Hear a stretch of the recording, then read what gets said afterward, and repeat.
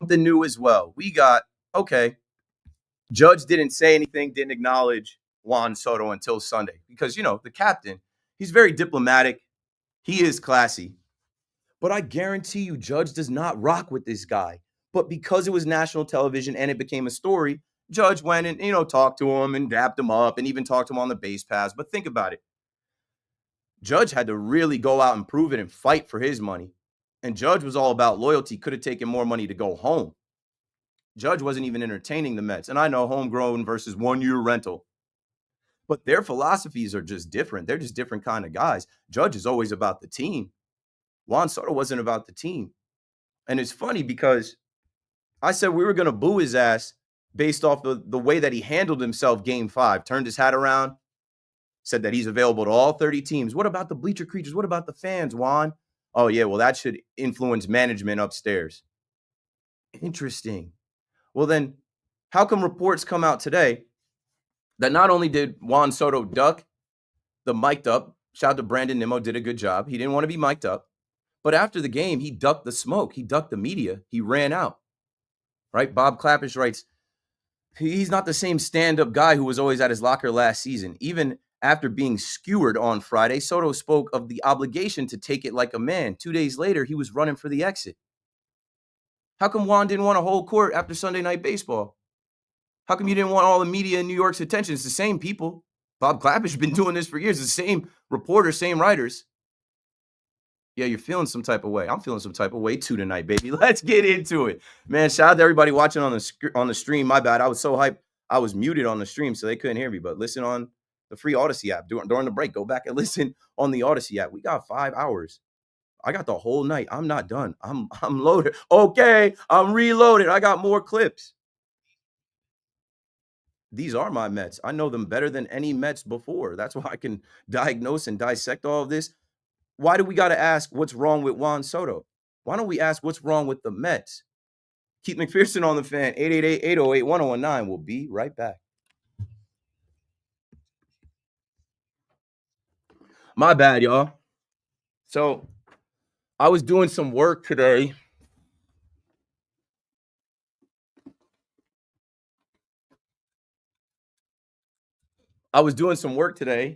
With that microphone.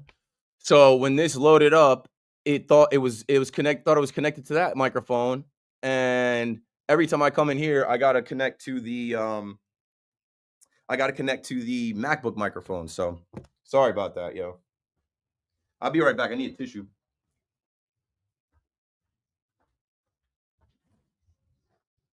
Too easy.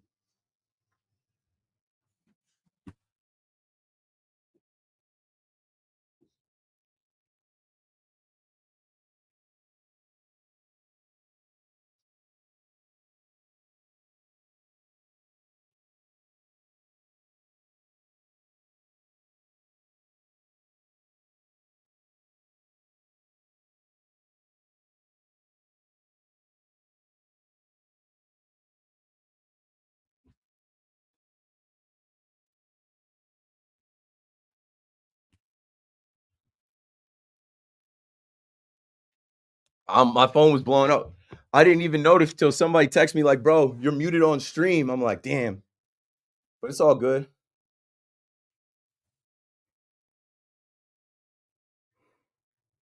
I'm texting my homies like, "My bad, y'all. I'm tweaking," but I had to go honestly, and I thought we were good. I'm sure the comments been saying it, but you're muted on stream. Yep. Spoiler alert. I'm gonna repeat myself. What's up, Keith? Mike near Tampa. What's up, bro? Loving the Soto stuff. Chef's kiss. This is a layup. This is easy.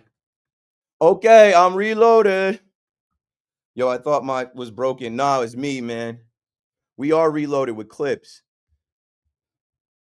The more things change, the more things are staying exactly the same. Um, Soto tried to act like he was unfazed by the hatred from the fans. Dude went 1 for 10. You could tell he was rattled. Check swings, strikeouts, but he can't play there. And the thing is, yo, we've only just begun. Like, this is gonna go on every time he comes there for years, bro. This is year one. Like, I tried to tell y'all. People think that like I say stuff just being a hater. When I'm talking about the Yankees, the Yankee fans in that stadium, I'm speaking from my own experience. When I told you they were gonna boo his ass, mercifully, like that was I've never been in there. He is Altuve now. I've never been in there for louder boos. When I told you that F Juan Soto, I was the first one to get on the fan and say, "Watch, I'm gonna say all this on air, bro." Um, and if any of these goofies think that they got like a long leash with me tonight, no, no, no, not going for it. Let's get the Mets score up though. 3-0.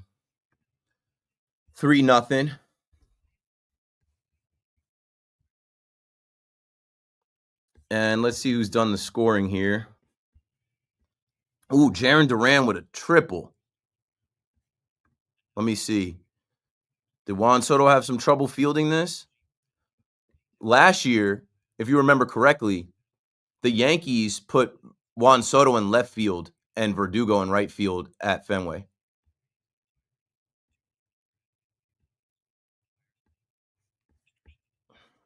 Bro, why they gotta hit me with a 20-second ad?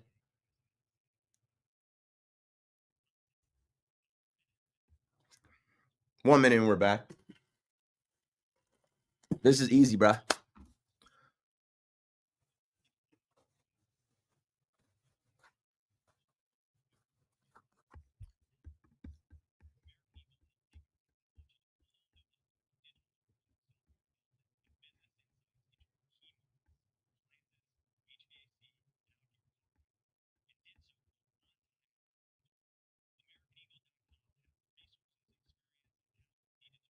Keith, you're muted.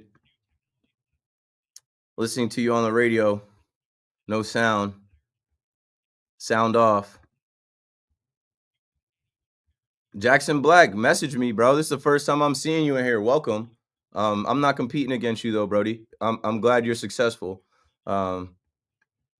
Just message me. I'm not hard to get to. My email is out there. My DMs are open. Correct. This is if I had producers for this, it'd be on WFAN. It wouldn't be on my personal page. Yeah. Yeah. Maybe. Check it out now. Check it out now. Check it out. Check it out. Check it out now. Another 5-hour KM to AM. Keith McPherson on the fan. You can't duck this conversation, so let's just have it and get it over with. Of course, we're going to talk about the Knicks, but we've got multiple nights to do that.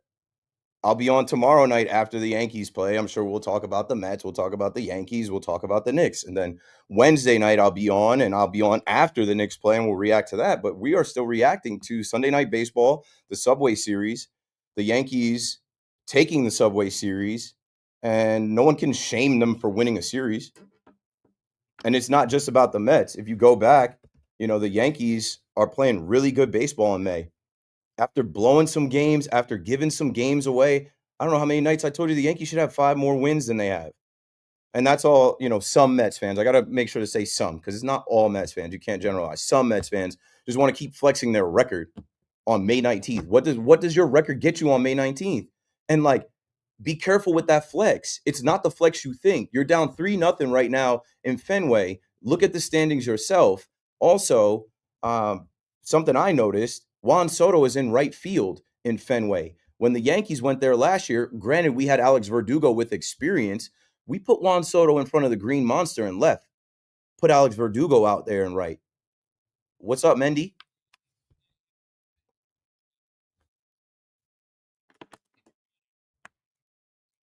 Not tonight. Judge, what are you saying? Judge did none. Okay. You know what Judge did? Just Judge ignoring Soto for a couple days, and I'll take it from there, Paulie. Judge ignoring Soto for a couple days, right?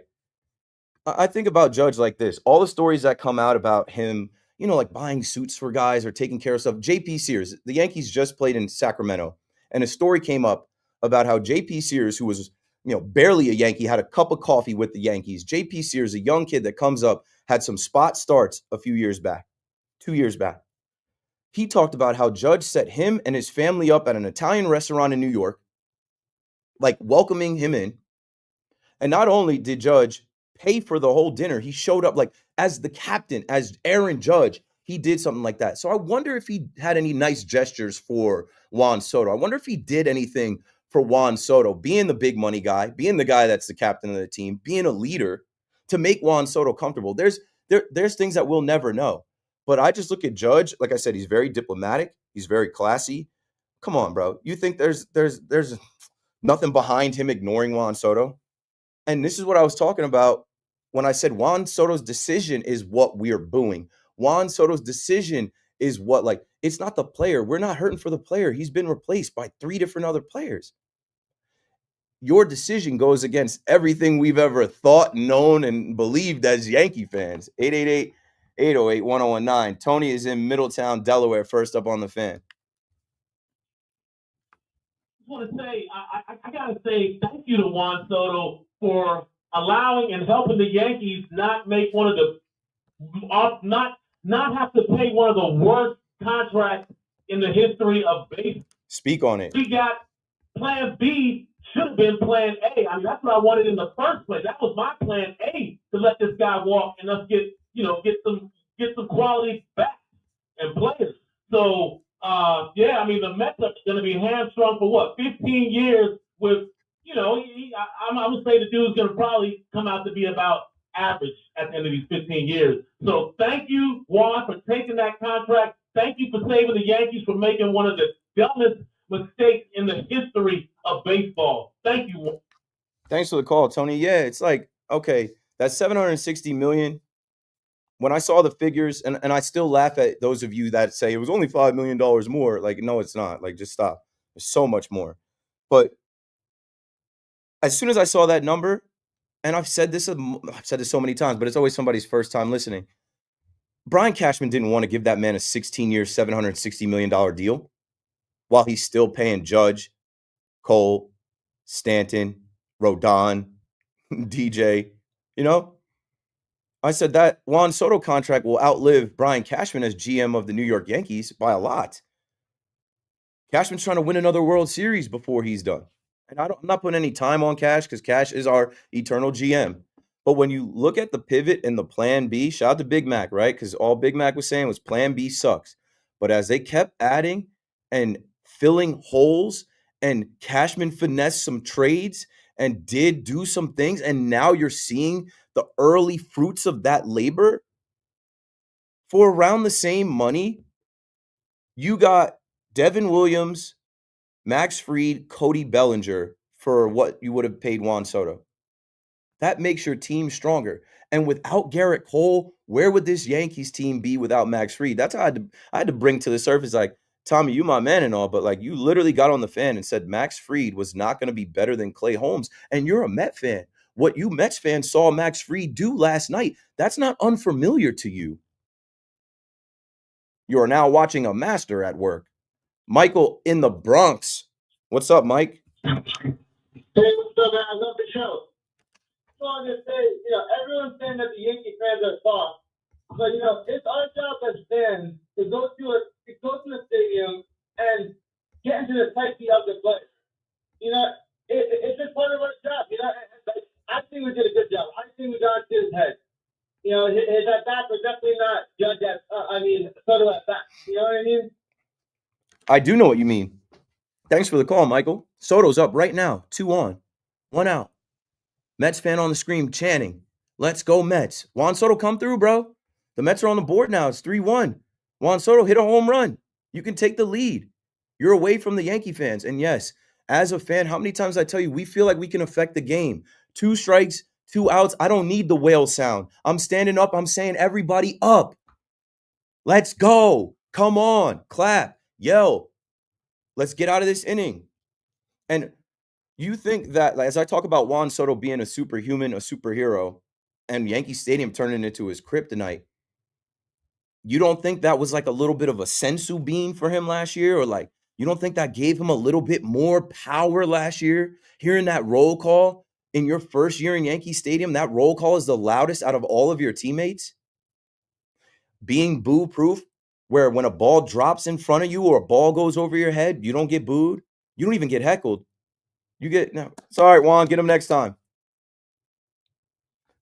The energy in there is real. And anybody that went to the stadium, and man, props to New York City, all of us, for showing out. 48,000 plus last night, 47.5 Saturday, 47.7 on Friday. For baseball, this is the mecca of baseball. This is baseball's capital. And I've said this 100 times. Young Juan Soto did not understand the gravity of the decision to go from Yankees to Mets. He probably had some people in his ear that said, you're not a homegrown Yankee. You're just a one-year rental. You got to the World Series. You didn't win the World Series. Go to the highest bidder. Don't factor in all of these other things like staying in New York where the Yankees run this town. Okay? Like, we're talking about this being the Yankees World Series on everything. I was in that stadium chanting 1986, 1986, 1986. Joe is in Jackson, New Jersey on the fan. What's up, Joe? Yo, Keith, you sound like a salty ex-girlfriend. You're supposed to be a Yankee fan. Talk about the Yankees, dude. We'll get there. I got all night. Here is Soto. How do we talk about Aaron Judge being on the biggest stage again and flopping? You got it, Joe. See, Judge has a team around him. Judge picks up his teammates. Judge will speak highly of his teammates.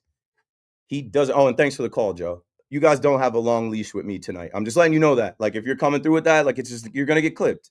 And I will take what you say and I'll run with it. The Yankees team flexed, and that's why I said it was poetic.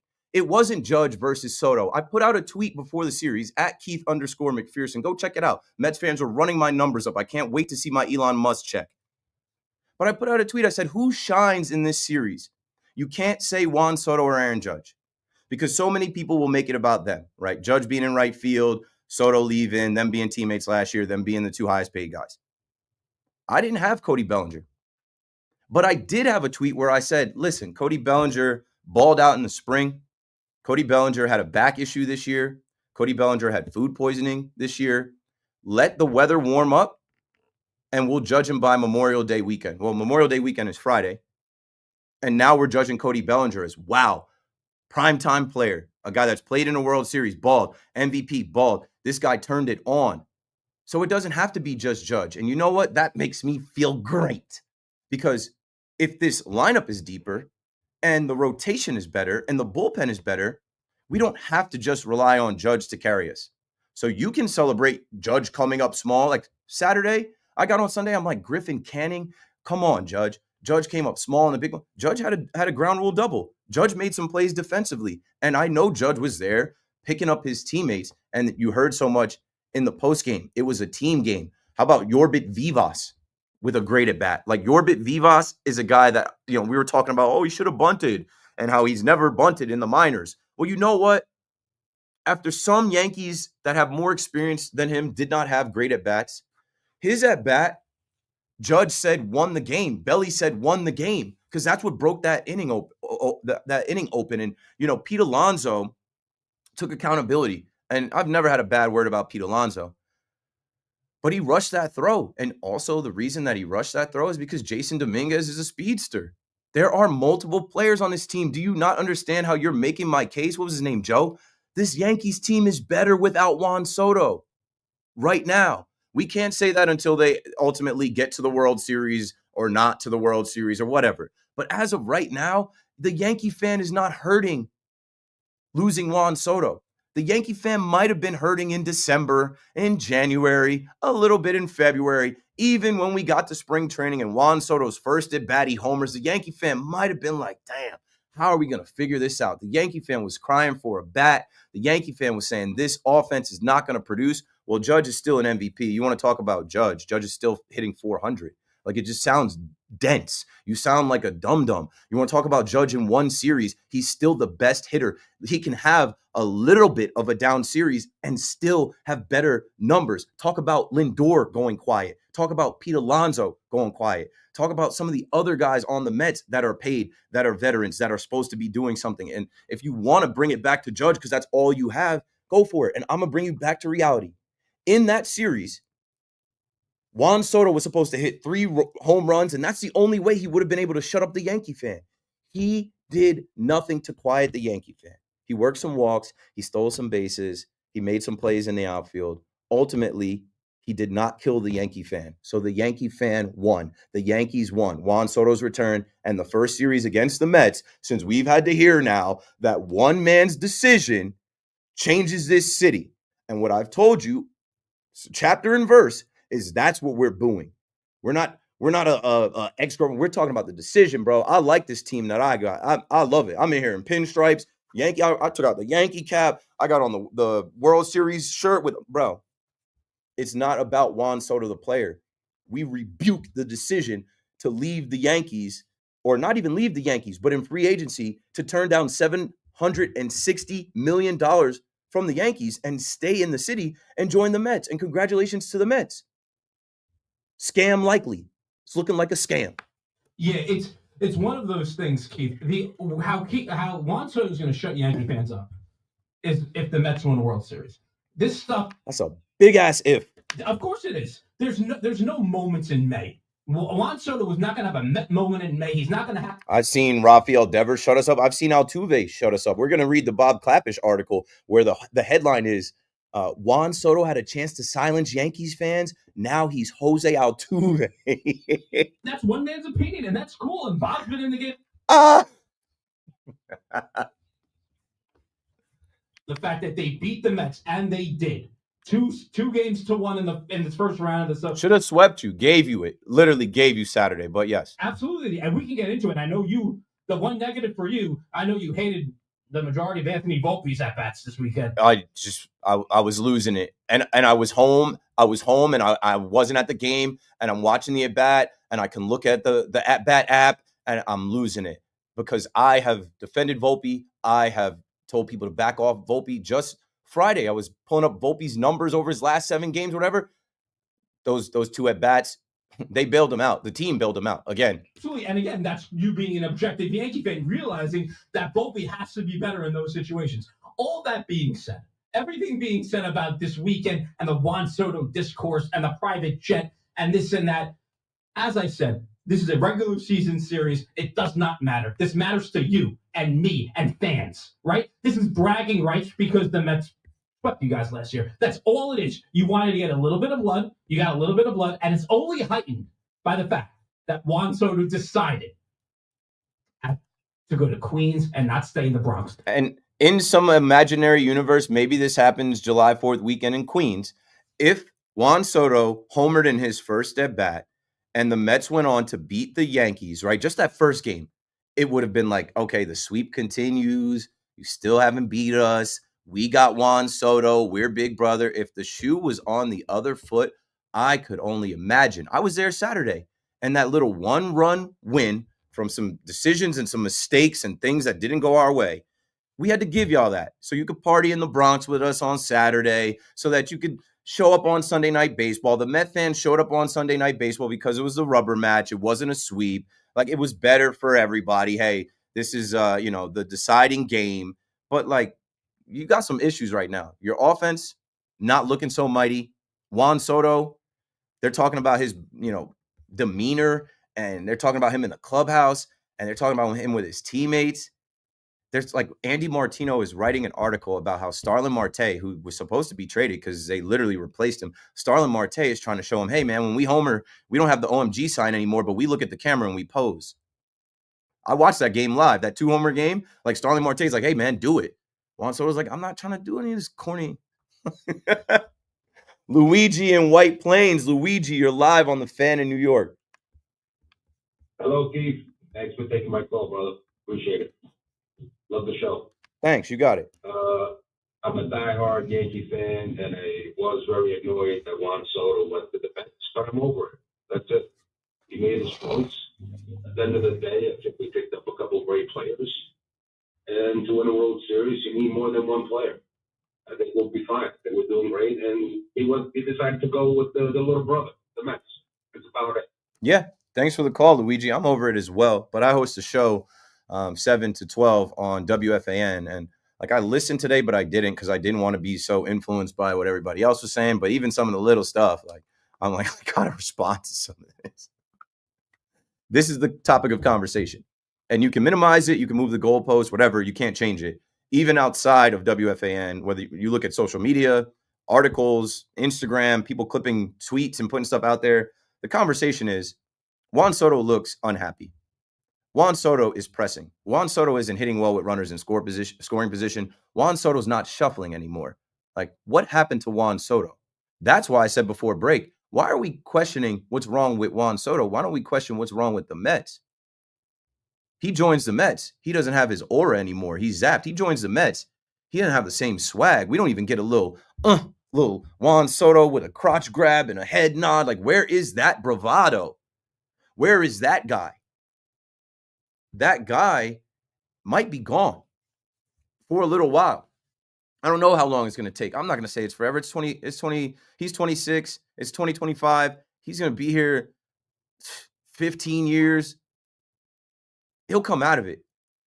You might win some, but you just lost one. You can't take anything from the Yankee fan and the Yankee universe. The Yankees did not re-sign Juan Soto, and we had to hear about it for months. We had to hear about what it meant, some type of changing of the guard. We had to hear about how Juan Soto thinks that the Mets are going to be better than the Yankees, and this is a Mets town, and they're building a dynasty. And you know what? Once we went head-to-head, mano-y-mano, regular season sparring match, but yeah, to me, it doesn't mean much as far as the standings and the win column. I'm more excited that the Yankees have beat the Padres, beat the A's, beat the Mariners, and they step right up and beat the Mets. They're rolling right now, and all of these guys are playing well. Anybody can be the guy, and they're pitching well. The Airbender is somehow back. Like, I'm more excited about that. But if it bleeds, it leads. And it looked like Juan Soto was bleeding out. And all the stuff that we're hearing and reading, we'll read some excerpts from Bob Clapper. Shout out to Bob. When I see Bob, I'm going to dap Bob up like that. Damn, Bob. You in that pen, you done it again. Keith McPherson on the fan, 888-808-1019. We got to break it down. I'll be right back.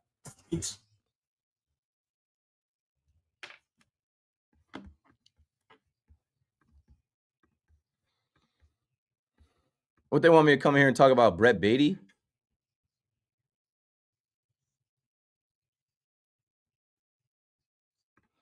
It's like he was adored so hard, and then he came home and she packed her bags. Definitely, I'm saying, yo, I seen it with my own eyes, yo. This dude is just like minimized, bro.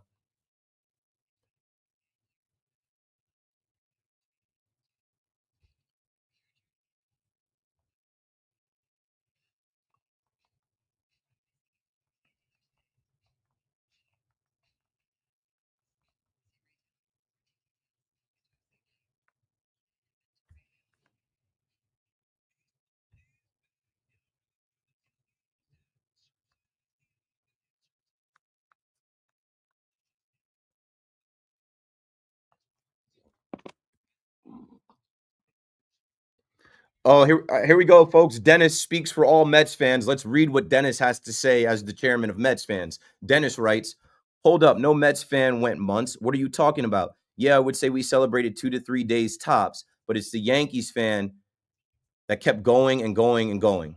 Anybody else want to disagree? I work at the radio station with Mets fans. I hear it all day, every day. I'm online. They wanted to build a statue for this guy. The glazing for Juan Soto was at an all-time high. Because that's what happens when you're not used to being chosen. You get chosen. You anoint this person that chose you as the next coming of Jesus Christ. He's not. He's not.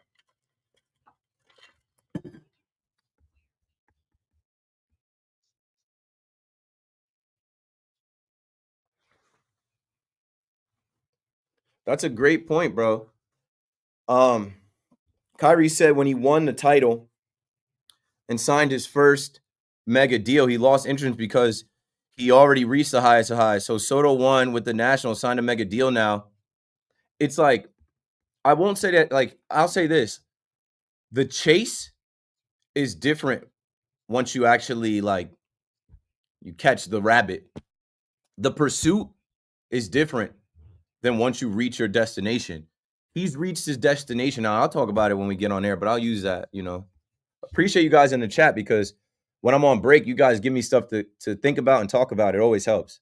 Keith, are you going to Wednesday night's game? I'm going tomorrow. I might go Wednesday. I'm definitely going tomorrow. I might go Wednesday. Let's get this Bob Clappish article. Bob Clappish says, I don't claim to be an expert in human behavior, but sometimes all you need is a halfway decent radar to know when someone is unhappy. That's what I'm seeing and sensing in Mets right fielder Juan Soto. Like, that's something, too. All of us saw it. It was in New York. All of us saw it, bro. All of us saw him. Can't hide. I'm going to read to myself just so I have my words together to read on air. It's super challenging to read on air without messing up. It's very nerve-wracking. I think I read at a pretty good level, but when you're on a microphone and looking at a screen and I got to make this, bigger to read it, it can get a little nerve-wracking trying to read on air. None of us are perfect. I always am pumped when I read something perfect. You spoke for all Mets fans. You can't. That's why I said some Mets fans. That's why even me, I said I'm not the voice of Yankee fans. I'm speaking for me and the people that I speak to.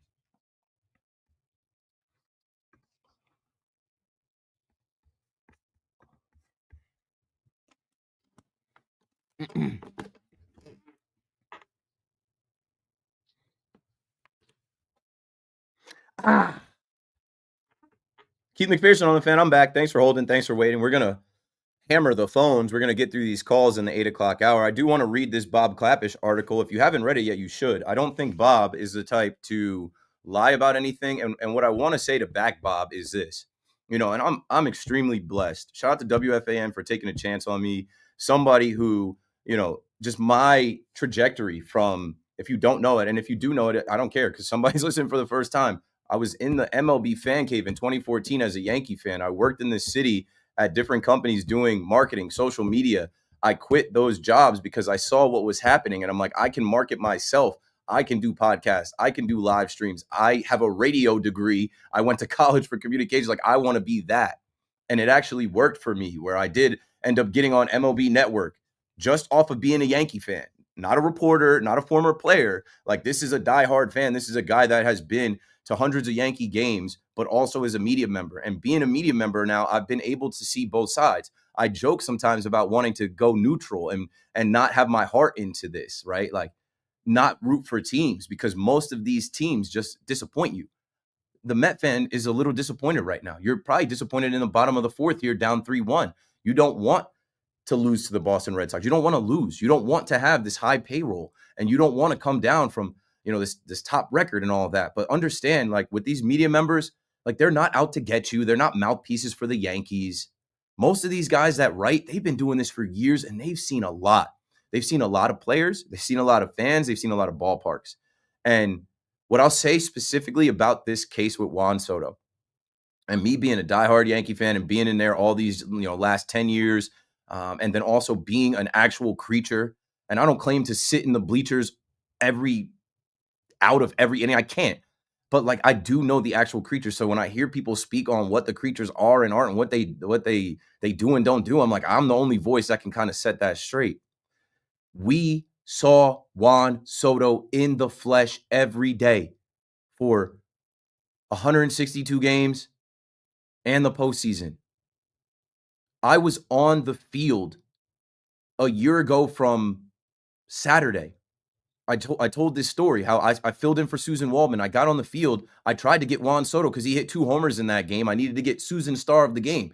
And Meredith snagged Juan Soto. In my time hop, in my phone, I have pictures. Juan Soto's got his hat to the back, hands on his hips. He is smiling ear to ear with Susan. I end up interviewing Jose Trevino. But when we walked into the dugout, I got to walk down and run into Juan Soto where the Yankees like batting cages are. And I literally was just like, yo, Juan, you're the man. I'm like, can I get a quick flick with you? No picture, but I took a video with him, dapped him up, like hell of a game today. He was happy. The next thing he did was go into the Yankees clubhouse where they're playing Kendrick Lamar and Future like that. And they're, jumping around. It's a Club 161. I saw a guy that enjoyed his Yankee time. Now, for Bob Clappish, who I'm sure has interviewed him and has been in there, and I even mentioned Game 5 where Juan Soto, he detached himself from the Yankees as he was coached to by Scott Boras. We saw Garrett Cole do the same thing as a Houston Astro, put the Boras cap on, take the Astros hat off. I'm a free agent. But you got to be careful with how you move. These Yankee fans watch everything. We don't forget. And a lot of us, myself included, it rubbed us the wrong way. Some people were hurt by it. For me, that was my first sign like, yo, this dude is a cyborg. He's a robot. He don't have a heart. He's cold-blooded as hell. That game sucked. But why was he not holding court like that Sunday night? So Bob Clappish is writing, he says, I don't claim to be an expert in human behavior, but sometimes all you need is a halfway decent radar to know when someone is unhappy. And he goes on talking about Juan Soto. And there are people saying, like, oh, leave this stuff out of it. Only talk about what he's doing on the field. It's a product of that. It's all together. He talks about Juan Soto being Jose Altuve because who was the first person to tell you on the fan? The F Altuve chants will turn to F Juan Soto chants. I have not done one in the stadium. I don't encourage anyone to do that. I take pictures with kids. I hang out with kids in the stadium. I have a kid. I don't encourage it. I don't have a shirt, but I know my ballpark and I know my fans. He has replaced Altuve. I told you it took years. It took years, 21, 22, 23, and 24 to get fans to stop chanting F Altuve. Now they have a new guy in Juan Soto. So Bob writes, the army of Yankee loyalists crowned him as the new Jose Altuve. Lindor said this is probably the way it's going to be for Juan from now on. Yes, I also was the first one to come on here and tell you guys this is going to go on for 15 years. Other hosts said, no, it's just going to be an initial. No, it's forever. It's forever. And so here's the big part from the article that hit social media. Friday's booing rolled into Saturday. No more helmet tipping. No more turning around to interact with the bleacher creatures. Sunday was the worst day of all. By then, Soto was in a terrible mood. He agreed to be mic'd up by ESPN in the second inning, but changed his mind, yada, yada, yada. The Yankees captain, Aaron Judge, he didn't want to he didn't want to answer questions about Aaron Judge. It was a telling reversal. Most major leaguers jump at the chance, yada, yada, yada. Obviously, that makes you look good. The second was Soto's conduct after the Mets 8-2 loss. Not only was he held hitless, but the signature swag had vanished. Soto's bat seemed slow. And more surprisingly, he put on a few pounds around the middle. This is Bob's observation as a guy watched him last year. Just as Soto turned his back on ESPN, he did the same to reporters who were waiting to speak to him in the post-game clubhouse. Soto got dressed, began walking towards the door. He told a Mets official he'd be back to answer questions after seeing family members outside. He never returned. We'll return after this. It's almost 8 o'clock. Keith McPherson on the Fan, BRB.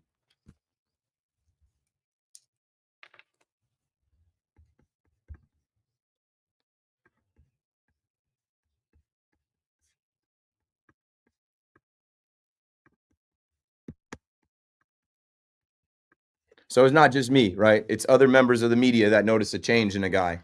That's what they are writing about.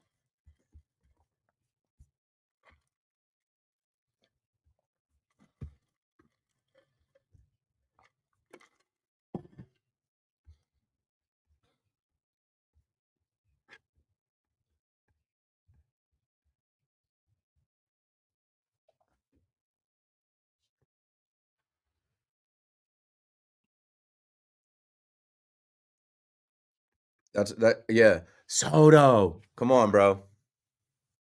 Come on, bro. Been longing for so long to be chosen. The guy chooses you and he looks like he regrets it.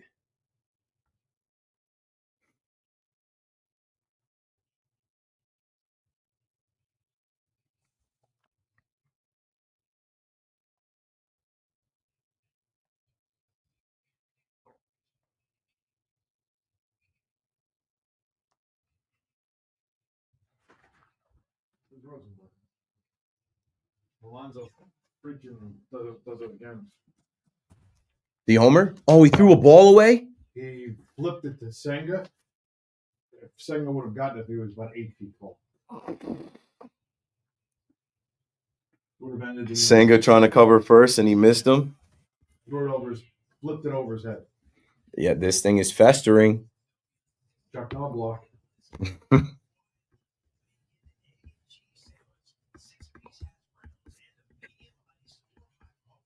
Yep, Jarren Duran reaches on a throwing error by first baseman Pete Alonso.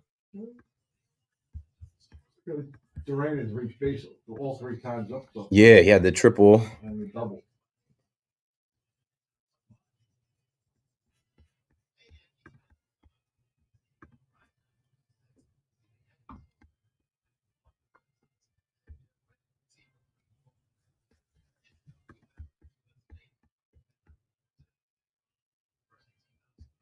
Well, Rosenberg's got food.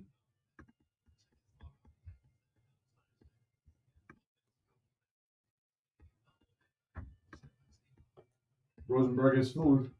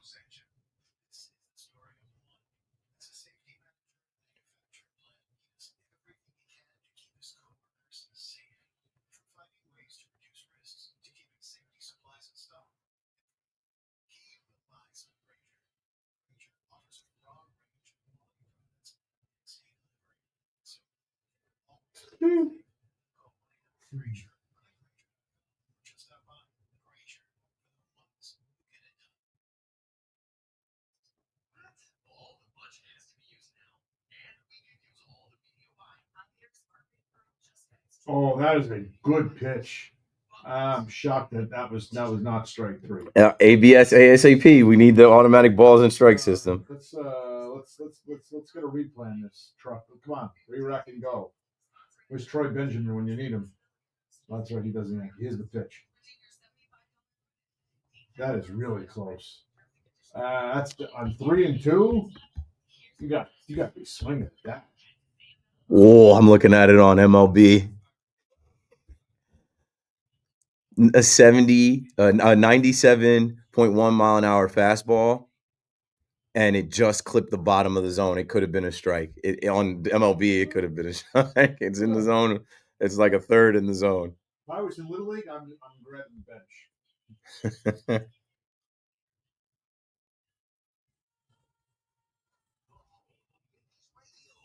And right at baby. Come on. There you go.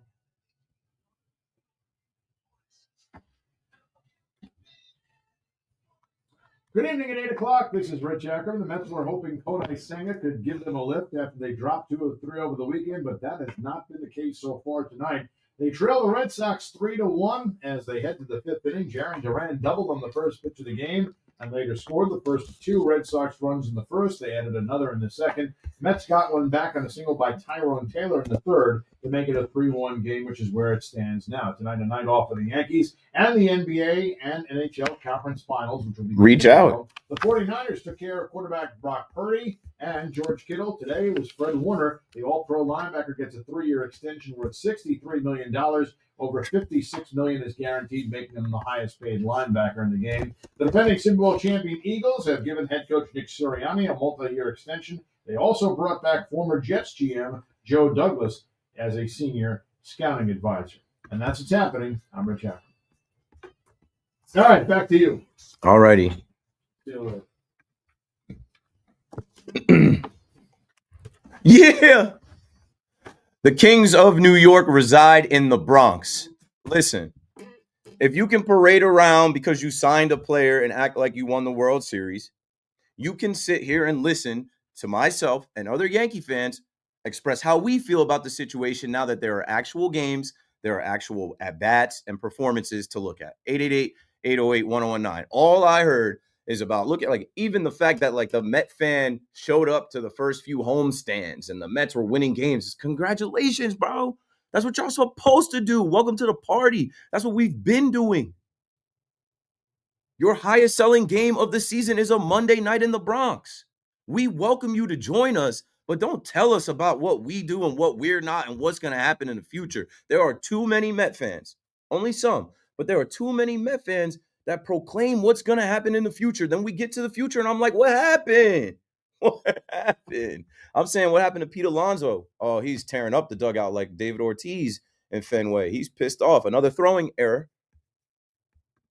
You know, Pete Alonso had to throw an error in Sunday Night Baseball. It didn't do any damage, though. The Mets end up getting out of it.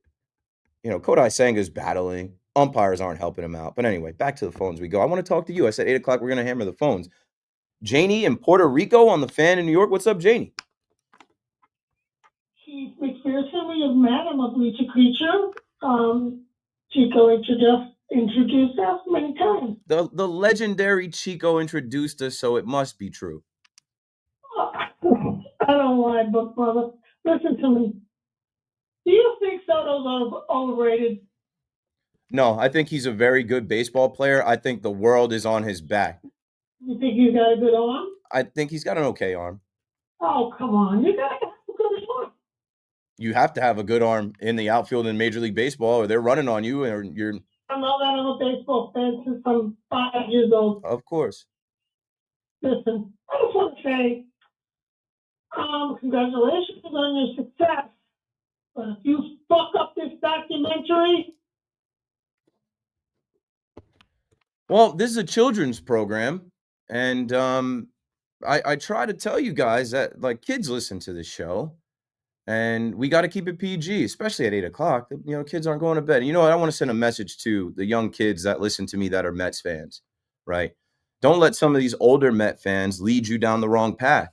You're going to have a lot of wins in the future. You have a great owner, an owner that will light money on fire every day until he gets what he wants. I can appreciate that. Because he went out and got Max Scherzer and Justin Verlander and Carlos Correa and now Juan Soto.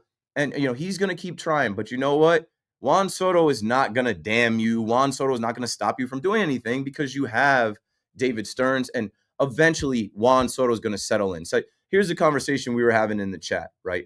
It's about some players in professional sports and how they're chasing the bag.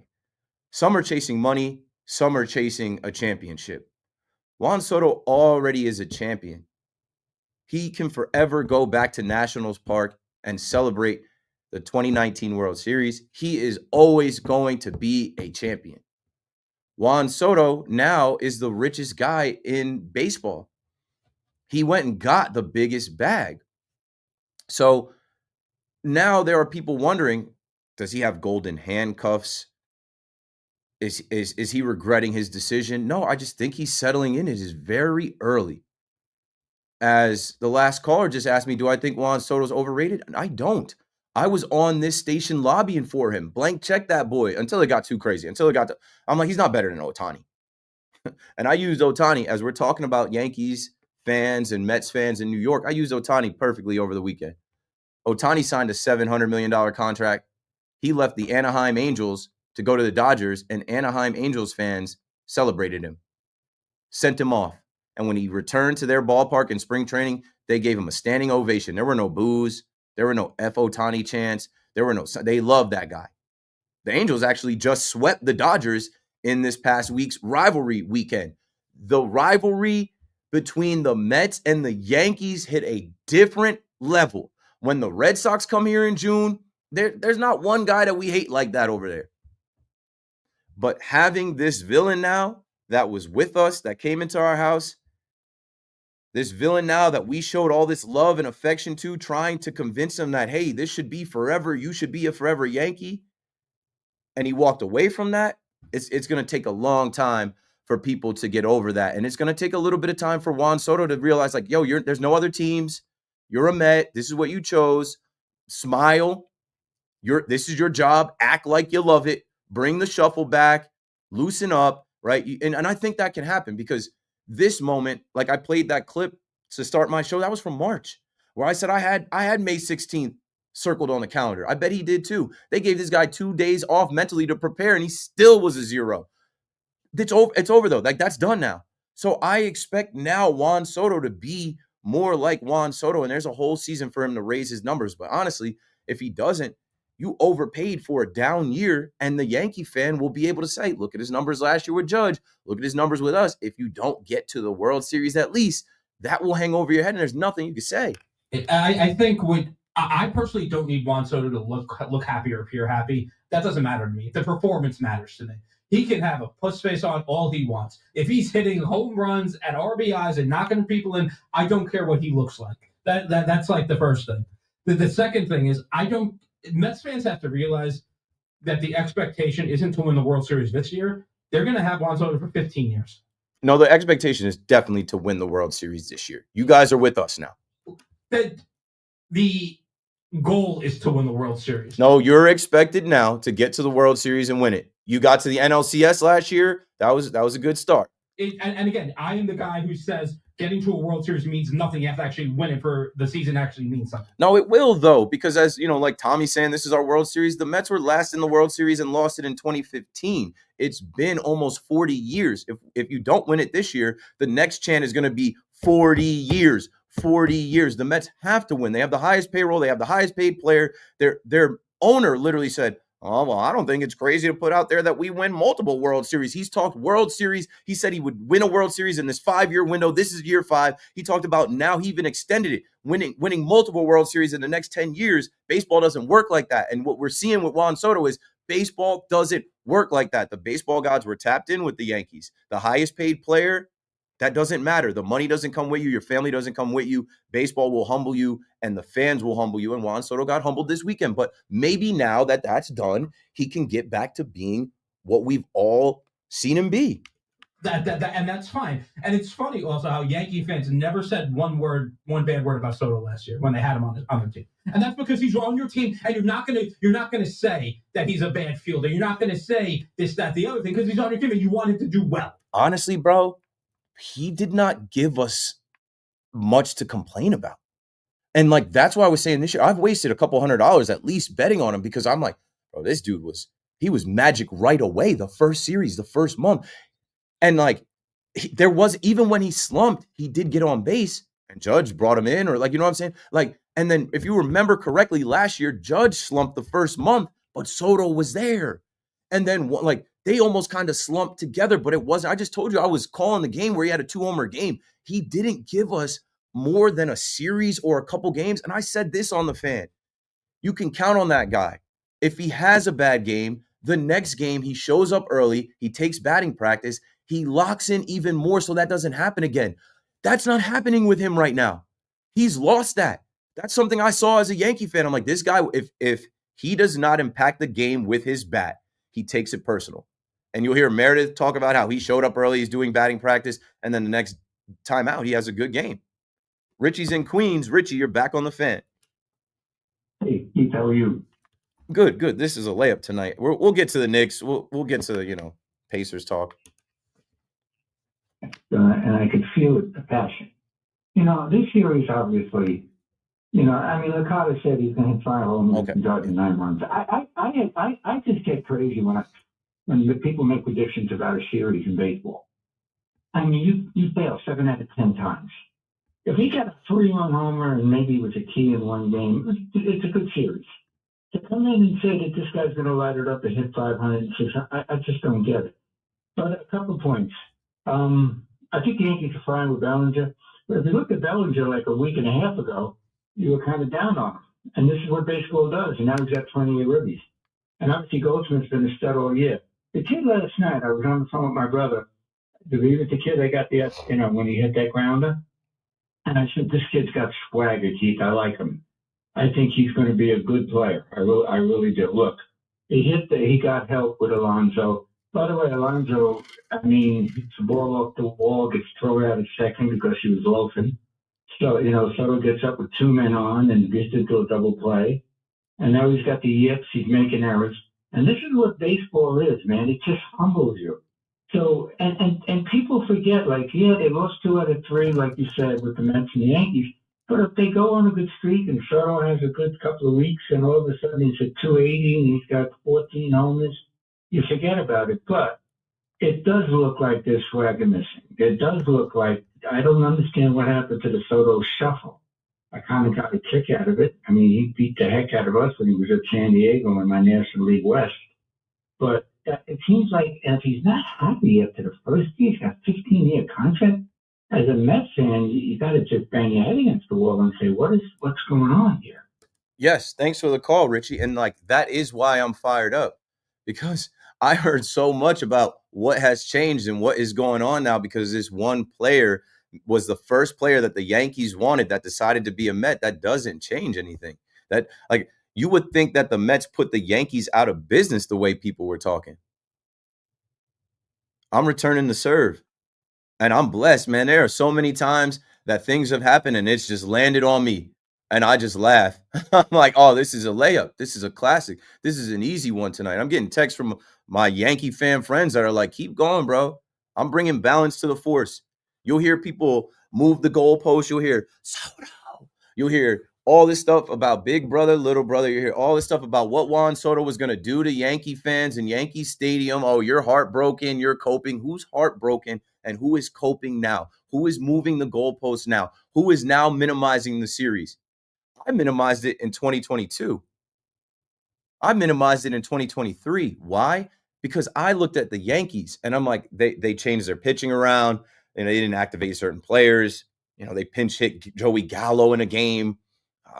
Last year they had J.D. Davis batting cleanup, Jahmai Jones batting leadoff, and I don't know what his name even was. Carlos Narvaez. Was it Carlos Narvaez who was catching? And so to me, I'm like, I can't take that for real. I can't take that serious. That's not valid. You know what I'm saying? But what did I tell y'all? With this Juan Soto thing, the Yankees are going to play up. The Subway Series is back to 3 games. Good on Major League Baseball for doing that.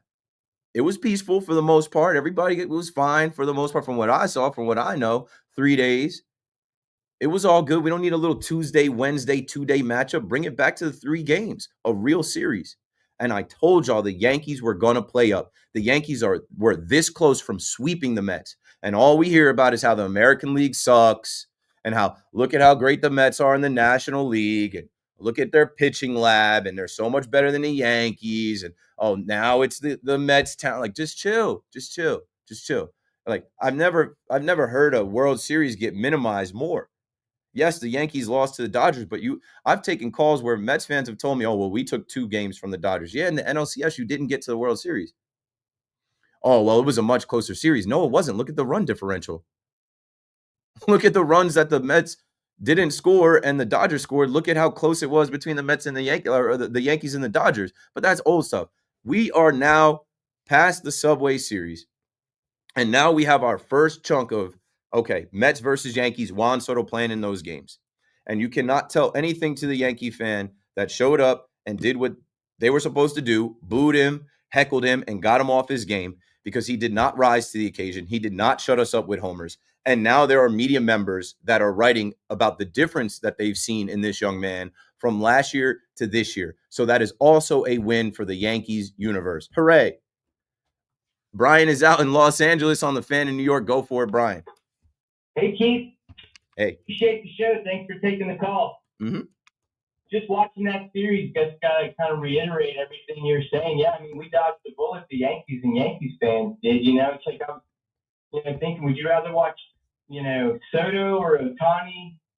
And it's like, for that much money, I'm surprised the Yankees even kind of offered him as much as they did. It's like, Ohtani seems worth it, but Soto is like a kind of a bat-only guy, Yeah, but Brian, that was the pressure of the fans. It was documented. Hal Steinbrenner said, I know what's expected of me. He did not want to face his own fans. He did not want to lose Juan Soto to Steve Cohen, the crosstown rival. But you know what? There was a silver lining. It was serendipity. Be careful what you wish. I don't know. We were going through all the different ways of how to say it. It's happy today is definitely they were super bummed, and they would have been probably angry if Steinbrenner didn't even put him in the running for it, you know. But it's like you kind of get lucky that he chooses the Mets because honestly, it just seems like an albatross in 5 years, and you don't want to root for that. Anyway, thanks for taking my call. Thanks for the call, Brian. Yeah, it's like we initially thought we lost. Right now, we're winning.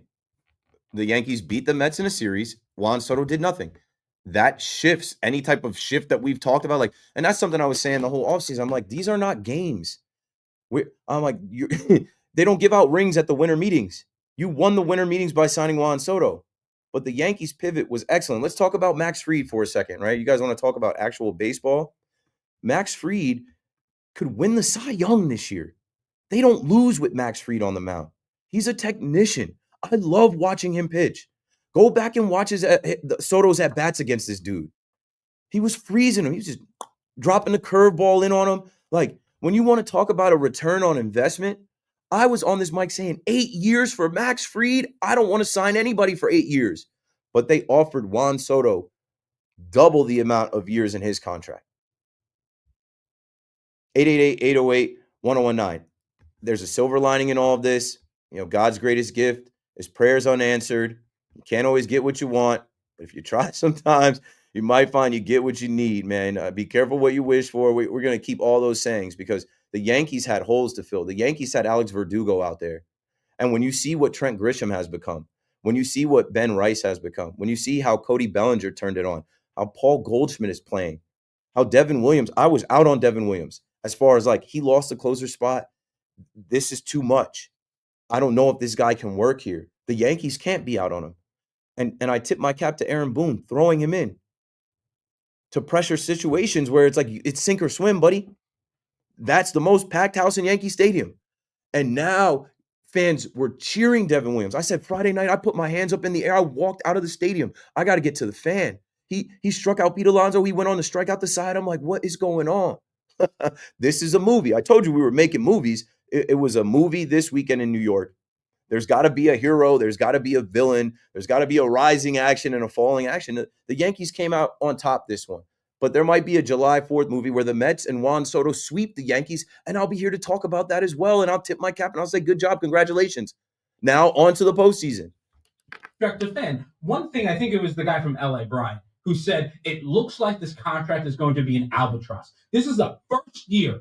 Can we calm down with everyone assuming Juan Soto is going to turn into Jason Bay? See, but that's also some wishful thinking. Like, and I will never change my stance. I think Juan Soto is great because I watched him. I just think he's in a funk right now because it's different. His life has completely changed. But he's in a slump. No one's perfect. Yeah, the whole Met team, they have one run here through 5 innings. And last month, he's not hitting 350. Not for nothing. The Yankees scored more runs last night than the Mets scored in the whole series. Like, let's talk about the entire offense. Like, it isn't just Juan Soto. Like, they have some real issues. They also got to figure out these baby Mets. Like, what's the deal? Who's staying? Who's going?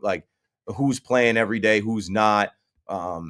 If they're not producing, then they're not really helping. And, you know, Juan Soto can only do so much. That's not. Juan Soto came to the Mets to get out of the shadow of Aaron Judge and be the star. And all that pressure now, like, he's got to star. He's got to turn his game up. He hasn't been able to consistently do it yet. We're 3 months into 15 years. Sure.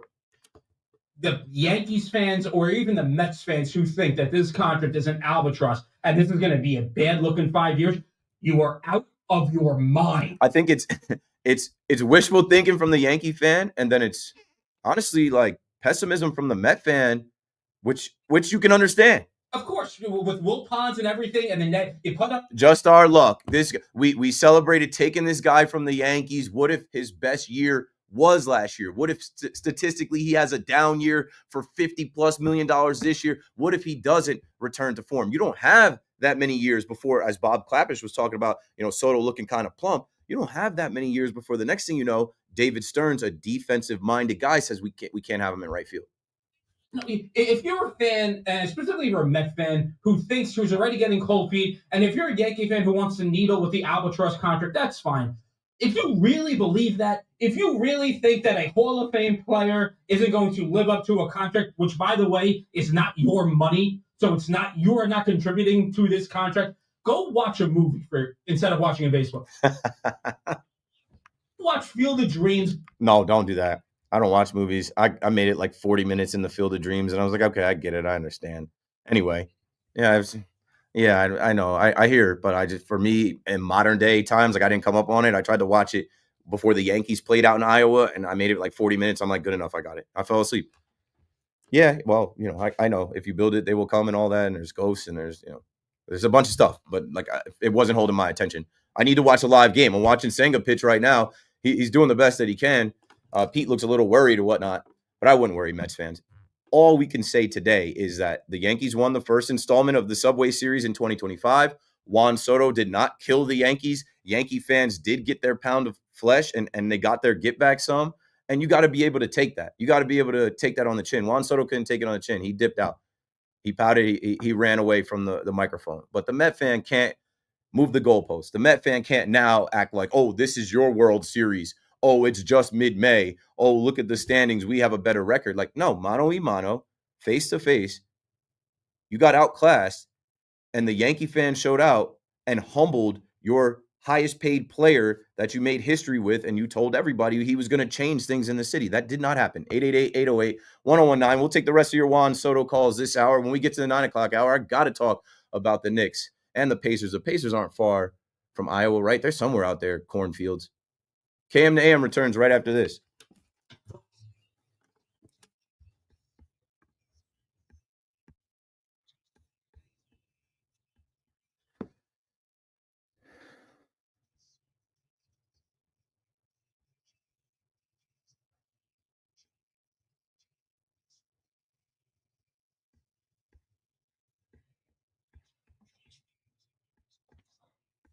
All right, I'm back to the chat.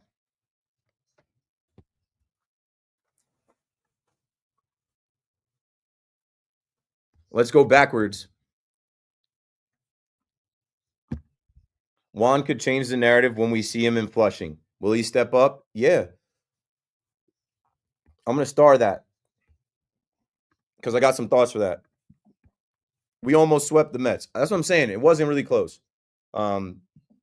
They lost by 4 runs. The first night, they won by a run barely in the second day. And then on Sunday Night Baseball, in front of the world, they gave up a grand slam. They lost by 6 runs. Just look at the run differential there.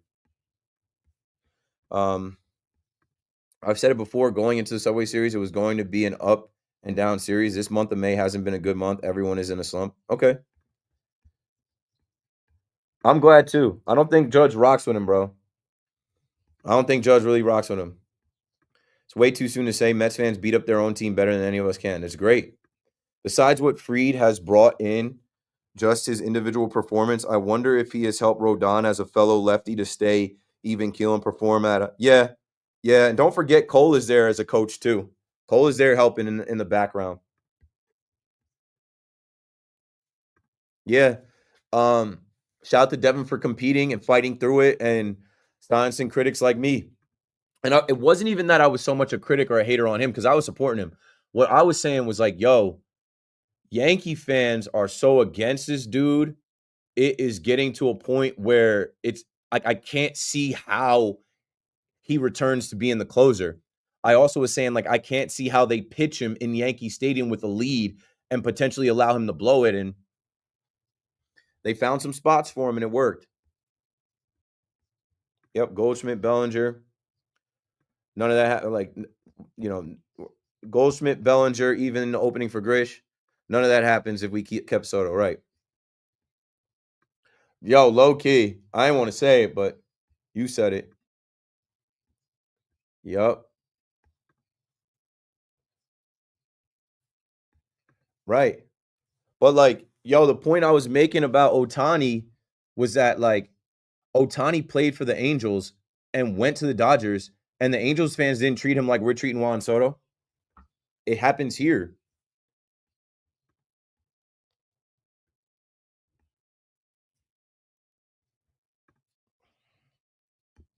John, what up, bro? I seen you in there this morning.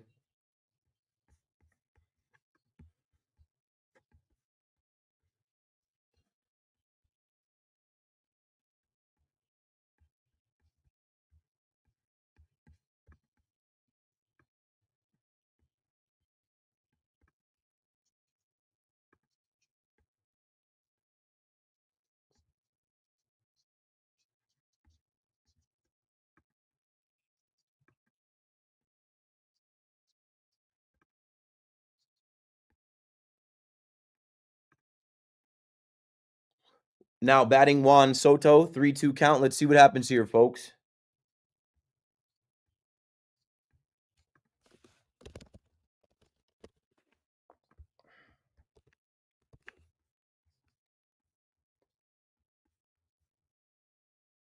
Juan Soto homer. Oh, off the green monster. Long single off the green monster.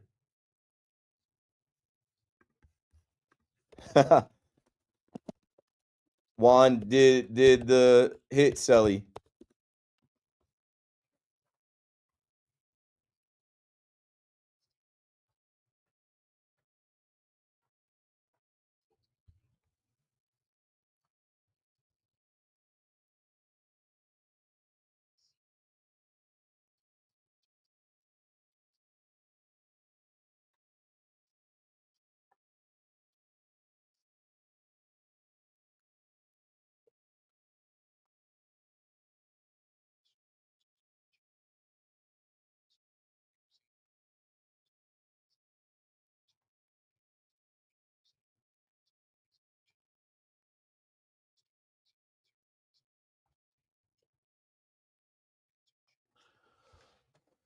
Did Juan Soto just steal another base? Juan Soto steals another base.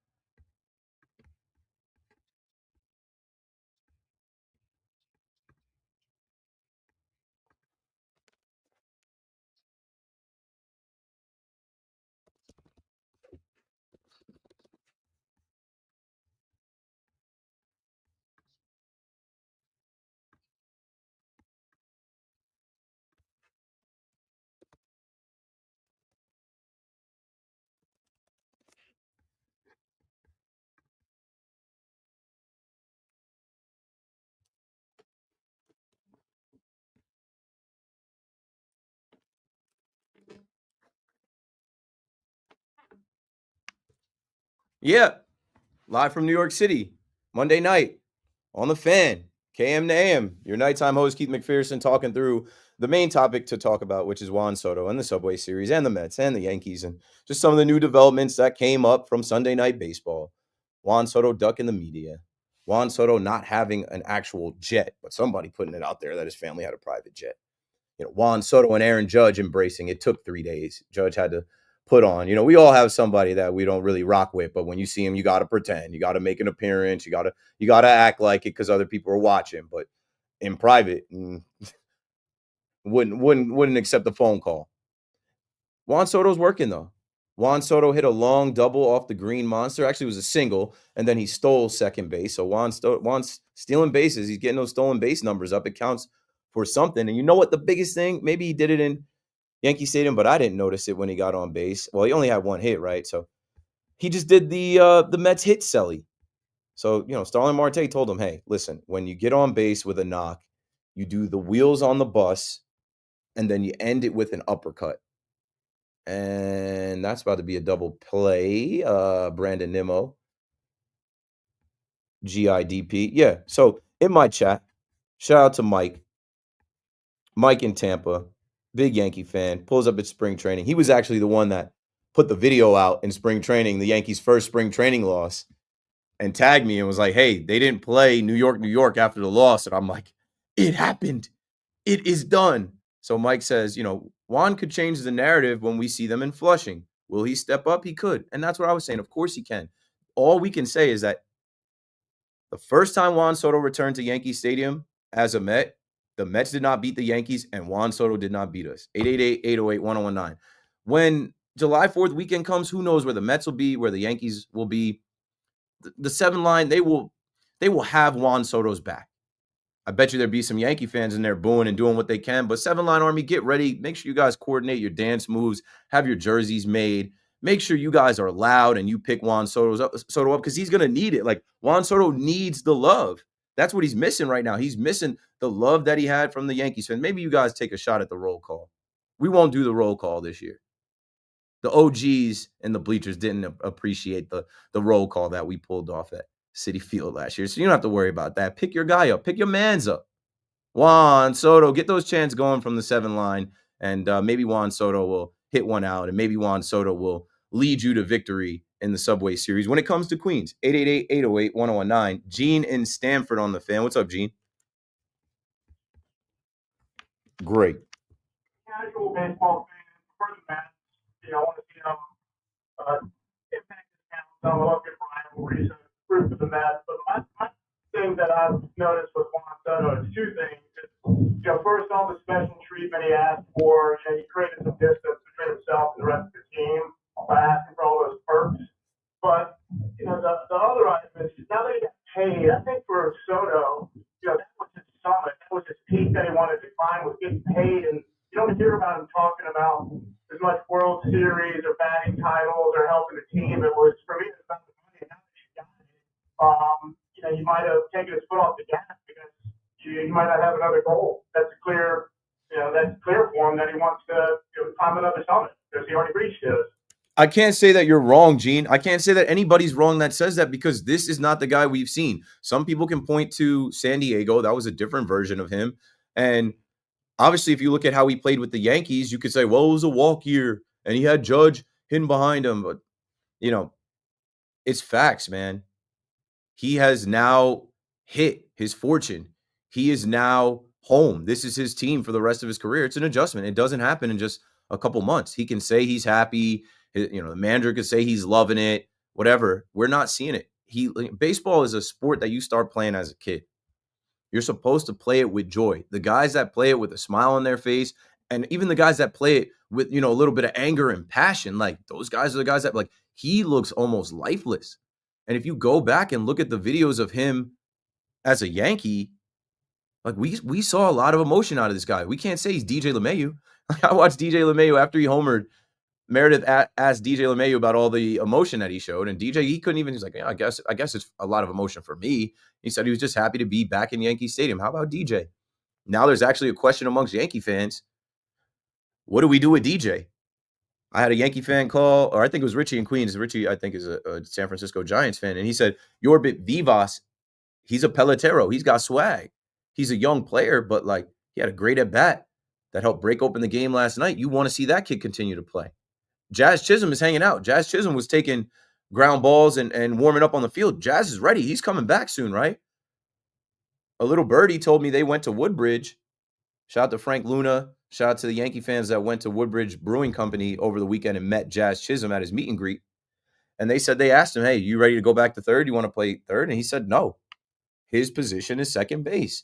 He's more athletic than DJ. And shout out to DJ. Like I said, DJ surprised me. The machine is somewhat back on. Can't throw the hardware out just yet. Machine is hitting the ball hard. Hit a home run, short porch or not. And how poetic is that? Bellinger's home run, a short porcher over Soto's head for the grand slam. And even DJ's, the one DJ hit is just all we hear this year is, oh, well, if that ball was in Yankee Stadium, Juan Soto would have had another home run. Oh, that ball would have, Juan Soto flies out the right field. But if that was in Yankee Stadium, it would have been a home run. And then in the first Subway Series, they give you something to complain about. And they give you the short porch to use, and you can't use it. Josh is in the Bronx. Josh is back on the fan. It's awesome, baby. Listen, Chief. You're darned if you do and you're darned if you don't. Right. You're going to make some people happy. You're going to make some people this, that, and the other. And the thing is, if it keeps on going the way it's going, man, hopefully Juan Soto can turn it around. But earlier on Evan and Tiki, Evan said it's all about production. If he's going to turn it around. He has to turn it around. But if you're going to be overwhelmed by the money, David Stearns and Uncle Stevie, they've got their eye on you, Juan. You got to produce, man. It's all about the production, man. The fans, they're going to chant and scream one way or the other. Yep. And if they're going to do the same thing to him that they did with Justin Verlander and Max Scherzer, just like the Giants fans, before the draft and everything at the end of last season, man, they wanted Dable and Shane and everything, this and that. And the other thing, Keith, man, it's got to get better before it gets ugly. Thank you. Josh, you're correct. Another thing from the Bob Clappish article, he writes, the loyalty won't last forever. Mets fans went out and bought that Juan Soto jersey. They gave out Juan Soto pins the first home series. They're selling Juan Soto bats for $500 at the Mets house. It has been Juan Soto mania for months. You would think this guy was God's gift to baseball. Stay tuned for Reggie Miller talking about how the Knicks think that they're God's gift to basketball. I don't think they think that at all. We're going to get to the Knicks conversation in the 9 o'clock hour. But this is New York. And the Met fan is going to turn on Juan Soto, which they already have booed him in Citi Field, but they're going to turn on Juan Soto because now, you let them down. They're disappointed. You did not show up in the Subway Series. We took you away from the Yankees, and it looked like you were neutralized in there. It looked like you were scared. It looked like you did not have it in there. So Bob Clappish writes about the loyalty, and he says Mets fans can be just as tough as their Bronx counterparts. They're counting on Soto to take the Mets deep into October, but they won't go anywhere if Soto keeps shrinking the way he did this weekend. A 132 average with runners in scoring position isn't going to cut it. Mets fans will eventually run out of patience if Soto doesn't improve. He didn't get that 132 average just against the Yankees. This was leading up to it. I've had multiple takes that, I'll get killed for. It's funny, Josh said, damned if you do, damned if you don't. I thought about how to approach the show tonight, and I'm like, I could take a different approach. No, I'm going to take the Yankee fan approach and lean into the Yankee side after all that I've heard. I'm not going to take the side of, it's just May. It's early. He's going to come around. No, this is fact. Juan Soto is having a down year. Juan Soto is not shuffling. Juan Soto is not smiling. He doesn't look the same. Even him trying to do the wheels on the bus, uppercut hit Selly when he got on first base, it looked forced. This looks like a guy that got the contract and is not the same. Looks like it. There's a ton of evidence. He ducked the media. He didn't want to take the mic on Sunday Night Baseball after it was promoted and put out there. So if you want to be mad at me, be mad at me. Be mad at me for being a Yankee fan that is enjoying this. Be mad at me as a Yankee fan that, I don't care what player it is. I would enjoy this no matter what player left that we wanted and went elsewhere. It just is what it is. Just understand, I'm not obsessed with Juan Soto. I'm obsessed with baseball. I'm obsessed with the Yankees. I'm obsessed with the Yankees winning the next World Series. I'm obsessed with the Yankees winning every single series and game. Christian is in Roselle Park on the Fan next. What's up, man? Hey, what's up, Keith? First time caller. I just have a couple of points about Soto. Watching him back in Washington and also when he was with the Padres, you could see that he was enjoying baseball, that he enjoyed his teammates. The shuffle was there. His look, that hungry look every time a bat was there. But it's surprising to me that with the Mets having a winning record on top of the division, we are talking that, the lack of motivation of Soto being a Met. You can see it. He's not the same guy. I mean, his look is not there. At Yankee Stadium, he kept looking back at the bleachers, kind of like resenting that he wished that they had his back. But no, we are not angry at him because how he left. It's because how the money that he took and also the deal that he took. And we're thankful. I mean, I don't think the Yankees dodged a bullet because not signing Soto, because if he was with the Yankees right now, I think his numbers would have been much better than they are right now. But he did do a big favor to us because we have Freed, we have Dever, we have Bellinger that has been incredible in the last Blessing in disguise, sure. Yeah. So I couldn't be more happy to be a Yankee fan right now. I think that one, some of our guys, like Chisholm comes back healthy, and if Bellinger keeps batting the way he is, I think we are strong contenders to go back to the World Series and hopefully beat either the Dodgers or whoever is that in that division, because that division is strong, man. Whoever, man. Thanks for the call, Christian. Whoever comes out of the National League. It could be the Mets. Whoever. I don't care if it's the Diamondbacks. I don't care if it's the Cubs. Whoever. Get back to the World Series. That's why I think it's laughable for a Met fan to say that this was our World Series when we literally brought the World Series back to New York a few months ago. and like are still one of the favorites to go and win the World Series this year. Subway Series not our World Series, but you cannot deny that there was added juice around Juan Soto's return. We circled the date, and the Yankees won that game, dominated him, and it is what it is. You can't change that. That's done. Now you got to move forward, and now the conversation shifts to like, okay, Juan Soto's got to like literally force it. Okay, if you don't feel it, it is what it is. It's done. You took the money. You made the decision. You're a big boy. They're saying that his family forced him into it. They're saying that it was his mom, whatever. You chose. You want, but like that was the thing with Juan Soto. Juan Soto's about himself. Something that kind of piqued my antennas. But of course, I defended him as a Yankee fan. We all did last year when he homered in all 30 ballparks. Nobody asked him about free agency. When he homered in, I think, Globe Life Field in Texas, which is a new ballpark, and that completed the 30, he said, this is going to be great going into free agency. This is going to be a great, thing for me to have going into free agency.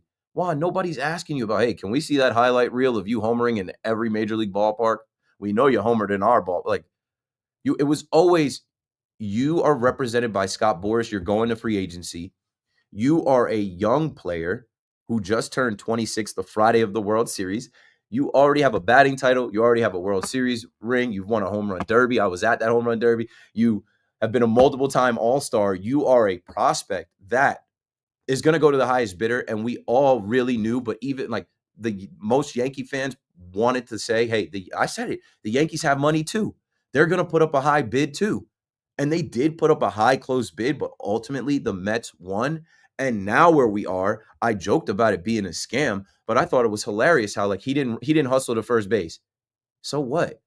Like I don't know. DJ made the play, but in my notes, I literally wrote in my notes. I'm like, Mets fans talking about Juan Soto not hustling. He just did all his hustling. He hustled Steve Cohen into that contract and got everything out of him, from a suite to security detail to premium tickets and a clothing allowance for his mom. And that is another part of this now. That sets a precedent. He's got to live up to that. And it might be a little awkward in that clubhouse. Wait till the offseason. Don't let the Mets not get to the World Series or not get to the NL. God forbid you get to a wild card round and Juan Soto comes up small. And then what are you doing with Pete Alonso? What are you doing in free agency? Like, now you've set a precedent that your owner will go above and beyond for a player. People are going to ask for every single thing. Juan Soto is a great player, but he's not looking like a guy that deserves the world like Steve Cohen was willing to give it to him. But you know what it is. He had to do that to take him from the Yankees. It's a crosstown thing. It's a beautiful thing. I love it. It's a script that has been written that I was not thinking would actually play out so far how it has. And I'm sure there's going to be twists and turns in the future. But as of right now, I'm going to bring it back before we end up getting out of this hour and start talking about some other stuff. The Yankees won. They won the series. They beat him in his return. Yankee fans did their part, put on. The world is watching. And like we went from the Knicks celebration to what the Yankees fans did on Friday. And then it also repeated itself Saturday and Sunday. That environment, that stuff's all over YouTube and TikTok and Instagram. That's forever, man. And now Juan Soto's got to shake it off. Juan Soto's got to perform. And the Yankees have to continue too. The Yankees host the Rangers. And we'll talk about that later. The series coming up and how impressed I am with the Yankees, man. I mean, I was down on them blowing some games. I was down on some decisions. I was down on some players, but it's a long season. I knew Cody Bellinger would come along. I said, embrace the Martian. Jason Dominguez is going to help us. He's going to do more good than bad. He's DHing. Like now, Jason Dominguez is DHing. And Ben Rice is also a DH. And like, not for nothing, Stanton is coming back. So when you look at this Yankees team and you look at the pivot Brian Cashman made, and I'm telling you, I know for a fact Cashman didn't want. That was Hal Steinbrenner that offered that contract because he didn't want to hear it from the fans. Brian Cashman had a plan B, and plan B versus Juan Soto in this first 3 games, plan B won. The Yankees were the better team, and the players that were added that did not play a game with Soto last year, they all shined. 888-808-1019. For you, and you just mentioned about how you're giving, give LeMahieu some time, give Dominguez some time, Volpe some time. Why don't you think that Mets fans or Yankee fans or baseball people want to give that same rope to Juan Soto? Oh, I could say because he hasn't needed time. He's been so good that like we thought he was above booze We thought that he was so dialed and locked in that he wouldn't be affected by the atmosphere. We thought that he was so locked in that money wouldn't change him either. We thought that his product that he put on the field was transferable from the Nationals to the Padres to the Yankees to the Mets, whoever. Now he looks human. Now he doesn't look like the robot cyborg that I build him as. And now we're all kind of scratching our heads saying, well, damn, what's up? What's wrong? Is it the money? Is it the Mets? Is it the Yankees? Are you missing Judge? Are you missing roll call? Like, I'm in that stadium a lot. I can only imagine. I've been on that field, but I can only imagine being a player on that field where just last year, not even October, you were coming out in that same stadium in that same spot, and you were getting the most love you've gotten ever from anywhere. And in just a few months later, those same people, some of the same faces that you can't look at, they are dropping profanity. Not because of Tiki Barber. I just got to set that record straight. It sounds good for Evan and Tiki to say that, the bleacher creatures listen to Tiki Barber. And the conversations that I had, I give credit to Mark, and I give a credit to I was in it. I was actually standing in the aisle, and I filmed, and then I turned my back too. But I give credit to the creatures because it was a staged thing.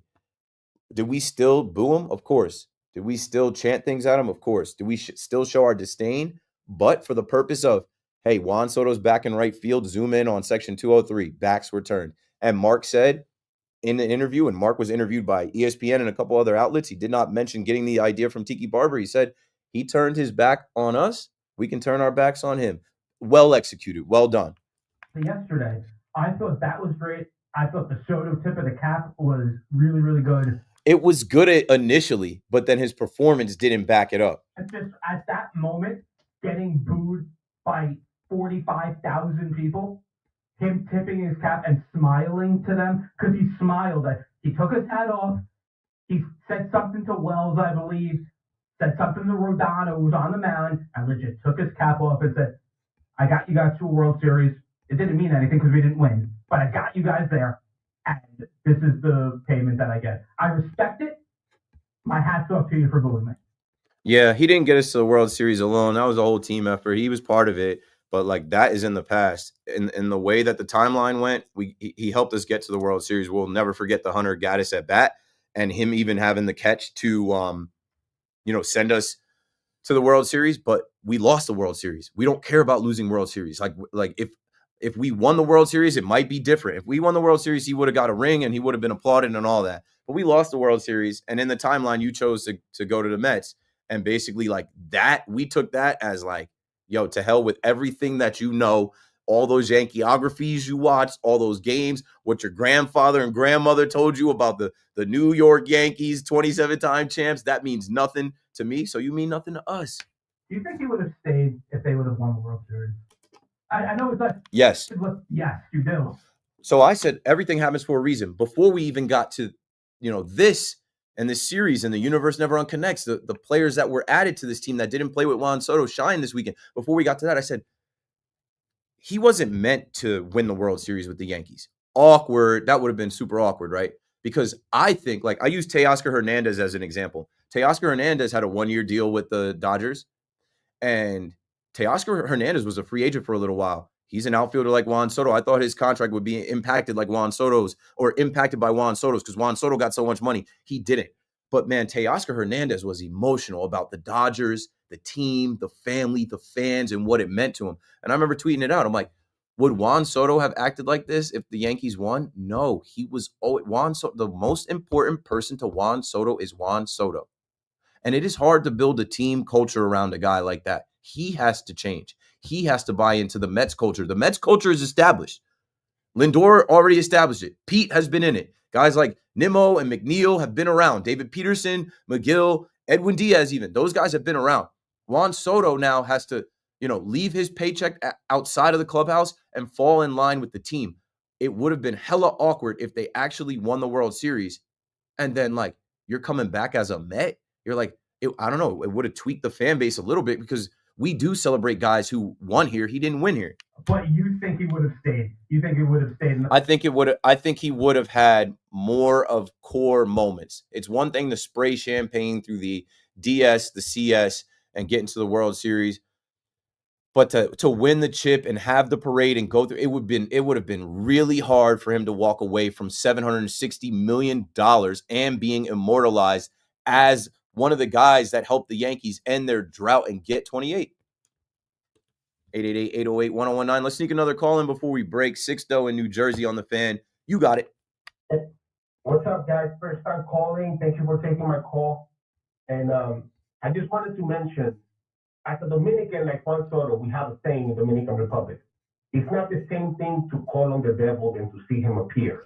Mm-hmm. And Juan Soto was calling on the devil with all of the money that he was asking for. Because once this became a money game, all of us, all of the players, all of the transmission have become about what the money means to the players. And the heart of baseball disappeared a little bit when the money started getting too big. It's the football thing, right? It's the basketball thing. Where you lose the heart because there's too much money in the middle. And I think Juan is seeing the devil in his face right now, and he can't handle it. I don't think he's able to process how much money he asked for that he got, and what that means that he has to deliver is eating him from the inside out. Wow, yeah. They say money is the root of all evil. Can you say that again from the start, how you said that phrase about the devil appearing? Yeah, it's not the same to call on the devil than to see him appear.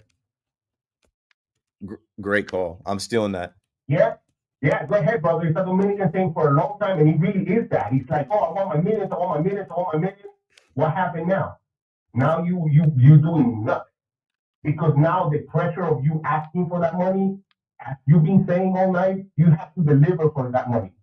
And the human factor disappears from all of us. Even the way you guys have been talking with the fans, and I've been talking for the last couple of years, it's been more about the money than the human factor. And what that means, the fear, the responsibility, looking at the responsibility in the face, being a 26-year-old, $700 million man at 26. I'm 47. I've never seen $100 million. This man, it's too much. And now the devil is here, and he can't handle it. And nobody should, actually. I mean, yeah, we can say Ohtani, but Ohtani's not human. So he's out of the equation. And Ohtani's not making as much. Great call, Sixto. Call of the night, honestly. It is not the same to call on the devil than to see him appear. It's crazy, right? Shout out to all my Dominicans, De Lo Mio Personal. I never heard that one, but it's like, yeah, money is the root of all evil. And I know I talked to Tony from Montreal a few nights about Juan Soto, and we talked about the 7 deadly sins and, gluttony and greed. And it's not always good to just chase after the dollar amount and the most money. It seems like that, but think about what that brings. More money, more problems. Bring on the problems.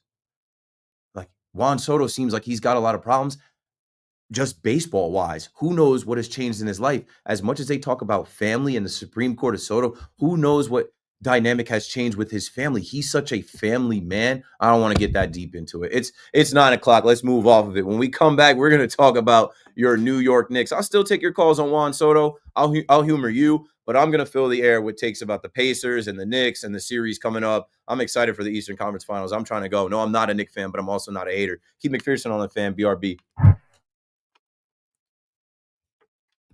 Yo, what a bar.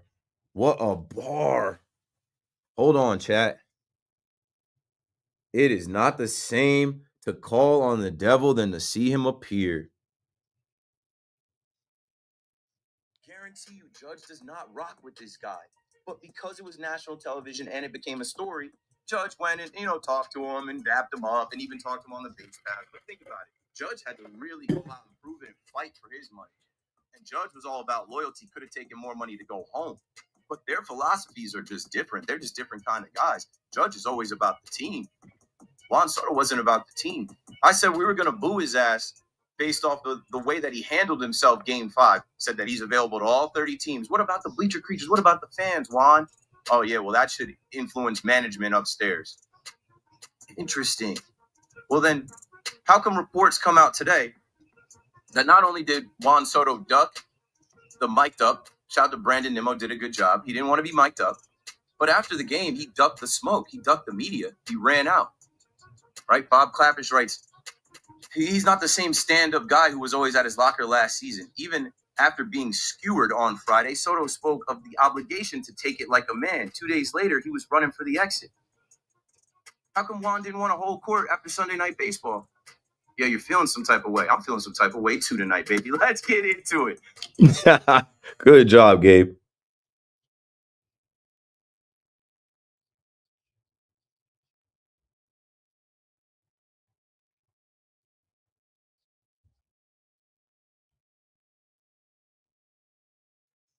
All right, let me post this.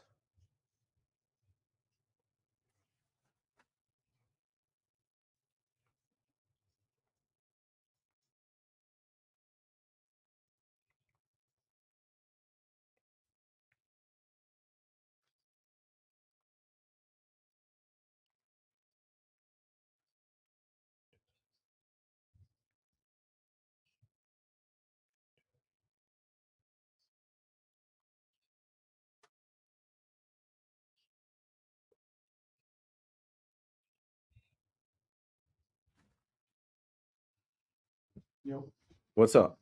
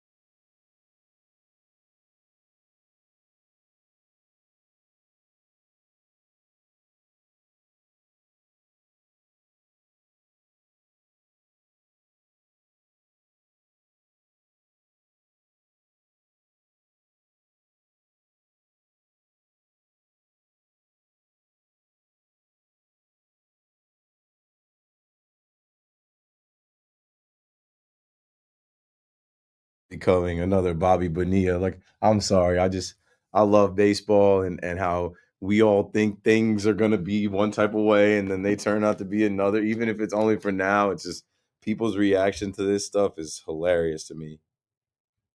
This was the Messiah.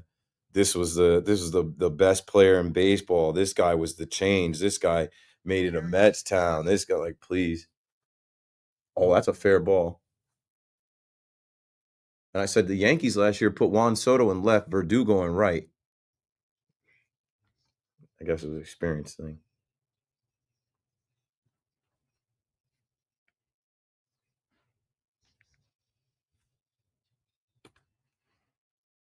Good evening at 9 o'clock. I'm Marco Belletti. The Mets coming into the game at Fenway, having dropped 3 of 4, in danger of losing 4 of 5. They trail the Red Sox 3-1, bottom of the 7th, 2 outs, but Boston's got something cooking now with runners at second and third against Jose Castillo, who's making his Mets debut. Got in the first 2 outs of this inning, but again, 2 runners on and 2 outs here with the Red Sox looking to add to their 3-1 advantage. Hunter Dobbins shut the Mets down through 4 2/3, 1 run on 5 hits as the Met offense, again, kind of asleep. Tyrone Taylor with an RBI single. Francisco Alvarez got a couple of hits as well. Mets 1 run on 7 hits. Francisco Lindor unable to come through with 2 on in the 7th, trying to get something across.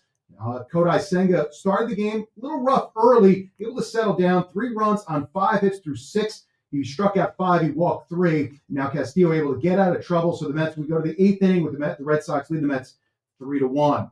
Meanwhile, still the calm before the storm with the Knicks and the Pacers getting set to renew their rivalry in the Eastern Conference Finals. Got game 1 Wednesday night. Pacers, of course, eliminated the Knicks in 7 in the conference semis a year ago, something that still sticks in the craw for Jalen Brunson.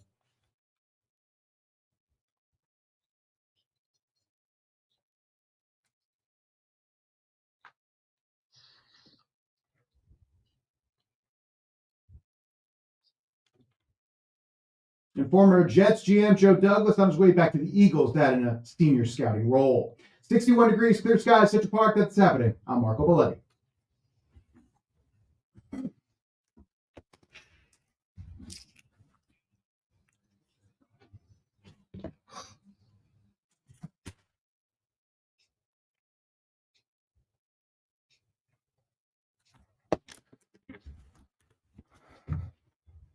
Okay. 2 hours down, 3 hours to go. KM to AM, a 5-hour vehicle on the fan. Keep McPherson your nighttime host, talking sports. Obviously, the biggest story in New York sports we just covered for the last 2 hours. But I will still take your calls on Juan Soto, and the Mets losing to the Yankees in the Subway Series. But you know what? I don't know how many times I've heard this over the last couple weeks. There's one team that unites us all. Not all of us. Not all of us. But majority of New Yorkers that are basketball fans and fair weather fans and casual fans and just people that are born and bred in New York City. They root for the Knicks. They want to see the Knicks do well. And they're doing better than they've done in the last 20, 24 years. I can't hate on it. It's not about me. It's bigger than me. As your host at night, as we are walking into the Eastern Conference Finals, I'm excited for it because I watch the Eastern Conference Finals every year. I watch the finals every year. This is different. This Knicks team can win. I don't know what to predict. I'm not going to give a prediction yet. Maybe tomorrow night. The Knicks have home court advantage. That's a good thing. That's why you fight for that seeding. That's why you don't play the game to try and duck an opponent. You get the highest seed you could get. You don't know what's going to happen.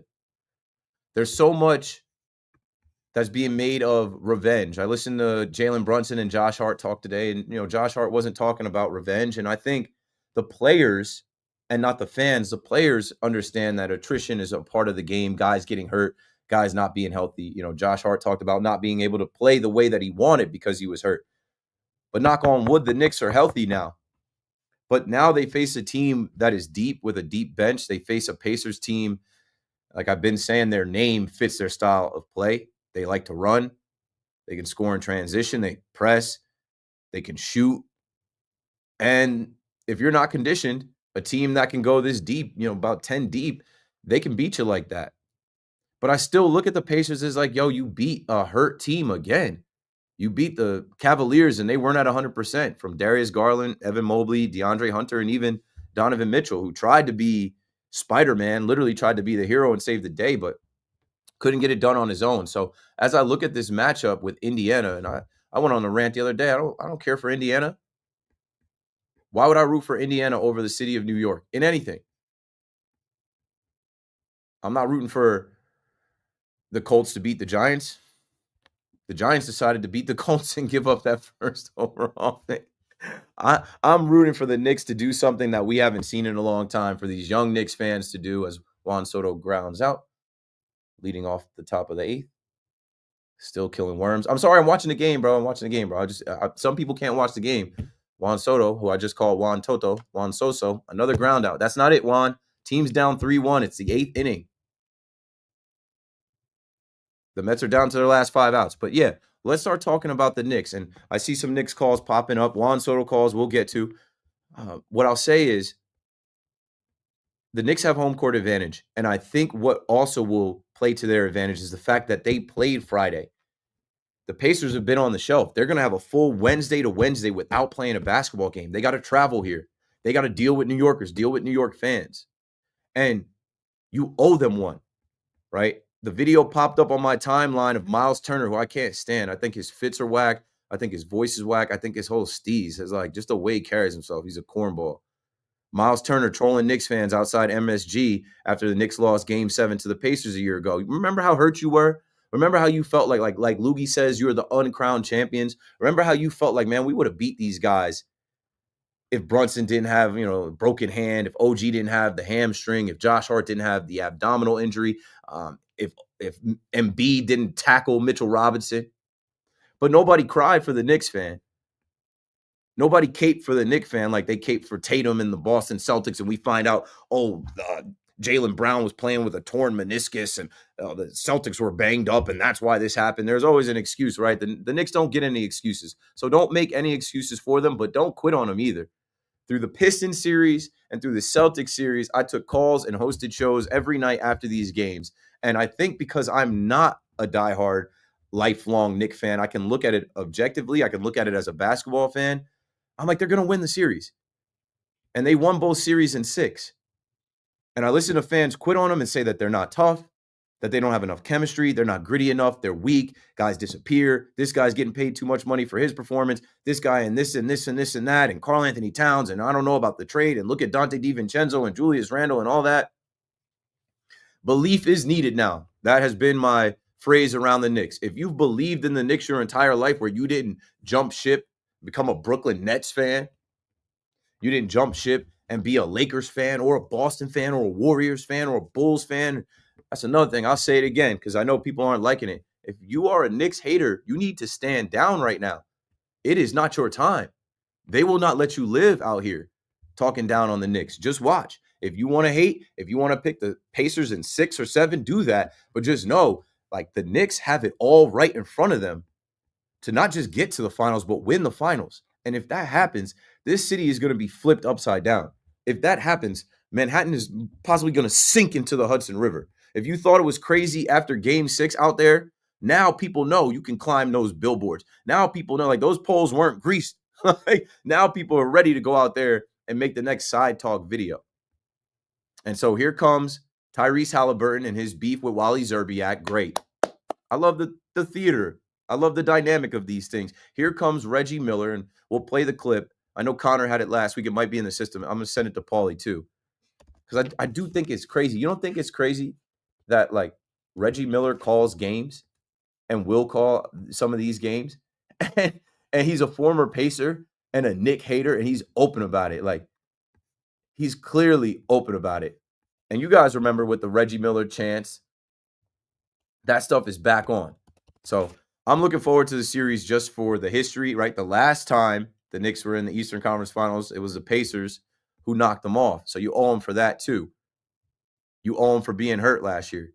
You owe them for Miles Turner trolling your fans and Reggie Miller talking. These corn farmers, I don't like anything about them. Gamebridge Fieldhouse is whack. Their alternative jerseys are whack. The Pacers are whack. I don't want to see them in another Eastern Conference Finals. But here they are, and they think that they're big. Tyrese Halliburton loves to talk about how he's not overrated, and they have a chip on their shoulder, whether it's TJ McConnell, that little rat. He's annoying as hell. You're going to have to deal with him. Don't sleep on OG Toppin or Obi Toppin. OG Toppin. OG Anunoby. Obi Toppin. Don't sleep on Obi Toppin either. I'm sure he's going to have a chip on his shoulder coming back. He's a New Yorker. Dunker's delight son. I think there's so many little dynamics and things in this series that are going to make this really fun. Pascal Siakam and OG Anunoby, obviously former teammates and champions in Toronto. And Knicks fans, get excited. And my message to you is belief is needed. You can beat them, but no, it's a series. They could lose the first 2 games of the series, still win the series. So don't quit on them if they struggle. Don't quit on they're going to make adjustments. And the last piece of it is Rick Carlisle versus Tom Thibodeau. Hey, here it is, Tibbs. This is your time to shine. You're going up against a champion. You're going up against a guy with a ton of experience, a guy that's prepared. and you're prepared, have your team prepared. Styles make fights. Keep that phrase in your mind because there's going to be probably 6, 7 different fights. And I think that these teams are different, but they're evenly matched. And I know that the Knicks, during the regular season, and the regular season has nothing to do with this, but the last time they squared off in February, the Knicks beat them 128-115. If you go back to 2024 when this season started, the Pacers got the best of the Knicks 132-121. And then, those games don't really matter early in the season, and they also don't really matter when certain players are out.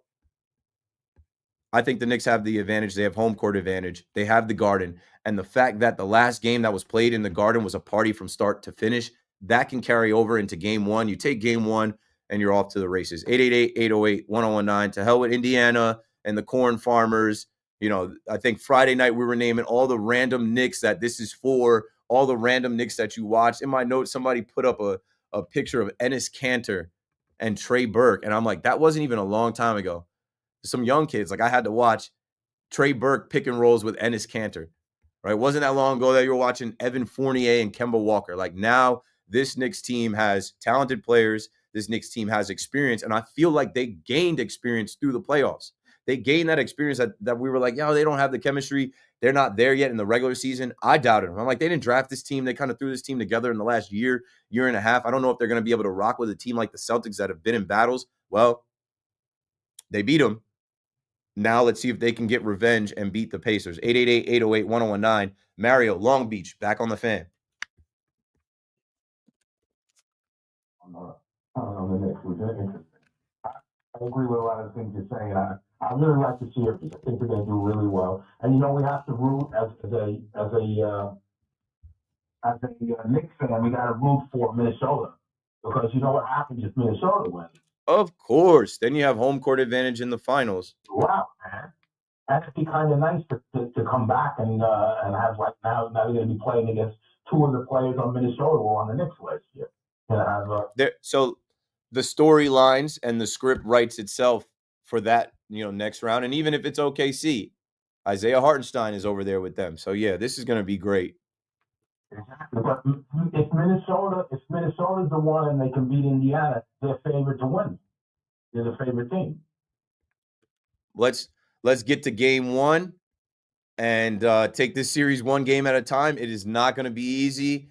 If you watch the Pacers play and even how they played against the Cavaliers, I'm not giving them so much credit because they played a hurt team and a couple of those games were really close, but they're not backing down. They like Tyrese Halliburton showed up with a Reggie Miller choking shirt on. Like they look at New York and they look down on New York. They look at New York and they don't think that the Knicks are what the fans and the media might, paint them as or make them. It's like they're ready to rock. They're ready to come in here and knock the Knicks off again because they did it last year. That's right. But really quickly, my two things to victory are this. The three guys, Anunoby, Mitchell, what's his name? The other forward. Anunoby, Mikal Bridges. And Cat. They got to average 60 points between those three guys. Because you know what Harden's going to do. You know what Brunson's going to do. I think that's the key. And the biggest thing is we got Brunson, man. You know what they said the other day? Brunson's averaging more points in the fourth quarter in playoffs than anybody in history, including Michael Jordan. Yeah, I was reading the stats off. It's a wild stat. That's some wild numbers. That's why it gets me like really. It doesn't make any sense either because he's the smallest guy on the floor. He can't dunk. But he's a technician as far as his footwork, his skill, and getting to his shot and not missing. He's cold-blooded. He's a demon in the fourth quarter. And in the Detroit game, real quick, remember that when he made that beautiful 3-point shot to win the game? I remember all of these games, and you're going to need more heroics. If Jalen Brunson, as much as we want to talk about King of New York, as much as we want to talk about Jalen Brunson as Captain Clutch Player of the Year, if he is able to be the player of this series and lead the Knicks to a finals, like he gets immortalized just off of getting them to the NBA final. Like he becomes an upper echelon of all-time New York athletes off that. Yeah, right now I wouldn't trade for anybody in the whole NBA. Right now I want him. You can't trade him. He took less to be here. It's his team. His dad is on the bench as a coach. Exactly. Thanks for taking my call. Enjoy the evening. You got it, Mario. 888-808-1019. I will say I'm a little envious because I felt like a couple years back, I had a team that could go to the Eastern Conference Finals, but I'm not mad at the Knicks fan for hating on that team. I'm not mad at the Knicks fan for not wanting to see that team get there before they got there. You know, that team had just got there in, 2013. That team had, just got there and kind of, took some players that you thought might be Knicks. I'm over that. If anything, I'm looking at the organization like, yo, that's on you. You guys made that mistake. If you're a Knicks fan, you got to love your organization and the team that they put together and how they actually did push the right buttons. And here you are. 888-808-1019. Alex is in Lakewood on the Fan. Go for it, Alex. First about the Yankees, what do you think happens what do you think they could do? I think by the trade deadline or even earlier, Grisham, they can move Grisham. He's a cheap piece that teams will take, and you have 4 outfielders. I think we have like 3.5 outfielders. Dominguez scares the hell out of me in a big spot, and I'm not ready at 22 years old in his rookie season to say we can get rid of Trent Grisham and rely on Dominguez in left field every day. It was a 190 hitter that had good defense, so. What's he hitting now? What's he doing now? I don't care about his career. So the same way Dominguez has had a bad start, Grisham has had a bad career his whole career. What does that mean, though, Alex? Like, we're talking about a 22-year-old rookie just getting his opportunity versus a veteran that like is now actually getting a longer run and should have got more run last year. I don't care about what Grisham did in Milwaukee or even with the Padres. He shined in the postseason against the Mets with the Padres. I'm trying to get that guy back to the main stage and see if he can, find some of that. What do you think about just not letting Stanton play till like August or whenever? Like this, he just gets ready for the playoffs. You don't want him to come back with 100 games left or whatever. Not 100, but like 80 games left, and then have a bigger chance to get injured again. Yeah, I don't think they're in any rush, and I also don't think it's a bad problem to have to like this lineup. You put Giancarlo Stanton in this lineup. We're talking about. I remember us saying, there's 4 MVPs in this lineup with Judge, with Belly, with Goldie. You put Stanton back in this lineup. I have a random question for you about the Jets.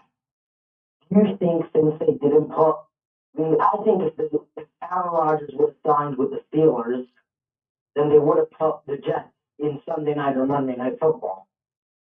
But do you think the league doesn't know, or they know he's retiring because they didn't do that? I think it's preemptive. I think, the league. There was a chance. I think they would have at least put it at a 4:35 game. Yeah, but the game is the game. And you know what? I honestly think the league is off of the Jets and the Giants. They invested a lot of primetime real estate in those teams thinking that they might be something, and they were not. So, the schedule is out, and I know we've made it. Wrong. Sure. I think the Jets and the Giants can prove a lot of people wrong this year. I think I've said about the Jets, I said in my open, I think Saturday, like the Jets not being in the headlines is a win. They're not being something laughable or something sketchy about the Jets. Not that as much as Aaron Rodgers. Even if you have a bad season, there won't be that hype. But that's the thing. They now have a GM and a head coach that I think are turning them into an actual professional NFL franchise, and you do that quietly. The Knicks, what do you think the storyline is going to be? And do you think there's any Knicks fans if they lose to Minnesota in the championship? Wait, we gotta get through the Eastern Conference Finals first. What I'm saying is, if that happens, do you think there's going to be Knicks fans that think we could have done it with Randall and even Chance? Of course there's going to be, but I think the elation of seeing that NBA Finals logo on the floor in Madison Square Garden, like, I think there'll be bigger fish to fry. It'll be different. I don't think people will be really looking at it like, man, like, we got to get there. They got to get through OKC. We can't just act like they're going to beat OKC. Yeah, first of all, who said OKC? I mean, Minnesota was the best team to play OKC all year. It's the playoffs now. But they played them well all year. Usually, I know, but it's the playoffs now, and they are a younger bunch. I saw this, that Minnesota has the best lineup in the playoffs. They have their lineup with McDaniel, Naz Reid from Jersey. Yeah, I know who's on their team. I know what they have. They're very good. Lineup in the playoffs. I respect them. It's the NBA. Everybody told us the Celtics were beating the Knicks, and the Knicks are home right now. Thanks for the call, Alex. 888-808-1019. Everybody told us that the Cavaliers, number one, were gonna, potentially gentlemen sweep the Pacers. They got hurt. All right, so we can't jump anyone here now. It's the final 4 teams. The highest seed left is OKC. They have the MVP on their team. Sam Presti has done a good job of figuring it out with those guys. Let's see how they match up. I know Minnesota is tough as hell. They might just bully those kids. But for our purposes, we got to stay locked in on New York. And New York's got to handle their business. And I feel like the Knicks have learned, right? The Knicks have to learn to handle prosperity. They have to learn how to win back-to-back games. You win a game, win the next one. They got to learn. And I'm not talking about how they stole the first 2 games in Boston. I'm talking about, hey, you win a game on your home floor, come back and win the next one. You got to kind of put your foot on their throats. It seems like the Knicks, they only responded when their backs were against the wall, where they had no choice, or like the series would flip or momentum would change. Look at this. Aroldis Chapman on the mound against the New York Mets. Top of the 9th, trying to get the last 3 outs. Chapman still doing it. I don't miss him. I don't miss him at all. I feel good about this if I'm a Mets fan. Chapman on the hill. He just tried to catch a ball barehanded from the ump, and yeah, that was weird. What was that? Missed the ball. And I don't know if he hurt his hand now, but he missed the ball. That was real. Bro, remember Chapman with the fingernail? And Chapman, there's always something with this dude, bro. Sweaty ass Chapman. I'm good. I don't miss him at all. Hey, if he wasn't sweating, he wasn't gonna have a good outing. He's not sweating right now. Hey, get him warmed up. He's gotta be right. Like that. Pirates, Reds, Yankees, Rangers. Was he with the Royals for a minute? Yes, I think he was with the Royals before he got to the Rangers. Like 105, the Cuban Missile, throwing 105 miles an hour. He's still up there. It's 102 by Nimmo. Or who was that? Vientos. Anyway, 888-808-1019. Back to the Yankee fans and Met fans on the fan. Steve in Manhattan, you're in there. Where did you call?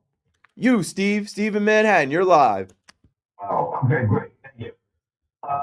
What I wanted to comment about earlier with all these different calls about Juan Soto is a number of things. Yes, he's been great, and then he's had a poor start with the Mets. When he got traded to San Diego, his numbers with San Diego when he first got traded there are almost identical to the numbers he has with the Mets right now. At the end of the year, his numbers were not quite Juan Soto, but they were very good numbers. Again, now you have this albatross of a contract. He's feeling pressure from that. He's feeling pressure from this, that, and everything else. If we go back and we look at Francisco Lindor, his first year in New York was horrible. The Mets fans hated him. And he said, and the second year he got better, and he's gotten better since. Now all of a sudden, he's in MVP terms of speaking about there's a possibility for him to win it. He got more comfortable in New York. Now you can say, yes, Juan Soto played in New York last year, but that was the Yankees. That was a lot less pressure on certain things. It's a different pressure playing for the Mets. I got to stop you right there, Steve. Thanks for the call. There is no world where there is less pressure on a New York Yankee than a Met. There's way more pressure playing for the Yankees than the Mets. That's the whole thing they do, right? They take players from the Yankees and bring them to the Mets, and they're like, hey, it's not as hard over here. You know, it's New York, but it's not as pressure filled over here. You don't win. It's okay.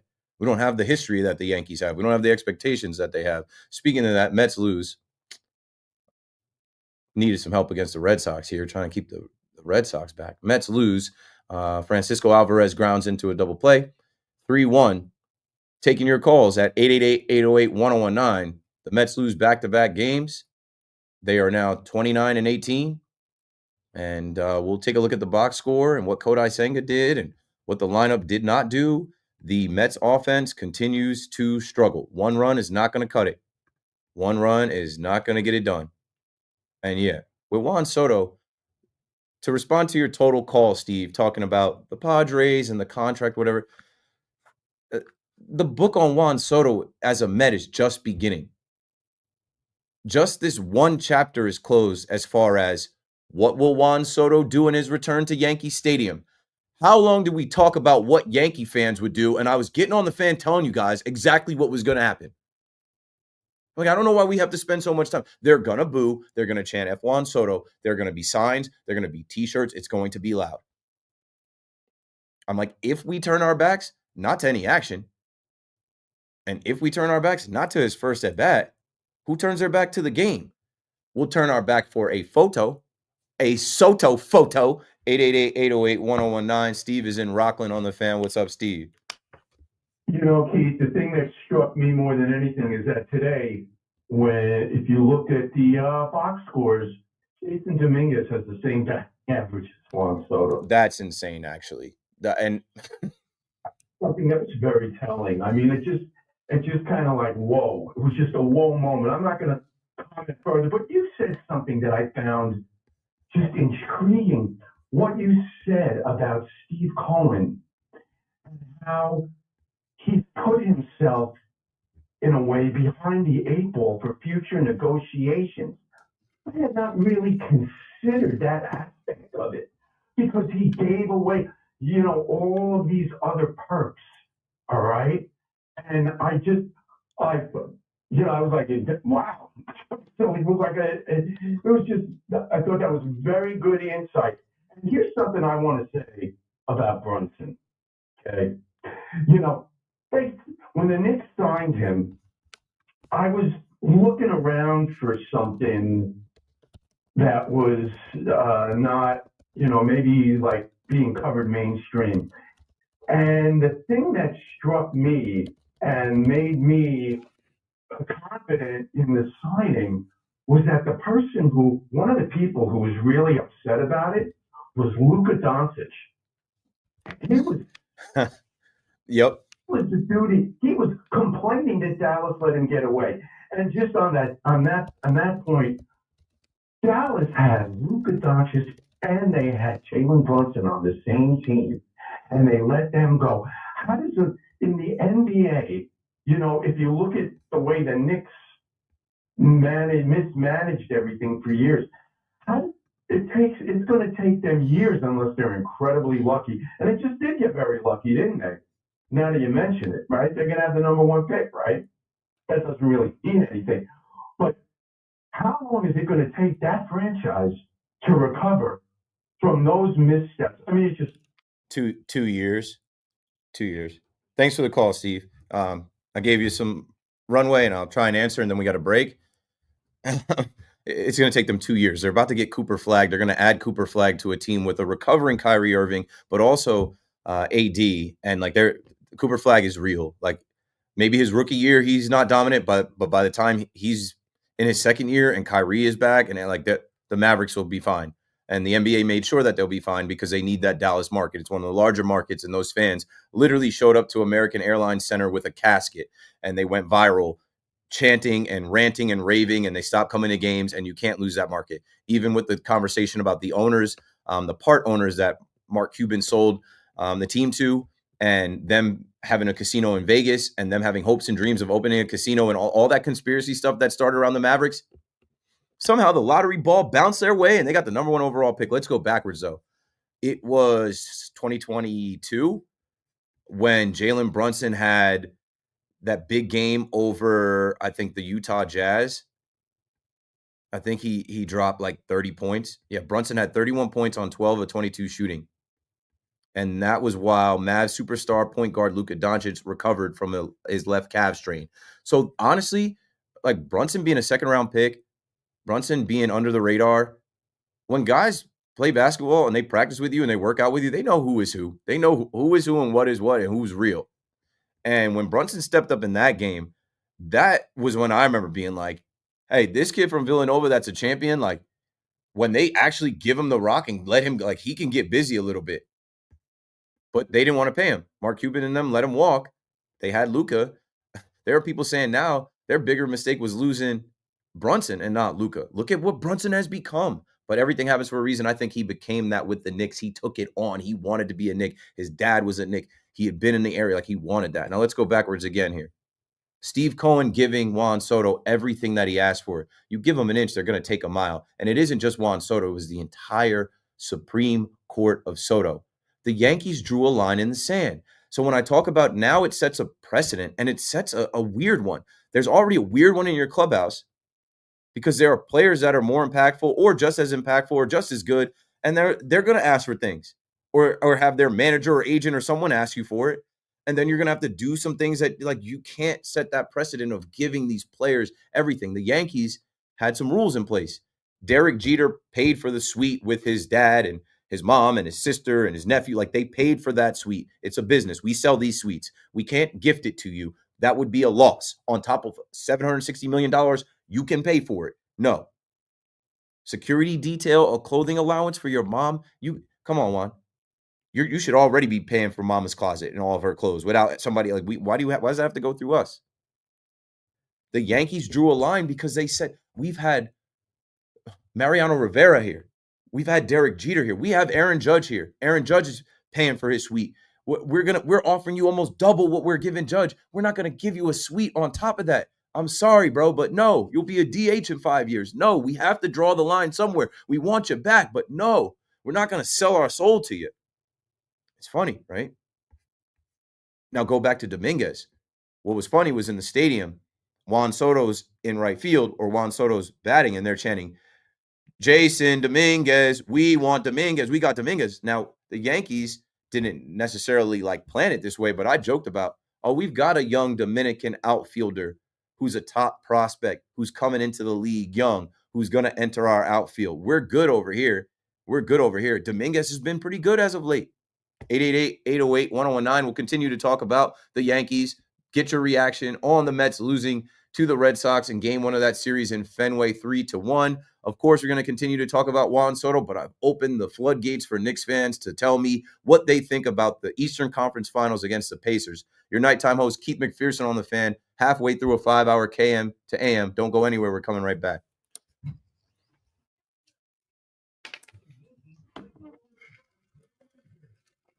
Yo, I thought I was about to mess that up.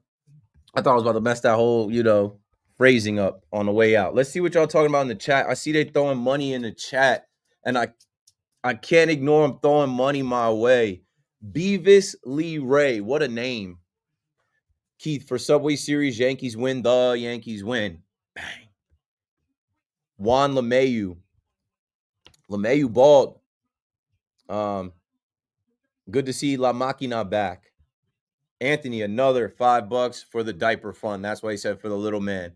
But honestly, I'm trying to get the boy out of diapers. We're starting to potty train him now. He's got some big boy diapers.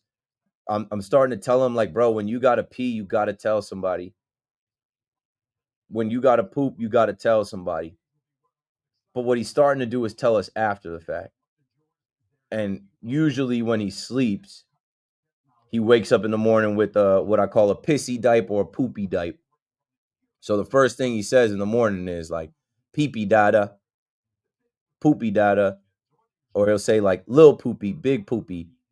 Can't really potty train him in his sleep because like he can't get out of the crib and go to the bathroom, but we're getting there. He has peed on the potty. He has dumped in the potty. I try to tell him like, he fights it. No potty, no potty. I'm like, it's something that everybody has to do, bro. It's something that everybody has to do, bro. You'll get there eventually. You're not going to want to keep dumping on yourself. You're not going to want to keep walking around with a pissy diaper, for real. He's only two.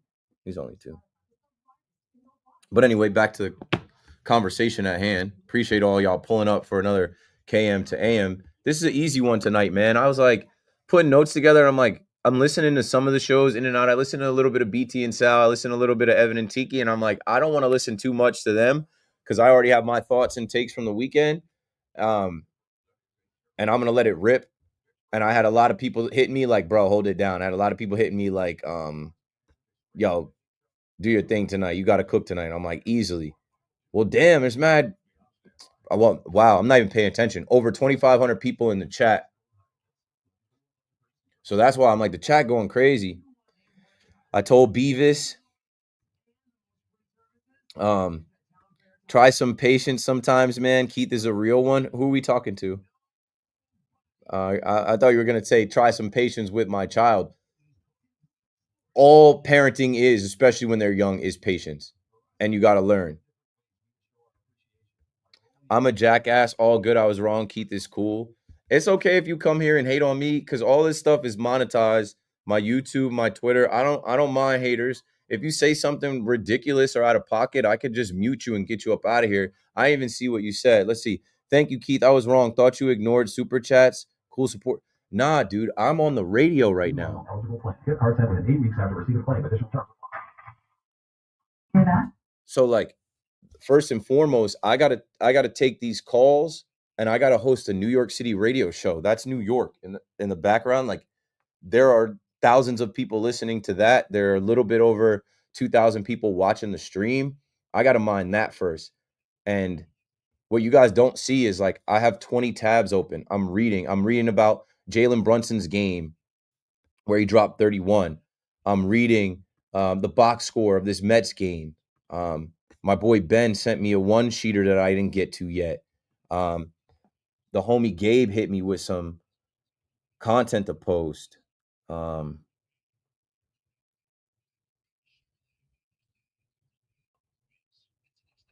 I'm checking my text. I got some people that are listening to the show via text. I got mad text.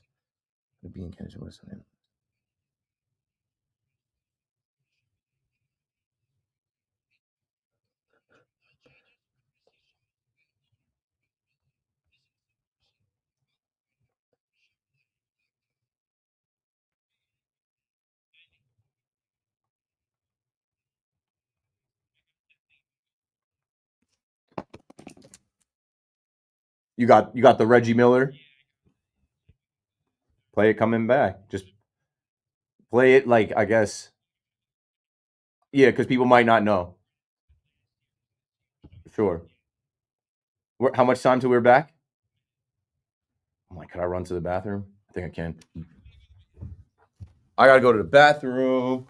I'll be right back. Bitch? Yo, what up, bro? Good timing. I just said I was about to go to the bathroom. Thanks.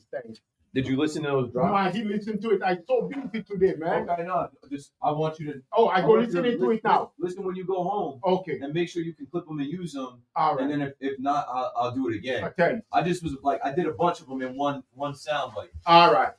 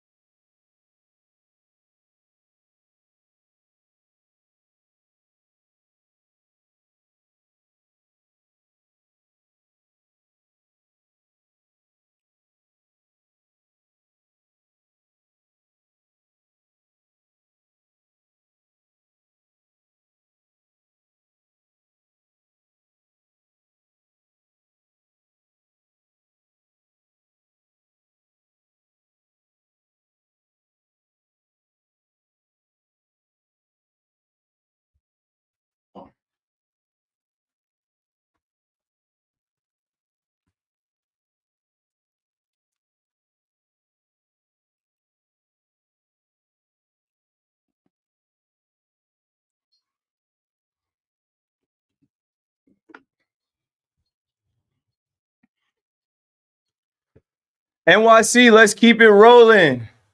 KM to AM on the fan. Let's see if there's any Mets fans that want to check in. I know some of the Mets fans tuned out during my open. I would too. I wouldn't want to hear it. I would not want to hear it. Just like I know there's some Yankee fans that tune out when the Mets fans on the station, whether it's Loogie or Sal or Evan, are going on and on about Soto and little brother, big brother. Like, you don't want to hear it. But now, the Mets game has ended. Let's get some thoughts and reactions. Like on my screen, Mets offense last 6 games, 1.67 runs, 183 average, 528 OPS, 150 average with runners in scoring position, only hit 1 home run, 0 games with more than 4 runs scored. That has nothing to do with me. It has a little bit to do with the Yankees, but more so to do with Francisco Lindor, Juan Soto, Pete Alonso, the rest of the Mets. So, like, this is a stretch right now where this Mets team, we've seen them be prolific at the plate. We've seen them hit better than everyone. We've seen them put up double-digit hits, double-digit runs.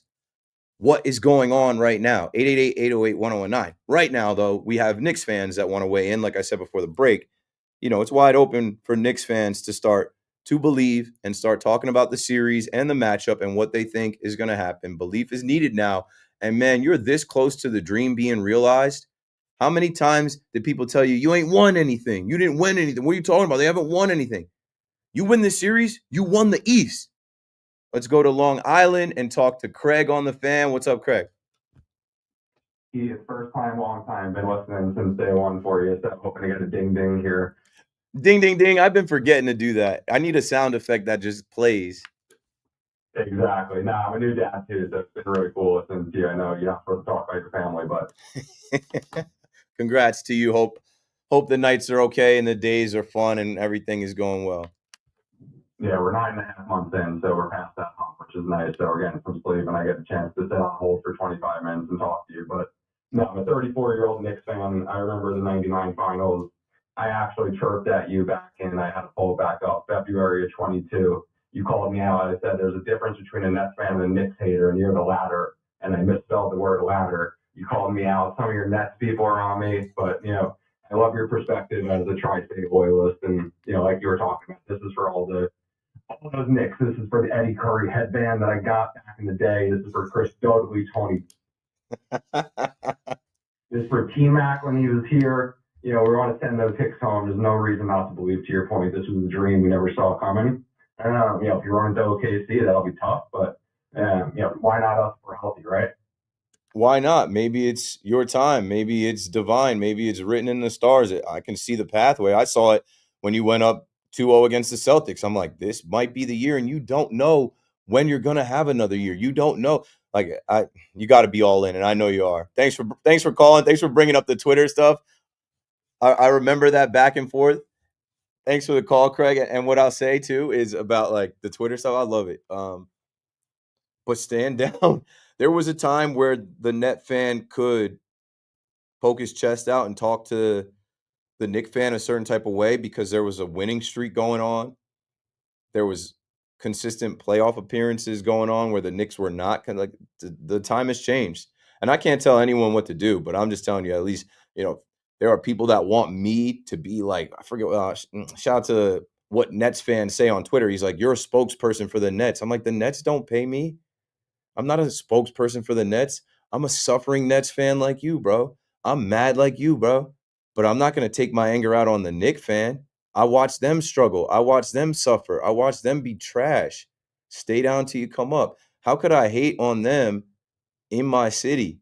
Oh, because they hated on us. I'm like, yeah, you know why they hated on us? Because they were hurt. They hated on us because they didn't want to see us prosper before them. They felt like we didn't belong. We should have stayed in Jersey. And honestly, being from Jersey, I felt that way too. The Knicks play in the middle of New York. Real New Yorkers are fans of them. Real New Yorkers that have left New York to work in other places are still fans of them. They got a ton of fans. Now they actually have a team that matches the fan base. So I'm not going to hate, not on my radio show, not at all. I said it would be Celtics in 5, just like everybody else, going off the regular season. And then as I watch the games, I'm like, yo, none of that matters. I don't know what I'm predicting with the Pacers. I think it could go 7. I think it'll go 6. The first 2 rounds went 6, so why wouldn't this one go 6? But I just think it would be foolish to be a New York City radio host in a rare time like this. Same thing with St. John's. I think it'd be foolish for me to get on air when St. John's did what they did and ignore it. I think it would be foolish and selfish of me to be like, I don't care about St. John's. I'm not watching these games. I'm not talking about St. John's when it means something to so many people. I'm just trying to have a good show. 888-808-1019. In Dix Hills, let's talk to Andrew next. What's up, Andrew? You're on the Fan. Hey, Keith. I went to Villanova, so I've already seen Brunson succeed twice as a fan of him. And if he does it again this year, he will be my favorite athlete of all time. I mean, so you believe, you don't have any doubts. You've seen this movie before.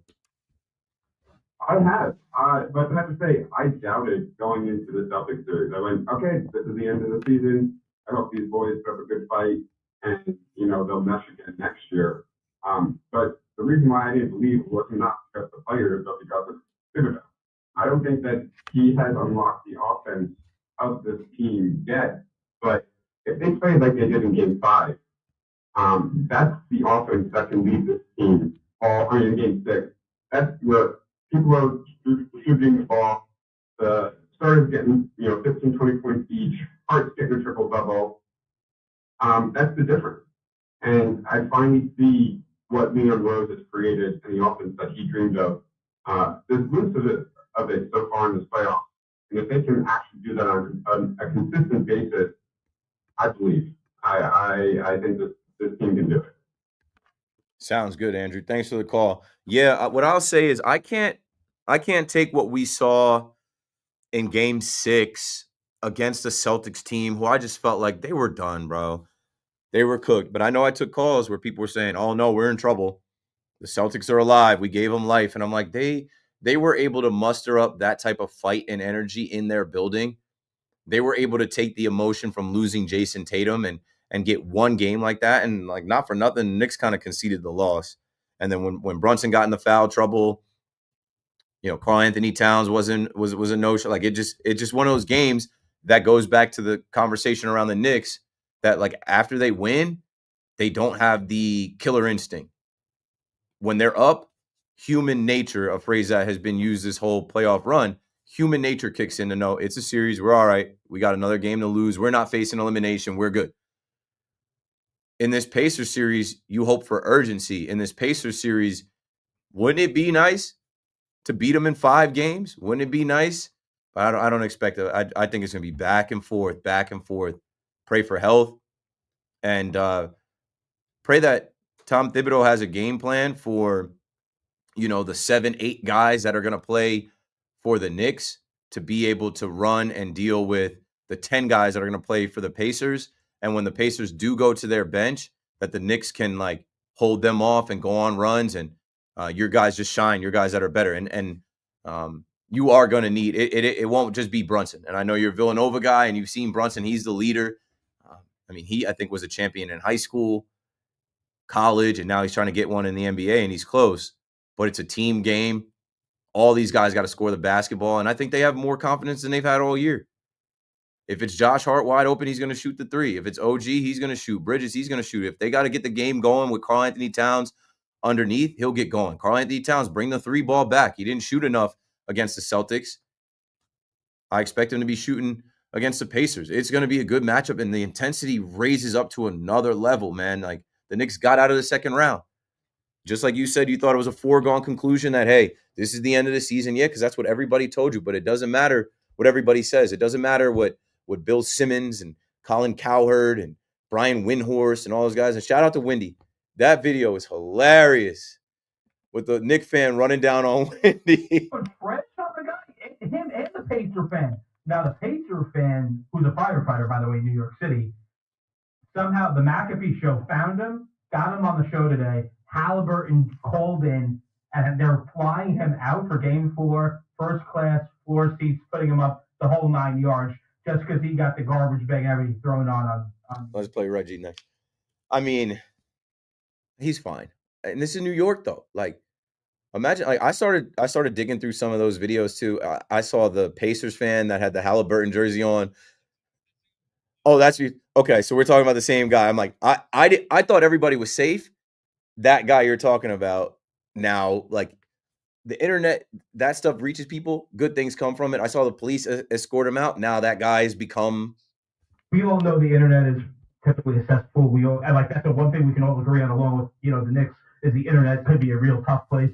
In this context, There are specific instances where it actually pays off in a good way, and this is one of the ways. Is that somehow there's a video. McAfee has a huge reach. The show finds him. They put him on the show today. Halliburton surprises, FaceTimes in from Pacers practice, and he pays for the guy that gets to game 4. You think McAfee is pulling up to the Garden? He's going to sit next to Stephen A. You think he's going to put a long sleeve shirt on? Are we going to see Pat McAfee this round? Certainly a chance. We're going to see him a lot. I don't know if we're going to see him at the Garden, but certainly a chance. I mean, listen, as a Bulls fan, I couldn't care less, honestly. But it's when the Knicks are good, it's a good thing for sports. When the Yankees are good, it's a good thing for sports. When the Rangers, when the Maple Leafs, when big franchises are good, it's okay. They're established brands in the greatest city in the world with the most fans. I don't even know the population. It's billions. Like, there's so many people around this greater New York City area that care about the Knicks and care about basketball. That's what you need. That's what like, okay, so and we'll get back to the phones, 888-808-1019. Maybe not right now before the break, because I do want to queue up Reggie Miller. But, like, it's simple math. There were fans talking about, oh, they needed game 6. Why? For TV, for Madison Square Garden, for New York. I don't think you get the optics that you got with that fan, the Pacers fan, getting the garbage thrown at him. I seen a video of a Nets fan. Why would you wear any Nets gear and go out there? I seen a Celtics fan out there getting bullied. Like, why would you want to be in that melee? But, like, it's good for business. It's good for social media. Social media is controlling everything now. Views, engagement, marketing, social media influencers, influence marketing. Like just how we said, like, this guy, I'm like, Paulie's talking about, I'm like, oh, I saw the video. It's the same guy. Like, now this guy has become a thing. I didn't see that. I thought it was a different guy. Like, everybody has a phone. Everybody has these apps. And it is good for the optics. Now, you know what's not good for the optics? The Indiana Pacers playing the Oklahoma City Thunder. 2 small market teams in the NBA Finals. And mark my words, there will be a narrative that the NBA is rigged if it ends up being Knicks and Timberwolves, let's say. You got Ant-Man, a number 1 pick. Minnesota's not a large market. It's better than Indiana. Alex Rodriguez owns the Timberwolves. Like, you know, that type of stuff plays because there's more money to be made. It's better for everybody. Even with the Subway Series. On my show Sunday, I said, you know, you're going to sell more tickets. The highest attendance was Sunday night, 48,000 plus. Why? Because it was a rubber match. I think there would be less Mets fans, which I even heard on the broadcast. I think I was hearing Emmanuel and Susan talk about how many Mets fans there were. Like, there was a good showing of Mets fans during Sunday Night Baseball. Yes, because they're showing up thinking that they're going to take the series. They're going to celebrate in Yankee Stadium. Shout out to the Yankees, man, not playing Frank on a Saturday. That was like, I didn't have to get on the radio Saturday. So I actually sat there through the end of the game, and they played like Alicia Keys, New York, but like the like slow, like, you know, piano version. I'm like, it's nice that they can't sing New York, New York, you know, Frank Sinatra on us and mock us. But yeah, it was better for ESPN national viewing. It was better for ticket sales. All right, rubber match instead of the Yankees going for the sweep. 10 o'clock approaching. Keith McPherson on the Fan. If you're on hold, stay on hold. If you'd like to join us, call up. We'll be right back. Yeah.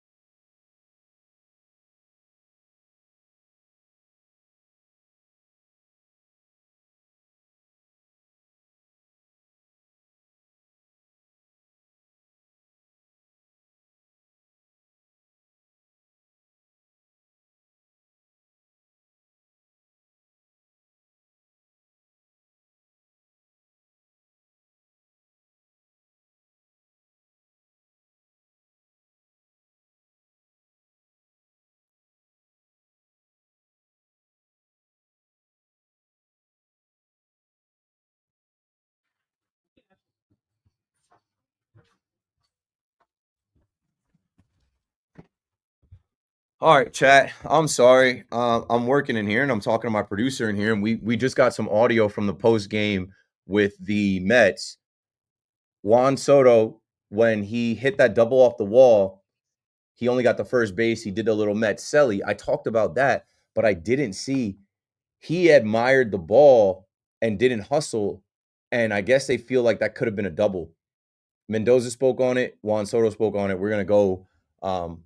We're gonna go with that when we come back. I'm about to try and go backwards in this chat and read some of you guys' stuff, but there's so many things that I'm juggling right now, from audio coming in to articles, box scores. I'm trying to go back to the box score from Sunday Night Baseball because the Mets are in a bad one right now, yo. They are in a bad one. Their offense is down, and it goes now through the Pirates, Yankees, and Red Sox.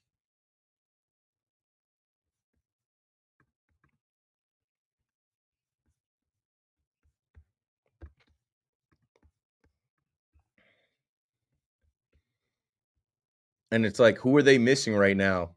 Jesse Winker, Jose Siri, Jose Iglesias.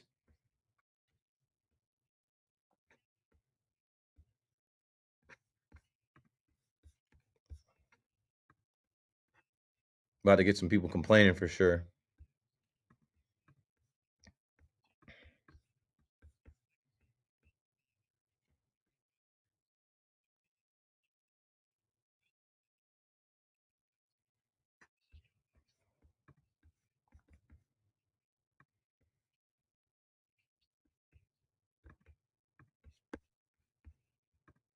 Okay. Now let's try and go backwards in this chat as much as possible. Beavis said, I never hated on you, Keith. I just thought you were ignoring Super Chat because I sent them before the earlier commercial break. I apologize. Fellow Yankee fan, I met you outside the stadium before. Peace. Yeah, it's all good. Like I said though, even if you were hating on me, people come in this chat and hate on me every night. I don't care, because every view that I get is calculated. Every comment that I get is calculated. It's helping me. I'm not so sensitive that I can't deal with hate. People have been hating on me my entire life. Like I'm good. Super Chat. What is that? Using all Super Chat is people sending money. So historically, from just YouTube chats, if you want to get recognized, I think the least you can send is 99 cents. I've seen people throw $20. If you send a Super Chat, it's a way for your chat to be blue and like get noticed. Matter of fact, let me go all the way back to that. So that's a good place to go, right? Like Anthony threw up this $5 Super Chat. Anthony's an OG from Hoboken.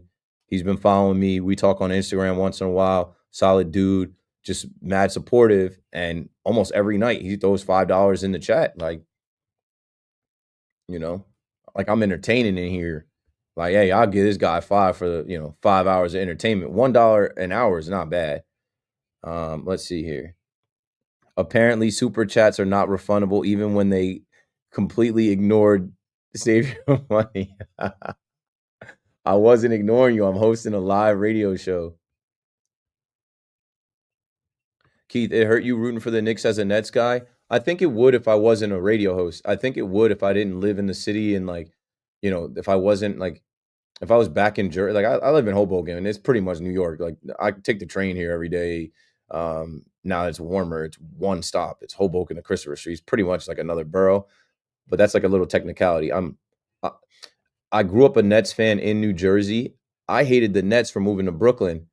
And then when I came to, Brooklyn and seen what they were doing there, I understood that they were trying to take on, there was a video that resurfaced of Mikhail Prokhorov, the Russian owner that used to own the Nets. He had the audacity to say, we're going to make Knicks fans into Nets fans. It's so stupid. I'm like, do you not know your own history? They had a chance to do that. The Nets used to be over here.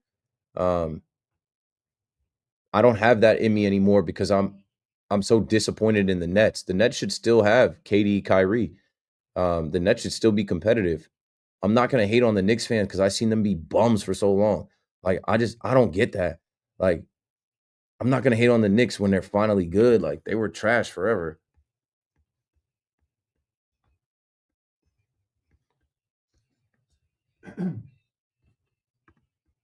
Good evening at 10 o'clock. I'm Marco Belletti. 10 runs in the last 6 games combined, 1 for 8 with runners in scoring position. They left 6 men on as the Red Sox topped the Mets 3-1.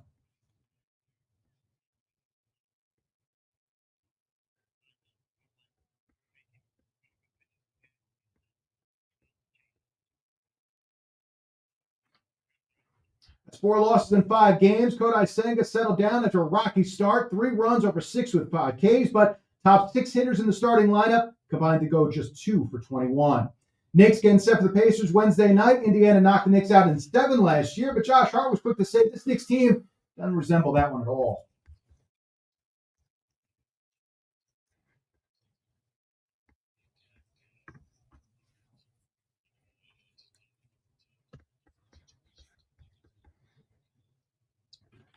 And the Knicks are hoping for a totally different outcome, trying to reach the NBA Finals for the first time since 1999. Game 1 with the Pacers Wednesday night at the Garden. 59 degrees, clear skies, Central Park. That's what's happening. I'm Marco Belletti.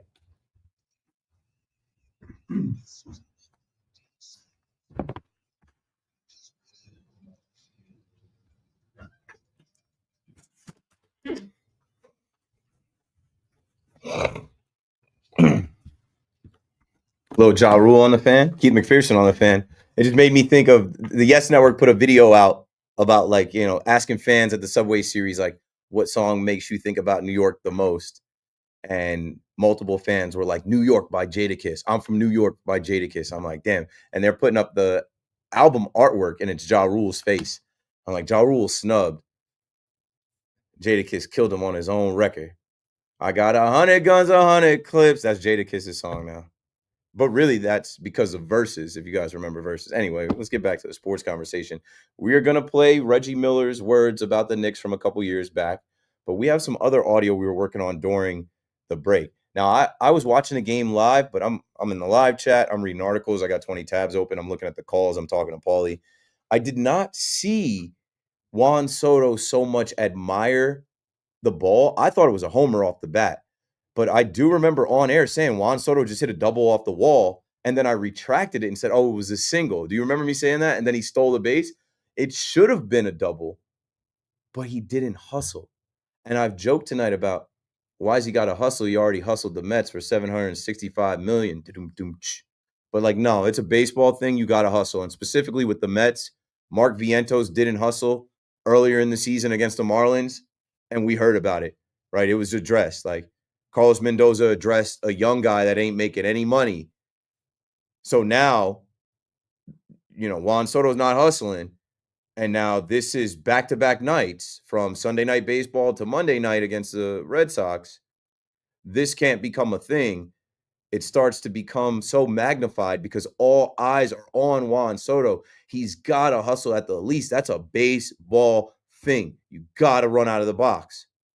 So let's hear Carlos Mendoza asked about it post-game after this game. This seemed like a frustrating game between Pete Alonso, the Mets offense, Juan Soto not hustling again, and kind of what I tell you, he did the, like, wheels on the bus uppercut. He did the hit celly at first base, but it's like, bro, what are you celebrating? That should have been an extra base hit. Let's hear from the Mets manager, Carlos Mendoza. Box on that ball off the wall. Last night he had to play was a little slow getting out. Do you have to talk to him about any of that? Yeah, I mean, we'll talk to him about it.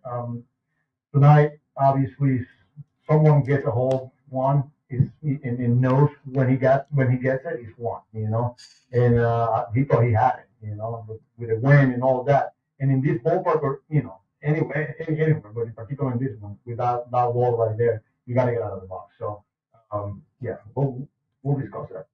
Not his first time playing in Fenway. I'm trying to think, did Juan Soto hit one over the monster last year at all in Fenway with the Yankees? I don't recall. I mean, I've seen Judge and Stanton put them way over it. But, hey, that's what I'm saying. Now you've moved on from the Yankees in the Subway Series, but all eyes are on Juan Soto. And so the narrative continues. I want to hear from Mets fans. We have some on the line, 888-808-1019. You guys watched the game. I watched some of it. Paulie watched some of it, but we're working. That's just going to be a storyline. Let's hear from Juan Soto. He was asked about it post-game, and he ducked the media last night. So now some of those media members are getting a chance to talk to him. Let's hear what he had to say. Well, Carlos was just talking about the at-bats overall, runners in scoring position, and how he feels like as a group you guys are kind of in between right now. How would you characterize what you're seeing in those spots? I feel like we got to capitalize it as a team. We got to go out there and try to get those two guys in. We're doing a pretty good job getting guys on, but today we got to come through. Are you seeing any difference in the at-bats when there are runners in scoring position right now? I don't think so. I think it's the same thing. You just sometimes you got to give credit to the pitchers. They've been doing a really good job painting the strike zone and executing the pitches. What happened there on that ball that you hit off the wall? I hit it pretty hard. Really short green monster, but tried to get the second, but it wasn't enough. Last couple of nights you've had a couple of plays where you were slow getting out of the box. Is that something you have to be more aware of? No, I think Ben Holtzman went very hard. If you see it today, you can tell. Why do you think the production hasn't been there lately for San Francisco? I think it's part of the game. It's not always going to be great. You know, we're going to have up and downs. We just got to keep our chin up and keep moving forward. You know, it's a game of failure. Sometimes you're going to fail, and you just got to keep moving forward. It doesn't matter what. Credit SNY for the audio. Paulie, thanks for clipping that as we look at the Mets, who are now in second place, losing back-to-back games, offense non-existent, going to Fenway tonight and trying to turn the page and move on from the Subway Series, facing the Yankees' rival in division. They're 1 for 8 with runners in scoring position. They leave 6 on base. And Juan Soto, you heard the line of questioning, right? He had a hit, but that hit was a single that people feel like could have been a double. So now the narrative is that he's not hustling. He doesn't agree with that. Let's get to the phones. 888-808-1019. Let's go to Rob in Franklin Square. Thanks for holding, Rob. You're on. Hey, man. Keith, how you doing? Good. How are you? I'm well, man. Thank you very much. I got a couple of points. I'll keep them as brief as possible. Number one, I got to give you credit, even though I don't want to. As a lifelong Met and New York football Giant fan, what kind of like mortal enemies, but you do a great job to needle us and keep the fire going, and that's sport, and I love it, and I want to thank you for that. Thanks. Yeah, it's sometimes. It's not all the time when it's needed, but yes. No, you know what you're doing. Number two, I don't really want to talk about Soto, but listening over the last half hour on hold, yeah, he lollygagged it a couple of days. I don't want to spend any time on Soto. I have one point to make after this, but Soto will figure it out. All this back and forth, blah, blah, blah. Okay, you know, it's all day. But he'll figure it out. You know what? He'll figure it out. He's come this far for who he is, and regardless of where he came from, how many teams. But my biggest point is I would like to see Luis Torrens get more time behind the plate. I really think the Mets had a much better record. I don't have the stats in front of me, but Torrens gets on base, and Alvarez, to me, all I see is him just swinging for the fences. I know he had a couple of hits tonight, but I don't know, man. He's trying too hard. He's pressing, and you know, Torrens is throwing runners out. He's getting on base. He's just more beneficial, I believe, for the Mets right now. I love Alvarez. I love the fire he brings, but if we can, you know, stagger it a little bit better, I think the Mets will be a little bit better. Yeah, I understand that. Thanks for the call, Rob, and the observations. You know, Alvarez had the 0 for 4 with 3 strikeouts last night in the Subway Series finale in the rubber match. I thought maybe, I don't know. Let's see. I know Torrens was catching on Saturday. You know what it is? It's just like, you know, Alvarez is the young prospect. He was obviously hurt. Torrens emerged. Torrens has been great defensively and even has come up with some clutch hits, but they're platooning. And Alvarez is still just a couple weeks back. They're hoping he can find his power. He doesn't have, any homers in his last few. I don't know. I think that's a small thing, but you're not wrong. Like Torrens, his pop time, throwing out runners, his defense, calling games. It's all part of it. And you need offense right now. Like right now, this Mets offense is pitiful. In their last 4 games, they haven't scored more than the Yankees scored last night. Like right now, they're struggling. Mets offense over the last 6 games, 1.67 runs. Their average is 183. Average with runners in scoring position is 150. Only 9 extra base hits. It could have been 10 with Juan Soto. OPS is 528. So, like, again, what I said, this was an all-time Mets team at the plate in the run that they made from June to last year, even to the start of this year, right? They, what Alonso was doing, what Lindor was doing, and other guys kind of filling in the blanks. Like, Beatty came along more recently, and even Vientos. And you're kind of now sputtering, and you need those guys at the top of the lineup to get it done and the bottom of the lineup. And that's why I also asked about the young guys, right? You kind of have this rotation of these young guys. Now Jeff McNeil is back. You're almost forced to I just said the point. I'm like, who are they even missing? Jose Siri, Jesse Winker. It's just crazy, right? They went from being talked about as having one of the best lineups in baseball. Even Francisco Alvarez himself saying, I think we have the best lineup in baseball, even better than the Dodgers. But man, baseball is going to humble you. It is a hard sport. They just have faced some great pitching in the last 6 games. And right now they got to find it. And it's not helping with, Juan Soto not hustling. And it's not his fault. But like those things get magnified when you lose. Like I said, now, the Mets, who came into the Subway Series touting their record, who came into the Subway Series touting where they were in the standings as a first-place team. Now they're in second place. Now things get interesting with this Red Sox series. I mean, and you got the Dodgers looming. 888-808-1019. Phil is in Sheepshead Bay on the Fan next. What's up, Phil? Hi, Pete. I watched the game tonight, Pete. It looked like they were sleepwalking. Whenever a couple of guys get on base, right away I see a guy hits into a double play, another guy a double play. I said to myself, what's going on? Because I remember last year, they had this losing streak, they had a team meeting. All of a sudden, the team, like they gave themselves a split kick, and they all woke up and they played as a team. So what do you think? Maybe you have to have a team meeting. Something has to give. I mean, yeah, a team meeting can't hurt, especially with all the Soto stuff and coming off of the Subway Series. But ultimately, they do have one of the best records in baseball. They just slipped into second place. Like, it's not panic time, but it is a little bit alarming with their lack of offense and how they cannot. Yeah, something is up right now with the team. I can't call it. I know it's a long season, but maybe, certain guys, if you're not hitting, sit them down, let Acuna play, let someone else, you know what I mean? Taylor played tonight, you got a couple of hits, and he's hitting 9. So something has to make some changes. Yeah, you're not wrong. At the bottom of the order, I guess if you could look at anybody tonight,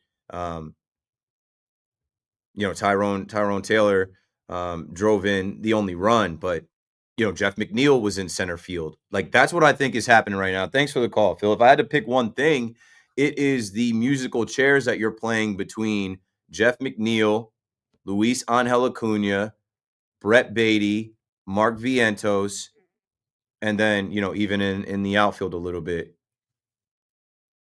888-808-1019. I'm not saying it's, I just a little observation. A little bit of a rut here. And we can't minimize the impact of the Subway Series. You play Sunday Night Baseball and you lose to your rivals and you're in that environment, and then you go on the road and, like Phil said, he felt like they were sleepwalking. Kodai Senga gives up 2 runs in the first inning, a run in the second inning, and that's all that the Red Sox would need. When you talk about grounding into double plays, they were backbreakers. They were killers. When you got something going, it was over. Soto, I saw ground into a double play. Nimmo, I think Alvarez. So the Boston Red Sox, the Boston Red Sox, to me, they're a second place team, but they're a 500 team. They're a game below 500, and there was a ton of hype. I know myself, when they signed Bregman, I'm like, they put some pieces together. They got Walker Buehler. They got Aroldis Chapman. look out for the Red Sox to bounce back this year. They don't scare me much as far as when the Yankees face them. But yeah, the Mets got to bounce back. The Mets go in that building and can only score 1 run in the third to kind of answer the 3 runs, but then that is it.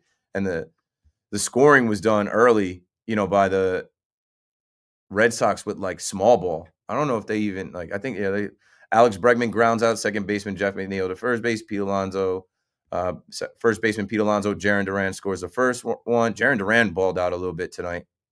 2 hits, a ribby, a run, got on base 3 times. Trevor Story single, and then the Jarren Duran triple to put the Mets down 3-0, and then the Boston Red Sox wouldn't need anything. Like you're just not going to win these games. In their last few games, 1 run scored tonight, 2 runs last night on Sunday Night Baseball, 3 runs on Saturday, 2 runs on Friday. You're not going to beat many teams like that, and I don't know. Maybe they need a team meeting. Maybe Mendoza's got to do something. Maybe I don't know. You had the off day. You gave Soto the 2 days off. Somebody tell me. I don't know. Bobby's in Belmore on the fan. What's up, Bobby? Yeah, it's funny. I didn't even know about that. I was working and last night I was playing. But it's just incredible. He gave him a fresh one. He did it. He kind of did it again. Yep. And this guy's hitting 100 runners in scoring position. He's done nothing in any big spots. You think he would freaking hustle for $800 million? I mean, this guy, for him not to admit that he's not hustling or whatever it is, that's a red flag. And listen, I know it's only the first year of a huge career here, but I just know there's another specialist we have here. I mean, the guy was out of shape in the winter. He looked heavy. And I don't know if that has anything to do with it or, not Judge having hit behind him, but I mean, he's better than this even with or without Judge. And I think that for him to admit that he's not even hustling, it shows that mentally he's all whacked out. I mean, I don't know how he was like this with the Yankees. I just feel like this with the Yankees. I mean, honestly, with the Yankees, I was telling his ass to stop running in the outs. Judge is coming up. He couldn't stay first a couple times. Right. And, this is just mental. I think it's more mental now with him. And he's had an awful Subway Series. He hasn't had an awful season so far. I'm going to say, considering his standards, he's hit 100 runs this far, but I want to get to the NBA. Now, everyone wants, I would love to see them, next, win the series and play Minnesota. It'll only be, deja vu after the trade. But I think in order for that to happen, I think that Minnesota cannot commit the turnovers because the Thunder will destroy you. And then Thunder is average in half court. So I think Minnesota can actually win the series if they stick to the half court and not run and gun and throw the ball away, which what Denver really was downfall, and with Aaron Gordon being out. But I think, you cannot do that against the Thunder. They will destroy you. And I think that the next series, it's up to Towns. I mean, if he could come through and have a good advantage over Turner, I think, just like in the Boston series, when he played well, in most of the series, I think the Knicks are going to win a series in 7 games. But, I think it's going to go long. Indiana look very good. They have the experience from last year. And I know the Knicks have nobody healthy this year. It's a big difference. They have Towns, which worsened the things in the series last year. But, so I think I would give the Knicks the edge. But Brando's playing like a beast for Minnesota. He averaged like 29 in the series against the who they just beat what you call I forgot whatever. But he's been playing up with.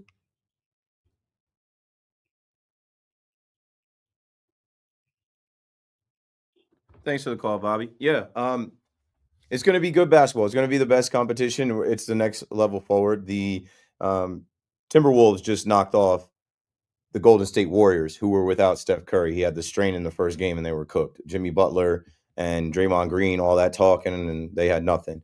OKC was able to defeat the Denver Nuggets. Aaron Gordon tried to champ it out, tried to go the champs from a couple years back, ran out of gas against a young upstart team that like they're here. They're here. I think OKC is going to be favored to win this whole thing. They were the best team in basketball. They put up some ridiculous numbers this year. Like, if I don't know, they can beat you in a lot of different ways.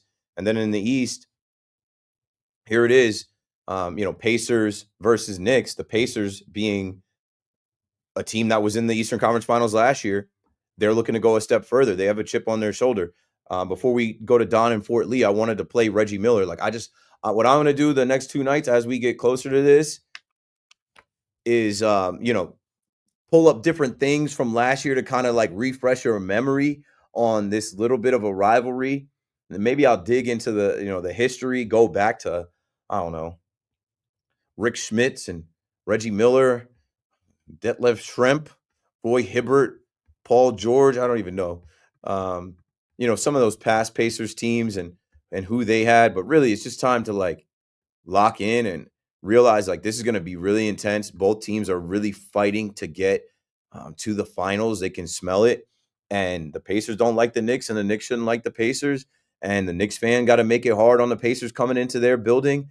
And those farmers are going to make it hard on you. They're going to make it hard. Like, if you want to take a trip out to Indiana, I'm sure the prices out in Indiana are going to be cheaper. If you want to fly to Indiana for whatever reason besides, the Knick game and stay a little while, probably just go there, watch the game, and dip out.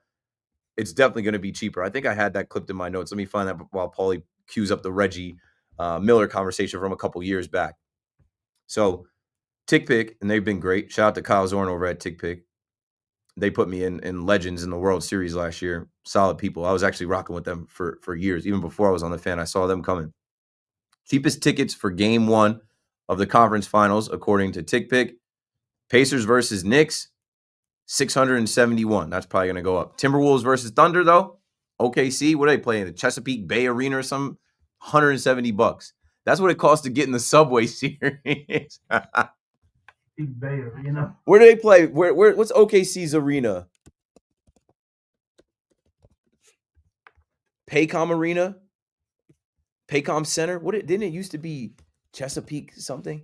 Chesapeake Arena? I don't know why that was in my head. I feel like when I was younger, I used to know every arena. I used to know I think video games help with that too.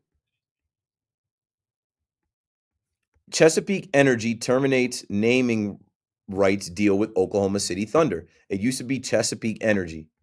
I knew that. I knew that wasn't just coming out of nowhere. Anyway, let's hear from Reggie Miller, and I believe Reggie Miller will be on the call. And let's see if he changes his tune, because I know the Knicks fans are going to let him hear it when he comes to the Garden. Go on.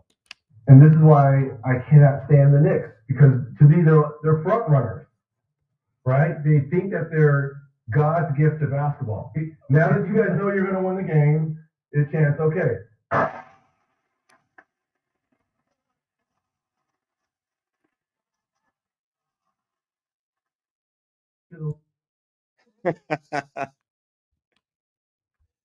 So you guys obviously broke out into the. I don't think there was any. I don't know. I don't know what was in his head. I don't think there was anything malicious. I think he was trying to be funny. Yeah.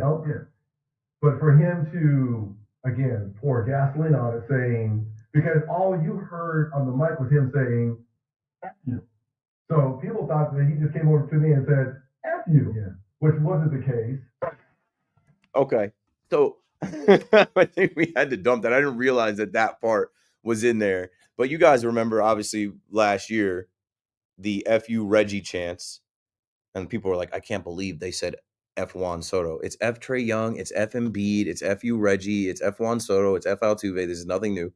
But yeah, Reggie Miller's, got a little chip on his shoulder. He thinks that the Knicks and the Knicks fans are entitled, that they think they're God's gift to basketball, that they're front runners. I mean, there definitely are a lot of front runners in New York. There are definitely a lot of people popping out now, rolling with the Knicks. And you should, though. The city is behind them. They unite the city. The best thing I saw someone say, I don't have any summer Knicks gear. I'm not used to them playing this deep into May. I don't have any warm weather Knicks gear. All my Knicks gear is a jacket and a sweater and a knit cap. Okay, Don in Fort Lee, thanks for holding. You're on.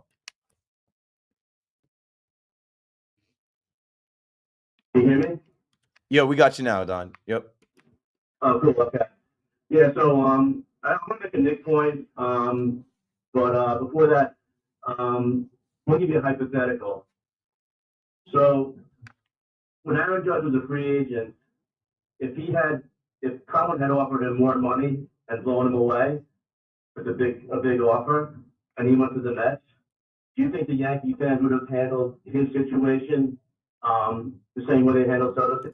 Yeah, I can speak from experience. He would have been destroyed. I was sitting in 104 in 2022 when he didn't sign the extension that Cashman offered him on opening day, and fans were giving it to him. He had a slow start. I think he went like 13 games without homering, and Yankee fans were saying, "You're an idiot. You're a bozo. You should have taken the contract. What are you doing? What are you thinking? We tried to lock you up." And Judge just kind of took all that, internalized it, and then he went MVP and broke the AL home run record. So, yeah, if he would have left, especially being a homegrown Yankee, rookie of the year, and then having that year where he turned down the extension and went on, and like honestly, that year he didn't get it done in the postseason, and the Yankees got swept by the Astros.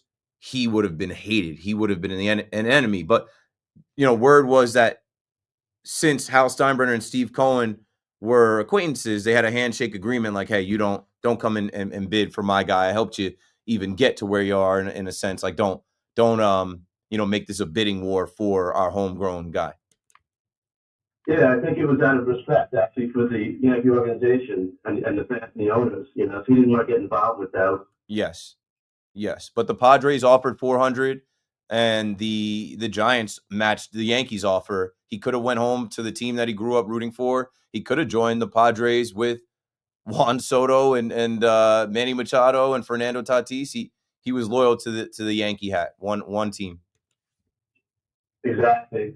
So my next point is as far as Reggie Miller, Reggie Miller was the reason I started hating the Pacers with his antics.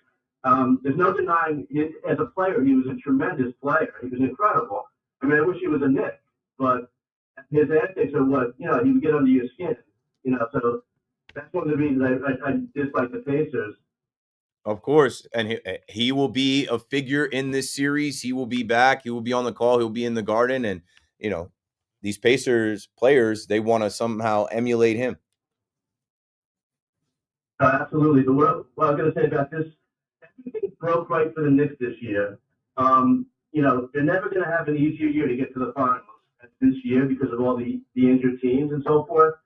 And the Knicks have shown such a high ceiling as far as when they play up to their full potential, they can play incredible as we've seen. But they've been terribly inconsistent. So I just think they shouldn't squander this opportunity. Really try to take one game at a time and one possession at a time and just try to put your best foot forward because these opportunities are few and far between, as we've seen in the last 25 years.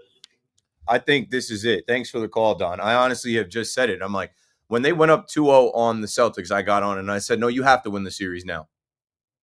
There is no participation trophy to be had. They won the series. There's still no participation trophy to be had. You have home court advantage.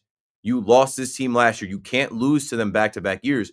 You have to advance the Eastern Conference, advance out of the Eastern Conference Finals now to the finals. If you're a Knicks fan, you should be dreaming of seeing that trophy and the finals logo on the floor in Madison Square Garden. They can beat the Pacers. They match up well. It's just going to be a matter of styles. And like I said, the Pacers are deep. They can play fast. They can shoot. They have multiple guys that can hurt you. They can slow it down. They can press. Like it's going to be interesting to see how they match up. But I ultimately think that the Knicks can out-tough them. I think that it's going to be an advantage that the Knicks played Friday versus the Pacers playing, I think, last Tuesday. They took their series in a gentleman's sweep. I also think it's just an advantage of having home court advantage and the Knick fan going there on Friday and that being a party for 3 quarters and like it's carrying over. Like now the Knicks are hosting the Eastern Conference Finals. The arena goes up to another level. 10:30 on my watch. Keith McPherson on the Fan. Dial 888-808-1019 if you'd like to join the show. KM to AM returns right after this. I'll be back.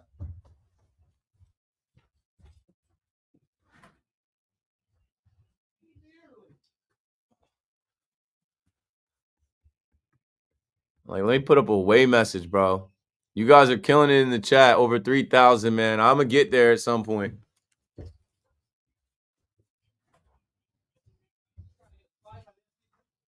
Bro,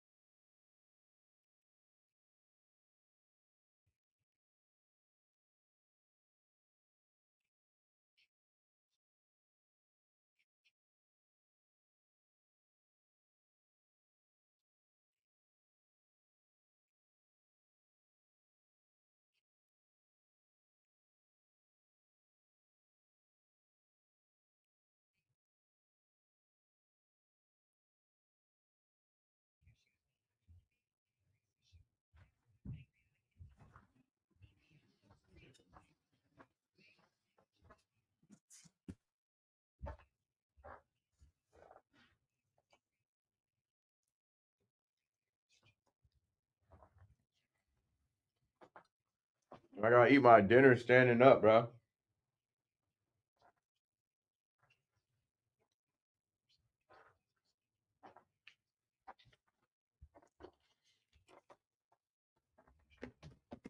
I hate when people eat on camera, so try not to be that guy, you feel me? Oh. But I gotta eat some.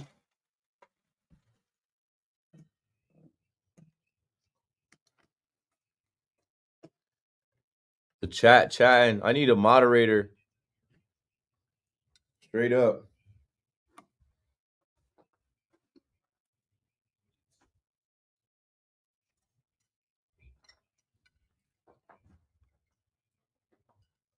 All right, give me one more minute.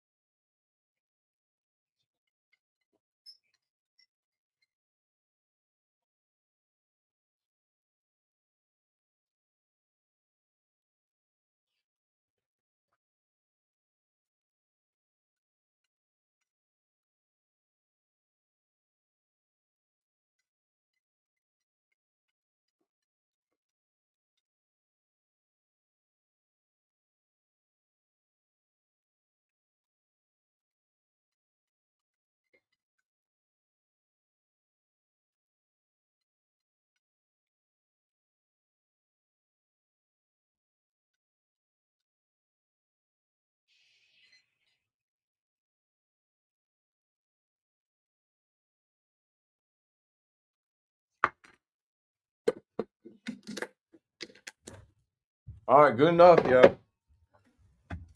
Gotta work, so I never order.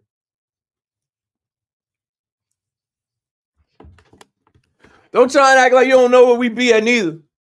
We in the club all the time. Prompt pop off. Man, I used to listen to that 50 album 20 times a day. I used to just run that from the $50 dropping all the way through. I mean, there was a little news blurb, more coming out of the Subway series that, the Yankees locker room, and their locker room literally is like a club after games. They got a whole light show, and they do this thing where they they like award players of the game, and they read the stats when they win and they whoop it up. There was a blurb that they played 50 Cent. I get money. I get money. I run New York. And so I guess the reporters that heard that looked at that as like a way to troll Juan Soto. I'm like, it's just a good song. That's a classic. 888-808-1019. As we get to the conversation again around Juan Soto, now we have another layer to it. So we've moved on from the Subway series, but not really. Now we have the Mets losing tonight, the offense sputtering again, only putting up one run. Juan Soto potentially having a double off the green monster, but he admired it a little bit. Didn't hustle out of the box. Thought he got it. You might have heard the audio. We played the audio when we came back in the 10 o'clock hour. He says he feels like he's hustling. Clearly wasn't hustling there. That's back-to-back nights. Mendoza's got to talk to him, but how do you check the $765 million man? How do you check the generational Juan Soto? You got to. He's the manager.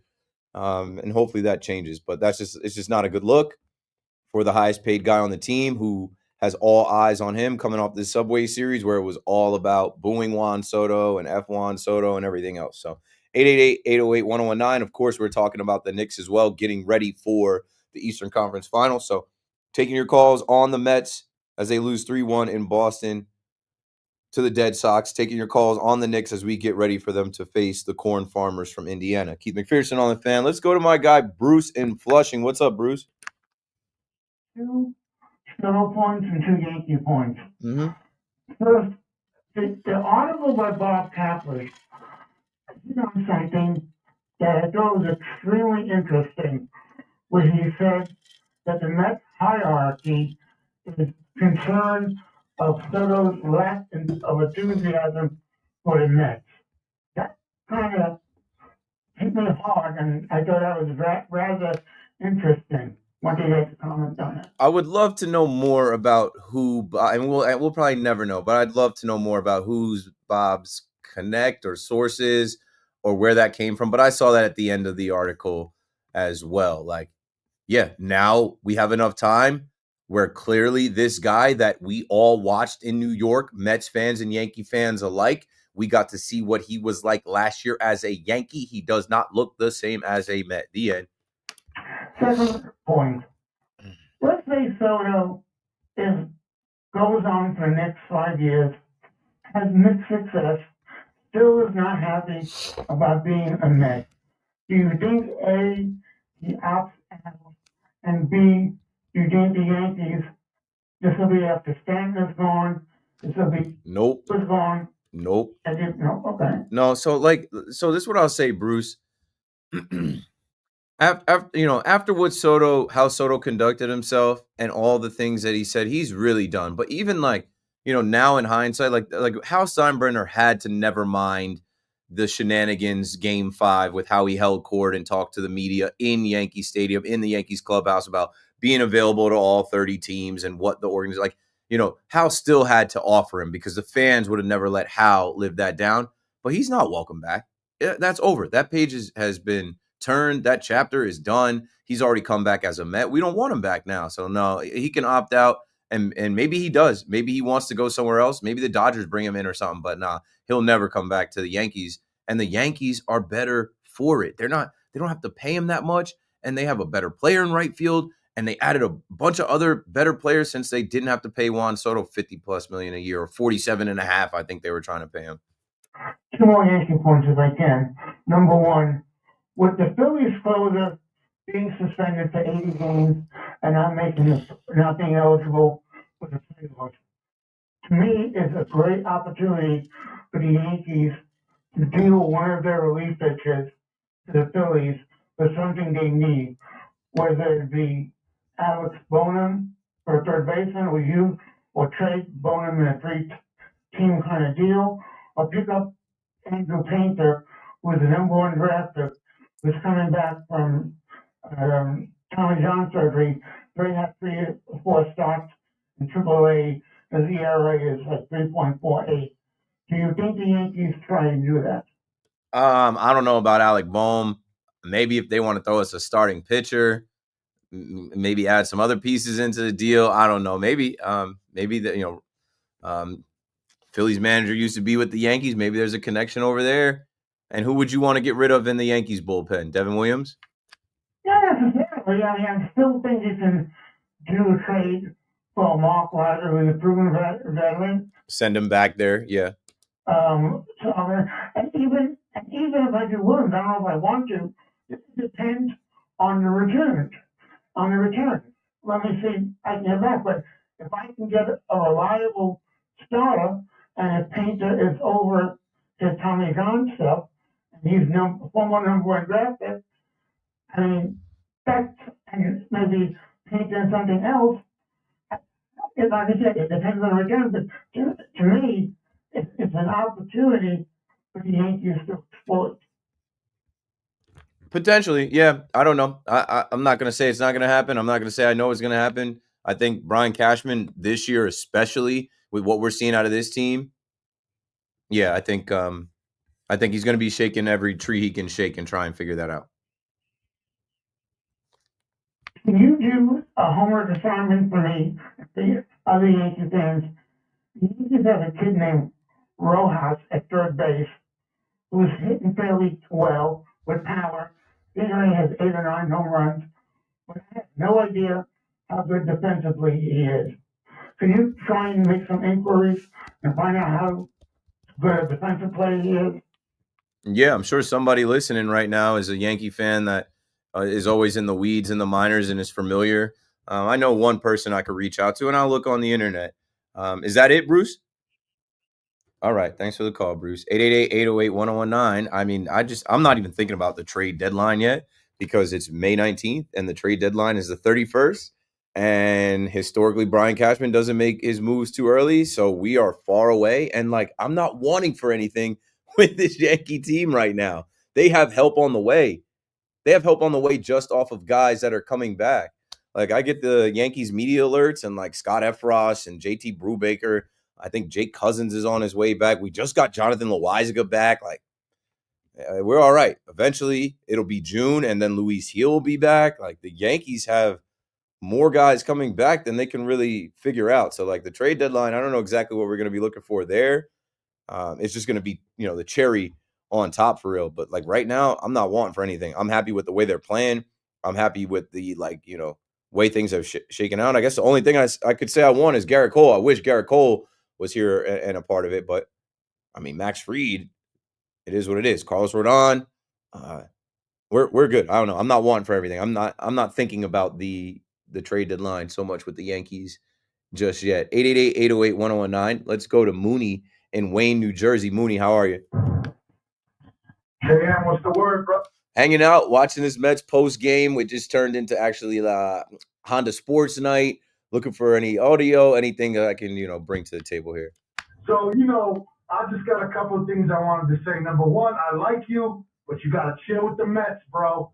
Just leave us alone, man. We're the little redheaded, stepsister or whatever it is. We get it. The Yankees are the big bad boys in town. Let us look. I try to leave y'all alone. When y'all win, I big you up. I talk about the manager and the owner and the president of baseball. But like today, yeah, but you just lost the Subway Series in Soto's return. I had to let y'all hear it today. I feel you. I feel you with that. I feel you. But last year we won every game. We weren't really talking much. Let's just enjoy right now. It's Nick time. Correct. 49 years old. I'm 49 years old. I was just texting my boy Tim Thomas, who I know for a couple of years. I was just texting him. I can't believe this is about guys like us. Guys in their 30s, guys in their 40s, who've been lifelong Knicks fans. That we had to deal with Phil Jackson era. We had to deal with Frederick Weide, Kevin Knox, missing out on Steph Curry one pick. It's been brutal. It's been brutal. I know there's front-running fans out there. I get it. That happens with everybody that wins. It happens all the time. If you win, you're going to get the front-runners. But let's focus on the real New York Knicks fans. We're going to be in the building Wednesday night. I can't believe this is my first ever Knicks playoff game in Madison Square Garden. The Knicks are in the Eastern Conference Finals facing the Indiana Pacers, and we're going to bring the damn roof down on these hicks from Indiana. That's what we want to talk about. Let's talk about the Knicks, this long-suffering fan base, and we finally got, he's a dog. We got a bunch of dogs, but number 11 is the truth. He is the truth. So let's make this about the Knicks. Let's bring New York together, man. Let's be together. Let's, the whole tri-state, get behind this team. This team is special. We're 8 wins away from bringing the chip to the greatest. Well done, Mooney. Well done, Mooney. Well done. Well done. Heard you. Copy. I understand. I'm not getting in the way of that. And as this show expires in the next hour and 6 minutes, and Big Mac comes in, Big Mac was on last night, so I don't know how much Subway Series he's going to really do. The conversation is going to shift to straight up Knicks. Go New York, go New York, go. Knicks, Pacers, Eastern Conference Finals, getting you hyped for that. But like I said, at least for my intents and purposes, I'm on tonight, I'm on tomorrow night, and I'm on Wednesday night after. So the way I lined it up, got to give you my reaction to the Subway Series and now close that chapter today. Then tomorrow is going to be heavy, Knicks. It's literally Eastern Conference Finals Eve for me. I'll be on after the Yankee game. We'll, of course, talk about what happens with the Red Sox, Mets game, and then, Rangers and Yankees. But then it's like, it's pump-up time. It's like, this is it. Because then I won't be on to react to game one until Wednesday night late. So, yeah, I hear you. And again, like I said, I always say I bring balance to the force. I listen all day. In the morning, Mets fans. In the midday, Salicata, whole Mets fan. Soto. Didn't Sal say he'd rather Juan Soto perform in the series over the Mets win the series? You got neither. Then afternoon drive, Evan, my Mets Bible. Come on. Loogie, who literally got on air and said that this was the Yankees World Series. No, the Yankees were in the World Series. The Yankees have won the most World Series. All these Yankee fans that you're listening to that are, I don't know, over 30, like we actually have watched the Yankees win the World Series. The Subway Series is never the World Series to us. You can't flip that on us. So I came in today. I'm like, I'm easily cooking today. I'm easily returning serves. I'm smoking Juan Soto's pack, the Mets pack. We packed them up easily. 888-808-1019. Larry in Medford on the Fan. Hey, keep what's going on. You know, hanging out. Okay, I'm not a Mets fan. They can lose 162 games a year, and I wouldn't. I'm a Yankee fan. I'm old school. Teams I don't like, and they can lose. Listen. It's funny you say that. I tell people all the time I was in the MLB fan cave, and there were 7 other fans from different teams. And one of the first things I told them, I said, I'm Yankees only. I hope you guys lose every single game. I'm not rooting for you at all. Like, I am a Yankee fan only. Like, I do not have any interest in the rest of your teams, but it is what it is. But yeah, so my thing is with Soto, I do believe I think it's sinking in that, he's not a Yankee anymore. He's got to be with the Mets for 15 years. And I think he's going to be very happy about that too. Yeah, like that is the whole crux of this thing. Mets fans telling us we're coping, we're heartbroken. No. We are booing this man's decision. We don't agree with your decision. We think we are here. We think what you chose is down there. Now you got to live with that decision. Yeah, no, we got better. I'd rather have Goldschmidt and Bellinger and Fried than Soto. But the thing that gets me is people always talk about his contract, like 15 years, 765. But you got to count in the $75 million signing bonus, and when he opts out, the Mets sign him right back. That's another $4 million a year for the last 10 years. Yep, it's like an $855 million contract. Oh, it's so much more. I've heard so many people calculate this. I'm glad that we found out today that they don't have a private jet for his family, but like just the suite alone for 15 years, that's 15 million plus. The premium tickets, the security detail, the wardrobe for his mother. And like you said, when he opts out, they can raise his AAV. Also, the signing bonus, also the escalators in the contract, like him being an all-star, him winning MVP, him winning a World Series.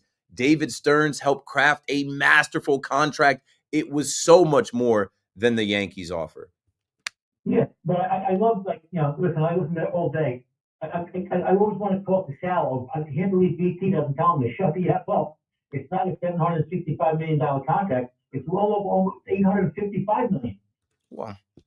Yeah, I try to correct it all the time. I hate when people say it was a $5 million difference. Well, first off, it wasn't, because the Yankees offered 16 years versus 15 years. And they always act like this guy's the greatest thing since sliced bread. Listen, he has the best eye in baseball. I'll give him that, because he's the only one in baseball who walks more than he strikes out. But otherwise, Judge is better than him. Otani's better than him. Bobby Jr. is better than he is. I don't understand how these people act like he's the greatest thing. And he's a 280 hitter. He's not the greatest hitter. If you're a 280 hitter, you're nowhere near the greatest hitter alive. Thanks for the call, Larry. I mean, I'll say it again. It was obvious. Even before Juan Soto was a Yankee, he was a target of the Mets, the richest owner in the sport. He was a rare unicorn, not the unicorn that Otani is. But when you hear Scott Boras at the winter meetings talk about he's a centurion, and he said basically whatever organization signs Juan Soto, he's going to make them billions over the course of the next 15 years. Well, there's a billionaire owner that understood the magnitude of this guy being a Yankee and you not being outbid for him. I remember Steve Cohen saying after their first meeting, he thought that Juan Soto wasn't going to sign with him. That's another tell. Steve Cohen wasn't sure he was going to land Juan Soto until the final hours. So what happened? Right? They say when money enters the room, God leaves. Well, I think in the initial meetings, which weren't money talk, were just talk about, I don't know, family or the scouting department or the minor leagues and your vision for the future. Juan Soto probably heard their initial pitch and thoughts and was like, not better than the Yankees. Like, I don't know. But then when Scott Boras and Steve Cohen and David Stearns and them are punching the numbers, I told you that night, bro. Just me as a fan looking at Hal Steinbrenner, he prioritizes his sleep. I'll never forget the lockout where he was the first owner to dip. And I laughed because I was on the fan that night. We got the report Hal Steinbrenner left. And I'm like, yeah, because Hal's like, I am the owner of the New York Yankees. Whatever y'all want to do, y'all can do. I'm going home and going to bed. I'll see y'all in the morning. Same thing with the winter meetings. The Juan Soto stuff didn't break until Sunday night at like 8:30, 9 o'clock. I remember I went to bed. So I think Hal was like, listen, this is our offer. If that's not enough money for you to stay with us, then you don't want to be with us. And I don't want to do this anymore. I'm going to bed. Don't go to bed yet. Coming up next, we'll do the big shot of the night, my last hour on the fan, which usually is open mic. It's wide open for conversation. If you want to talk about Shador Sanders, if you want to talk about, I don't know, Caitlin Clark, if you want to talk about Caitlin Clark being the best basketball player in Indiana, we can do so. Keith McPherson on the fan, taking your calls till midnight. Don't go anywhere. We're coming right back. All right, I'm about to hit this chat hard. They still throwing money. You're a nice person. You're not a bad person. I did meet you.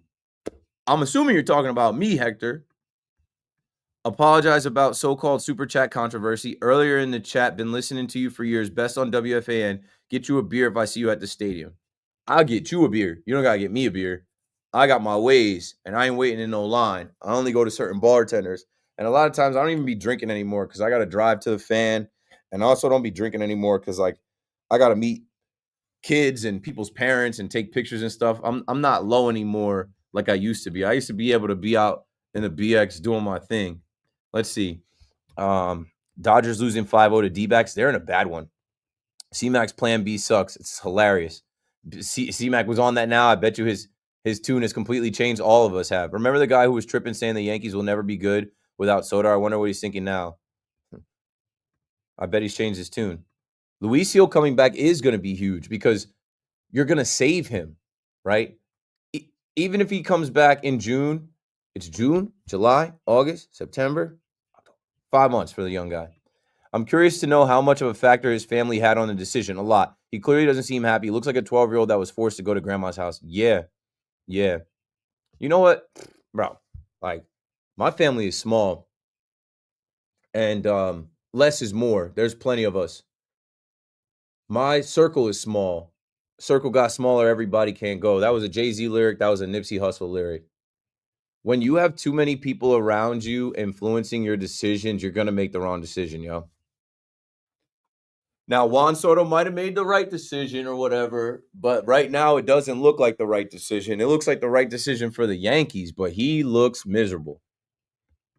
With that kind of money on the table, if Soto wanted to be a Yankee, he would have signed the contract. Him going to the Mets for a nickel more is a blessing in disguise for us. Yeah. John Sterling joined my show and he said, well, clearly he didn't want to be a Yankee, Keith. $760 million enough for anybody that wanted to be a Yankee. Like, yeah, John. Juan showed us his true colors. You don't go back for round 2. Yeah, hell no. You're not welcome here. You're not one of us. We opened up our home to you. We showered you with praise, open arms, all that, and you tricked off. Everyone thought he got it too. Broadcasters even started saying it was out. Get rich or die listening. I got to cue up the Cody Bellinger stuff. Give me 1 second.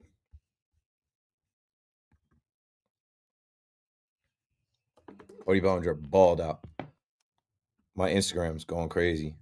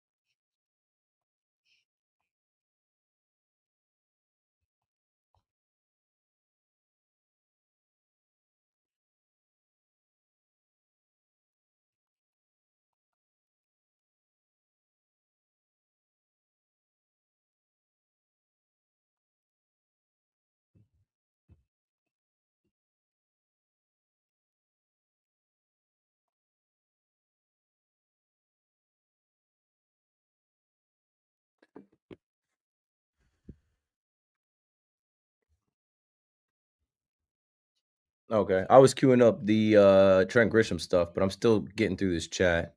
Grisham was good in San Diego. Only a matter of time before he started cooking. Yeah, the thing about Grisham is I was calling for him to play left field last year and replace Verdugo some. I understood they weren't going to move Judge to left and they weren't going to move him out of center.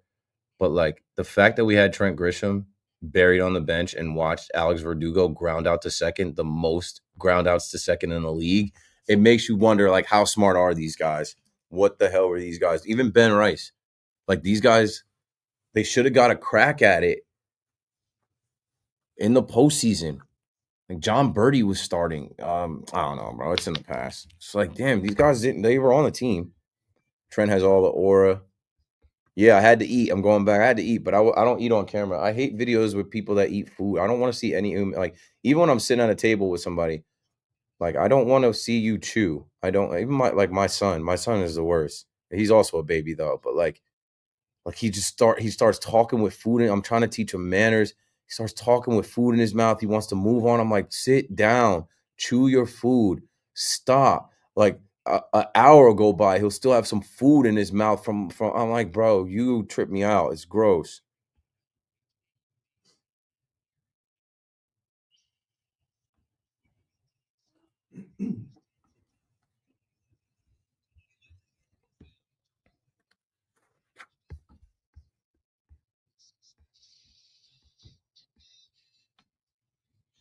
Good evening at 11 o'clock. I'm Marco Belletti, and this report is brought to you by Mercedes-Benz of Morristown.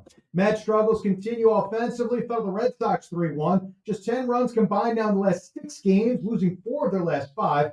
Mets 1 for 8 with runners in scoring position. They left 6 men on. Juan Soto was 1 for 4, but didn't hustle out of the box again with a ball off the monster in the 6th, getting just a single out of it.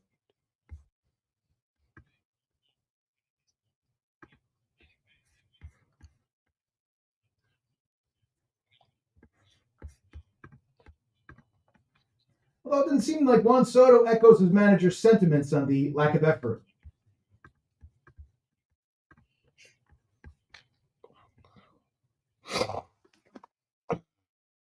Kodai Senga struggled early, settled down, gave the Mets 6 innings, a 3-run ball. And the Knicks will begin their quest to avenge last year's playoff loss to the Pacers, Game 1 at the Garden Wednesday night. Tom Thibodeau knows what they're up against, including a lot of strengths that they saw from the Celtics in the last series.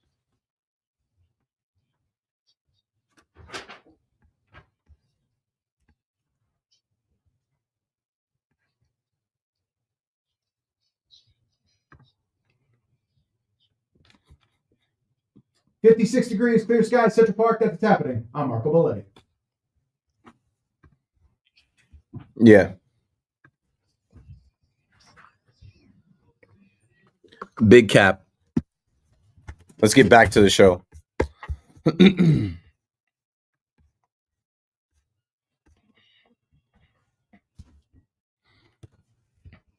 The big shot of the night is brought to you by me, Keith McPherson, and WFAN. Bright lights, big city. We got a bunch of big shots. Tonight's big shot can't come from the Mets game. The Mets lost. Let's go back to Sunday Night Baseball in the Subway Series. Belly be ballin'. Cody Bellinger. He could play left field. He could play center field. He could play right field. He did it with the glove. He did it with the defense, throwing the ball in. But man, Bellinger rose to the occasion. They couldn't get him out. They couldn't stop him. In that first game, he almost homered. In that first game, the Yankees won 6-2. He had 3 hits. Belly. And, hitting behind Judge. Then in the second game that the Yankees lost, he did actually homer. He had that 1 hit, that ribby, worked a walk. Had that throw into Volpe, the relay. And then, man, last night when the lights were brightest, I'm reminded this guy balled in the World Series. This guy was an MVP. This guy has hated the Mets since his dad was a Yankee. So he had to put him away. A grand slam. 3 hits, 6 ribbies. Also worked 2 walks. Like, he was the MVP. He was the star. It wasn't Judge. It wasn't Soto. It was Cody freaking Bellinger. 7 for 11 with 2 homers and 7 ribbies. Just when some of y'all were thinking, oh, this guy's cooked. Oh, this guy's not it. I don't know about Cody Bellinger. Play Dominguez. Play Grisham. No. Cody Bellinger can play all 3 outfield positions and first base. We've seen him do all 4 this year. Cody Bellinger is super valuable to this Yankees team because he has the experience playing in big situations like that, big moments like that, in a big stage like that. And man, he rose to the occasion, and I got to, peacock a little bit because I didn't quit on him and I have it on wax. Somebody brought it to the surface today. I said, man, I love when you guys bring, the old takes exposed that were spot on. I love when you guys bring them to the surface. It's always the bad takes are the ones that don't age well. I'm like, who's aging tweets out there? Somebody's always aging your tweets that don't age well. But I said he had a good spring on April 29th. He had a good spring. He has a back issue. He had food poisoning. Let it warm up. It's back to being like 70 degrees. It turned into summer on Saturday in the Bronx. And I said, we'll check back Memorial Day weekend. We don't got to wait till Memorial Day weekend. Memorial Day weekend is Friday. Cody Bellinger, good to have you on the team. And what happened? We took a left-handed outfielder out and replaced him with another left-handed outfielder, and he shined in Juan Soto's return to Yankee Stadium. Like, how do you leave the Yankees when John Sterling gave you that Soto photo? He's wonderful, marvelous. I got to call John, man. I got to get John on with me. I got to bring John into my show somehow. I was doing the Tell Me Something Cool. I got to bring that back. I got to bring it. Maybe I'll do that before we get out of here. I'll find something cool. Past tense, 888-808-1019. Zion is in the Bronx. Zion, you're on the fan. Yo, what up, my boy? Not much. It's funny, man. I'm listening and I'm hearing all the Mets fans are like, oh, Yankee fans are upset. Oh, they love it. Last year, all we heard was, he's coming to Queens. Blank check. He's coming to us. Now he's there, and it's not hustling. It's him hitting ground balls. Not shuffling. Not shuffling. He got the key to Citi Field, is what I say.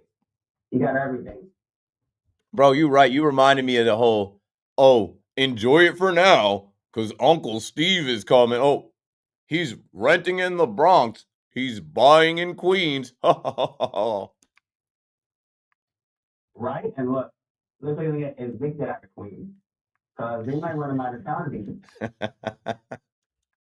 Yeah, he's got to pick it up fast because all the blame is on him. Now he's not hustling. He's not performing now. They're saying there's issues in the clubhouse. If this thing goes south, I know they're only a half game out of first place. Now they're in second place. If this thing starts to go south, they're going to blame Juan Soto. Be careful what you wish for. Right. Shout out to Yankees, though. I was a big casting critic, but the way he pivoted and you got an ace in speed. You got a Cody Bellinger that was started for Chicago. You got Goldsmith. You got Dozen. I mean, oh, and he's not done.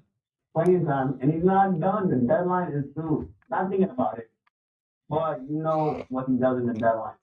I can't be mad. Plan B was always better than Plan A. Zion, you the man, bro. I'll see you at the stadium. 888-808-1019. Thanks for the call. Yo, like, after the Yankees went 82-80, I got on the fan and I said, Cashman needs to have his magnum opus. He needs to have his greatest work. And what started with his greatest work, he got Verdugo. Yeah, whatever. But then he got Juan Soto. He made the trade for Juan Soto. And if you remember correctly, that trade was held up because he didn't want to give up Michael King. Hal Steinbrenner, I believe, stepped in and was like, yo, the chatter on Yankees Twitter, what I'm hearing, they don't care about Michael King. Get Juan Soto. I also heard that the Yankees were first in line for Juan Soto because Omar Minaya, Brian Cashman, maybe even Brian Sabian, their relationship with AJ Preller, the GM of the San Diego Padres, they had been talking about the Juan Soto trade since the All-Star game and the trade deadline in 2023. If you remember, Jeter took the mic on Fox and said, I'd like to see Brian Cashman and the Yankees go out there and get Juan Soto. Big Papi had something to say, but basically planted that seed and put some pressure, and Cashman checked on it, whatever, they got him. And that got them to the World Series. Hey, did what he had to do.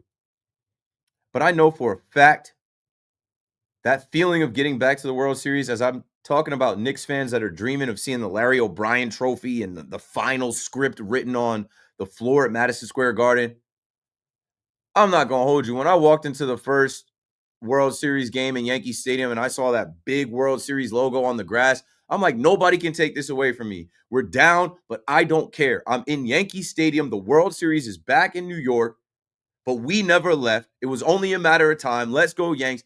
And you know what? The Yankees felt that too. They felt the $400 million plus that they made on the run and something like over $100 million just off the World Series.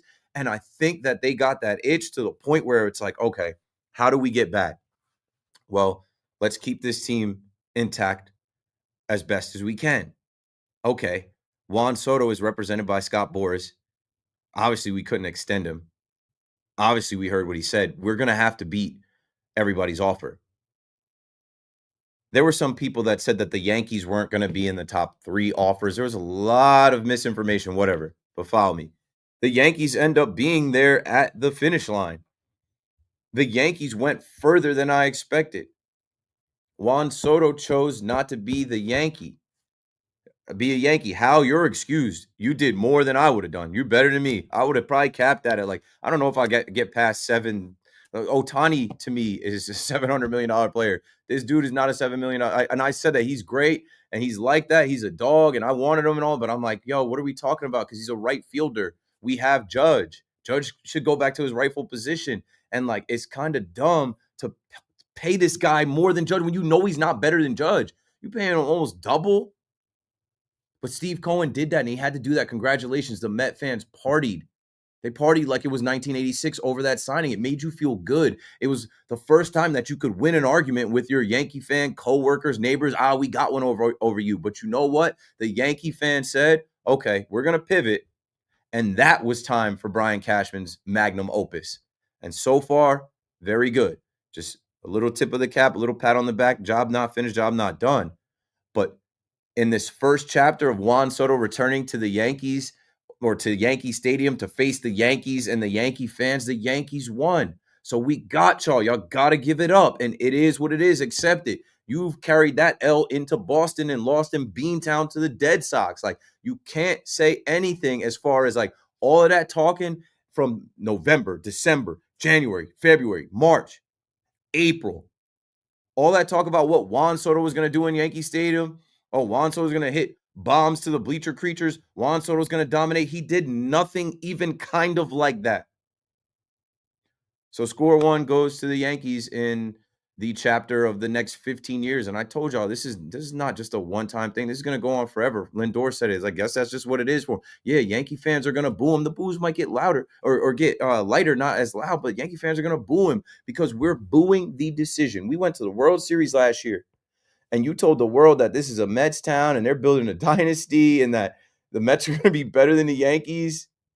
All right, well, let's see it, Juan. And let's see you hustle out of the box. We get it. You hustle Steve Cohen for a suite, for mama to get some extra blouses off the Mets, security detail, Clover Club seats and all that.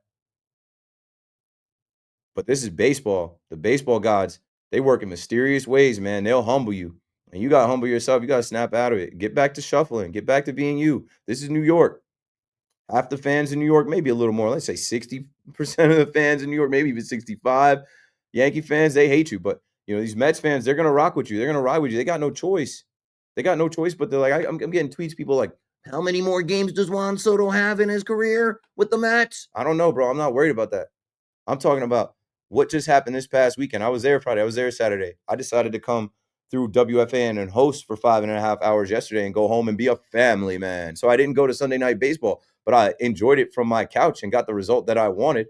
I couldn't wait to come here today, listening to all the different shows today. And, now the Met fan questioning Juan Soto and if he's not happy. When Keith McPherson said that on May 7th, it was, oh, my God, I can't stand this guy. I'm like, no, there's enough evidence to say he does not look the same. I'm going off my experience. I watched him last year. There's enough evidence to say maybe he's not happy as a Met. Maybe he's pressing because this is a lot on the guy. We're waiting. All I kept hearing, it's early. It's early. He's going to snap out of it. Well, snap out of it, Juan. We're waiting. We're ready. What this is going to turn into, if you're a Yankee fan, you're going to start calling Juan Soto Jacoby Ellsbury version 2. That's what No. Jacoby Ellsbury, go on. A bad contract. They overpaid for Bobby Bonilla. Waiting for him to perform. All these things, and the Yankee fans, and it's already starting. And again, as a Mets fan, as myself, one of the homies called him Dominican Jason Bay. Need to have a thick skin because again, the Yankees and the Mets did the same thing last year. They won nothing. So they both won nothing. Both teams didn't win anything. Both teams had a fun year. It was cute, but they didn't get the ultimate prize. And I told you this earlier. Mets fans have to understand that no matter what happens, Juan Soto is going to be blamed for everything that goes wrong with the Mets. The loss tonight, Juan Soto's fault. Every single loss in the next week, it's going to be Juan Soto's fault. It doesn't even matter if it's Heavy is the head that wears the crown. That's a heavy bank account. It comes with the territory. You wanted to be the man, right? You wanted to be the star. You wanted to be the highest paid player in the league. You wanted your own squad. Carry the squad. We're waiting. I'm not that concerned about it. If he doesn't perform when we need him to perform, and he doesn't need to perform in May for me, then we can have that discussion. I want him to perform in the big moments. Well, you know who performs in the big moments more clutch than anybody we've seen in recent times since Mariano Rivera? There it is. Anton in Monticello, New York. You're on the fan. You got it. Hey, thanks for taking a call. I called my ex-phone provider. Usually they thank me for being a customer for over 20 years. Thank them. So, how many people got out of jail at this point, and they laugh. Then I remember to myself being a greatest fan out of the past 3 years, how many times we would get nowhere, assuming that we would. So you could go for the past 3 years for a song like that. Play a trip this year, obviously. And I think that bothers me the most, and it's probably new to the new listeners, it's not 25 years. Because the last time the Knicks had a chance to be in the final to losing damage was in 94. Painful moment. So I just want to remind the listeners to enjoy the moment. Like back in 94, I used to listen to all the thing games on the radio, not looking at baby cam out of it, just master mode, wanted to get up to the full. So just enjoy the moment, enjoy the ride. 25 years was a long chance to get the Spurs. And 94 is the last time we've been there. Folks my age and older really understand so come on it. Thanks for the opportunity for us to get feedback. Thanks for the call, Anton. God bless you and your little one at home. That baby cam. I go to sleep with the baby cam on. My son has the hatch, and I'm so triggered. I listen to the hatch, and I listen. I have my phone on and the sound on just in case he's like, I don't know, just in case he needs something. I understand that Nanit cam, that baby cam. I'm on it all the time. I just checked it not too long ago to make sure he was straight. I always do that when I have these 7 o'clock shows. His bedtime is around 8, and like at least we have the technology now to see the baby on the phone. As I say that, I'm on the live stream. They can see my son just moving around right now. Boy, go to bed, boy. I gotta check on that. He's on the live cam. He's trying to do a headstand. Anyway, I'm getting off track. That's crazy. He has to know that I'm talking about him. He's moving around in the crib right now. Dada, come back. Anyway, 25 years ago, I don't think there were Nanit cams. I don't think there were apps where you could be connected on your phone and look at the baby cam in your apartment some miles away. Enjoy it. Stay down till you come up. Enjoy it. This is what you put in the pain for. This is what you dealt with all of those seasons of failure for, all those different players and coaches and front office people. It sucks to lose. It sucks to give a team your heart. It sucks to give a team your emotions. It sucks to give a team the ability to play with your personality and your mood and how you're going to feel. And now they've given it back. Now Knicks fans are feeling better than they have in a long time. And now you have a chance to go to the finals if you can get out of this Eastern Conference Finals, and you're going to be levitating. You're going to feel like you can walk on water. So, man, we're there. That's why I keep telling y'all, just believe in the team. You've gotten here now. I know we're going to take negative calls during the season or during the series like we have all season. somebody's going to be the whipping boy, somebody's going to be soft, or somebody's checked out, or somebody's not worth their contract, or all the picks. But man, this team has embodied the spirit of New York and the energy of the fans, and they're one series away from bringing the finals to Madison Square Garden. And I'm not hating on them. I'm not picking against them. I'm here every night like you guys are, waiting to see what happens and waiting to take your calls talking about it. We got to break again. Keep McPherson on the fan. When we come back, I'll hit you guys with a couple other things. I'll find a tell me something cool so I can bring John Sterling back into the fold. How about that? A Soto photo. He's wonderful. Keep McPherson on the fan. I'll be right back. You have the tell me something cool, right? Okay. Let me see what this is, bruh. Hey, yo. Yeah.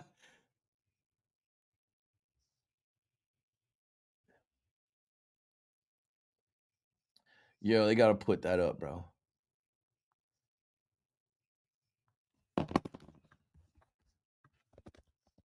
Put this on IG so I can send it to the creatures chat. Yo. So Jared Carabas writes, the Yankee roll call guy is the worst. Let me hear this video now. Bro, what the hell is up with my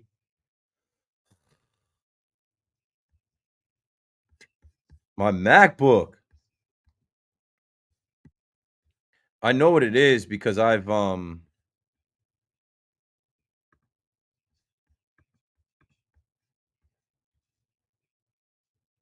was working in a different setup with different audio and all this other stuff. So those settings stayed. Output is still connected to the road, and I need the output to be Mac.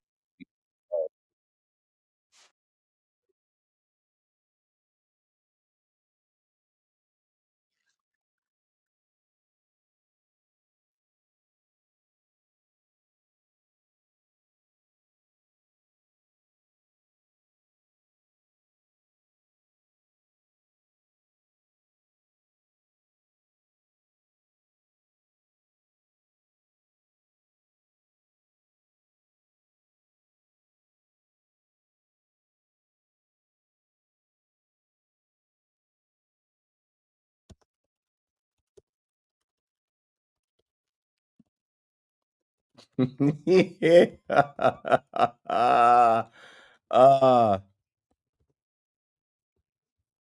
yo, I love baseball. I love the fans. I love all this stuff that's come about with like the bleacher creatures. I love that I even like have any place in all this.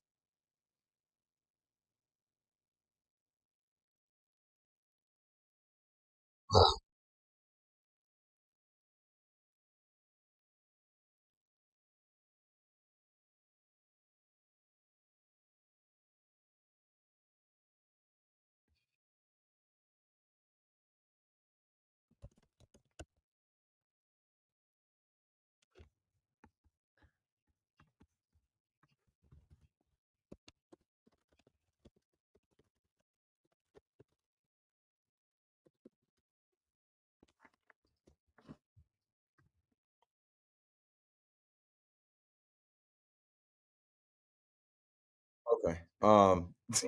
I just threw off my whole train of thought. Now I got to come up with something cool. I'll throw it to the chat. Hey, chat, tell me something cool that happened today or this weekend in sports. Um, yeah, this is hilarious. Let me see. I know I got to have something in my notes.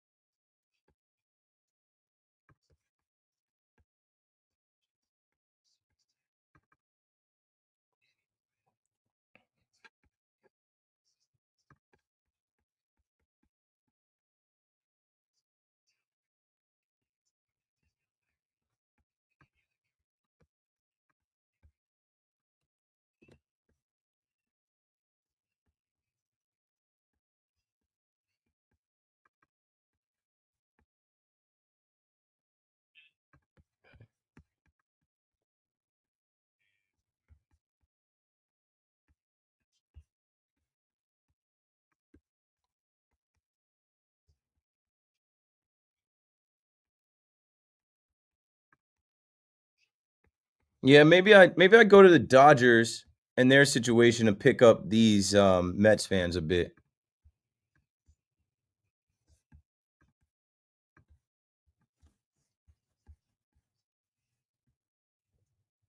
The Dodgers have lost 3 in a row, 4 wins in their last 10, and I think they were losing tonight. Let me pull that up.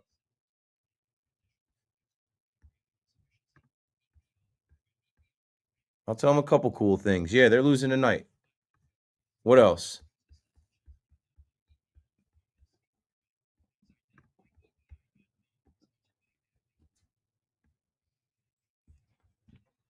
You got to tell me something cool, Drop? Appreciate it. You just play it at the end of the song and like fade the song out.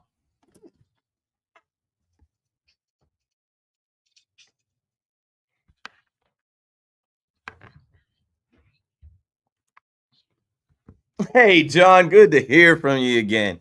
Let's see what cool things we could find. I'm trying to pick up the Met fan. I don't hate the Mets. These are my Mets. I want the Met fan to feel a little bit better about some things. It's not a Juan Soto related thing, but it's the team that they're going to face next. A team that they usually go out to California and they tussle with those guys. They give those guys a run for their money. It's a holiday weekend coming up, and I think you can look forward to facing the Dodgers, the former Brooklyn Dodgers, right? It used to be here in New York. The Dodgers, in their rivalry weekend matchup, the Dodgers got swept by the Angels. I mean, you only lost 2 out of 3 to the Yankees, right? The Dodgers, who were supposed to be big bro, they got swept by Anaheim. And I talked earlier about how New York is different because out in LA, out in Anaheim, Shohei Ohtani played like 6 years for the Anaheim Angels, and then he left them in free agency and stayed right there in the same place that he lived, went right there to the Dodgers. And those Anaheim Angel fans said, "Thank you, Shohei. We love you. We'll come see you at Dodger Stadium." Would never happen here. But then I look at the scores tonight and I look at my chat, and we'll go to some of the things people are throwing up in the chat. The Dodgers are losing again. They're about to hit L4 if they lose to the Diamondbacks tonight, who are up 7-1 against them. The Dodgers have lost 6 out of their last 10. So maybe, if you can take the next 2 games from the Boston Red Sox and then go out to LA and sweep them, right the ship, score some runs, things will be all right. 888-808-1019. Let's see what they're saying in the chat. Mick Abel outpitched Paul Skeens in his debut. Orioles firing manager after the whole fan base thought they were. Yeah, how about the Orioles? Turn that up. I'm so pumped. I hate the Orioles. Don't get me started on how much I hate the O's. You guys are talking about F. Juan Soto. I was in Camden Yards chanting F the O's. The O's is for how many goose eggs they put up. They're trash. And all I kept hearing was, "Here comes the chaos, create chaos," or some type of slogan they had with the Baltimore Orioles. And "Here comes the Orioles are coming." They got swept out of the first round of the postseason, and they haven't recovered. And they thought they were going to get by with Kyle Gibson pitching. He's gone. So I'd like to see them cooked. It pisses me off that the series they won against the Yankees in Camden Yard that the Yankees gave to them, but it is what it is. Tell me something cool. Beavis Lee Ray says, DJ LeMahieu had a good game. Like, that is pretty cool. I'm wearing DJ's jersey tonight. I'm like, it's valid. I got this 2-6 pinstripes I never wear. It's valid right now. Machine is back on. Mike in Tampa says Lou Gehrig played his final game today, ending his streak. That is cool. A little Yankee history. John Sterling would appreciate that. Back to the phones. Maybe you could tell me something cool. It's wide open for calls. I've got 25 minutes. Let's get to it. Jesse is in Queens next up on the fan. What's up, Jesse? What's up, good show. What's going to happen with Soto? Because it doesn't seem, I think Colin Soto doing a good presentation. You're going to be happy here. Your family's going to be happy. And he bought into that, our prospects are good. We have a good future. He probably bought into the hype. But once he put on the uniform and started playing, I think he had a change of heart. And he started listening to the Yankees, like the article came out. So if his heart is not really here, what's the end game? They're gonna have to maybe trade him somewhere else because he doesn't want to be here. He's happy here. I don't know. I don't think they can trade Juan Soto, and I don't think they're interested in trading 26-year-old Juan Soto. He does have an opt-out, but I think that the Mets, like 5 years from now, this will be a thing of the past. I think it's just a rough start, or not an ideal start, and I think it's a huge adjustment for this guy. I don't think he knew the magnitude of his decision staying here in New York, and I think there's a lot of pressure and a lot of things weighing on him. That bank account is weighing on him, but ultimately Juan Soto is going to adjust. Juan Soto is going to be Juan Soto. He's got to get back to having fun and playing the game and being the player he was when he was chasing the bag. I don't know if they need some type of therapist or some type of mental health coach to get that out of him, but like, this is Juan Soto. We just saw what he was. Like, he homered in the World Series. He hit the home run to send the Yankees to the World Series. That was in October. It wasn't that long ago. Like, I thought he was above all of this. That's the craziest thing. I thought that he was immune to criticism and fans. I thought he was such a cyborg baseball player that, like, yo, he'd be unfazed. He's always dialed in and so locked, but he's just showing that he's human now. I hope so, Evan, because if it is that he doesn't really want to be on the Mets, I mean, that his performance is always going to reflect that. Fans are going to see that and they're going to kill him, and it's going to turn ugly. So it already is getting there. They're talking about him not hustling. He's saying I was hustling, and now fans are blaming it. Like, they're starting to turn on him. Thanks for the call, Jesse. I tried to tell Juan Soto the Mets were whack. He didn't listen to me. I'm kidding. It comes back around, and I can't help it. It's easy. No, but yeah, you won the Juan Soto sweepstakes. And now we're talking about what's gonna happen. I bet if you wanted to trade him, even with that hefty price tag, somebody would be like, "Yeah, he could play here." Small market team that wants to spend money. Just go back to the teams that were looking for his services: the Red Sox, the Blue Jays. I bet you the Dodgers take him in a heartbeat. I bet you the Dodgers take him. Major League Baseball team, maybe not the Pirates. Every single other team would take Juan Soto in 3 seconds. And the Dodgers would restructure that contract, defer some money, and he'd be great. Go back to the Bronx. Every single team would take Juan Soto. All-Star game back in 2022, those Dodger fans were chanting "Future Dodger," and I believed them. I honestly did. Ken is out on Long Island next on the Fan. What's up, Ken? Hey, it's you. Real quick, before I get into Soto, you remember the video game Fight Night, 2011 Fight Night Champion? No. It was a boxing game. What system? What console? I was back in Xbox 360 and re-downloaded it on Xbox One because it's free. Yeah, I hung up my sticks by the time Xbox came out. We didn't have enough money to get Xbox or PlayStation 2, so I retired. All right, so getting into Soto, like all these people are talking about trading. I'm like, what the heck? What? 3 months into this guy's contract, relax. Yankee fans, you also relax. You know, you lost a sexy girlfriend. You wanted her. Yeah, but we're used to getting sexy girls. Exactly. We got a few more, so it's not really. You won the series, and we'd be talking if we won the series. So it is what it is. Yep. Someone's going to come back to the city. Right. So I don't know. Hey, look, it's the best thing for the sport, best thing for the city. But let's relax with all this. Yeah, eventually tomorrow, I think, and maybe even tomorrow, as far as when 12 o'clock comes, Big Mac might want to hit you with Knicks Pacers. Big Mac might want to hit you with the Mets Red Sox game, which would just ultimately come back to Soto. Dan is in Patchogue on the Fan. Go for it, Dan. Hey, Keith. So listen, couldn't you chalk this up to being just like the whole Soto situation, the same old Mets? It's just the same. Oh, Mets. It's just the same. Oh, Mets. Like, look at it this way. Like, go back to Jason Bay and all of those failed contracts. Look at Max Scherzer. Look at Justin Verlander. Bro, when I say it, I'm glad you're saying it, because when I say it, they be mad at me. Like I said, I don't know why Juan Soto would want to put on that bum-ass Mets jersey. I got killed for that. I said that the Mets got to overcome their own curse. They got to overcome their own history, their own existence. Steve Cohen might not have enough money to change that type of cosmic energy in the universe. They got mad at me. You know who leads the National League in RBIs right now? Wilmer Flores. Yeah, how about his season? That, He came here and balled on the Yankees too. like, it's the same old Mets. No matter what they do, no matter how much money they spend, no matter what prospects they trade for whatever, whoever, it's never going to change. Yeah, well, Happening. thanks for the call, Dan. It sounds better. It sounds better coming from you than me. Because if I say it, digital is going to clip it up. They're going to put it somewhere, and they're going to write threads and community posts. I hate Keith McPherson. His show sucks.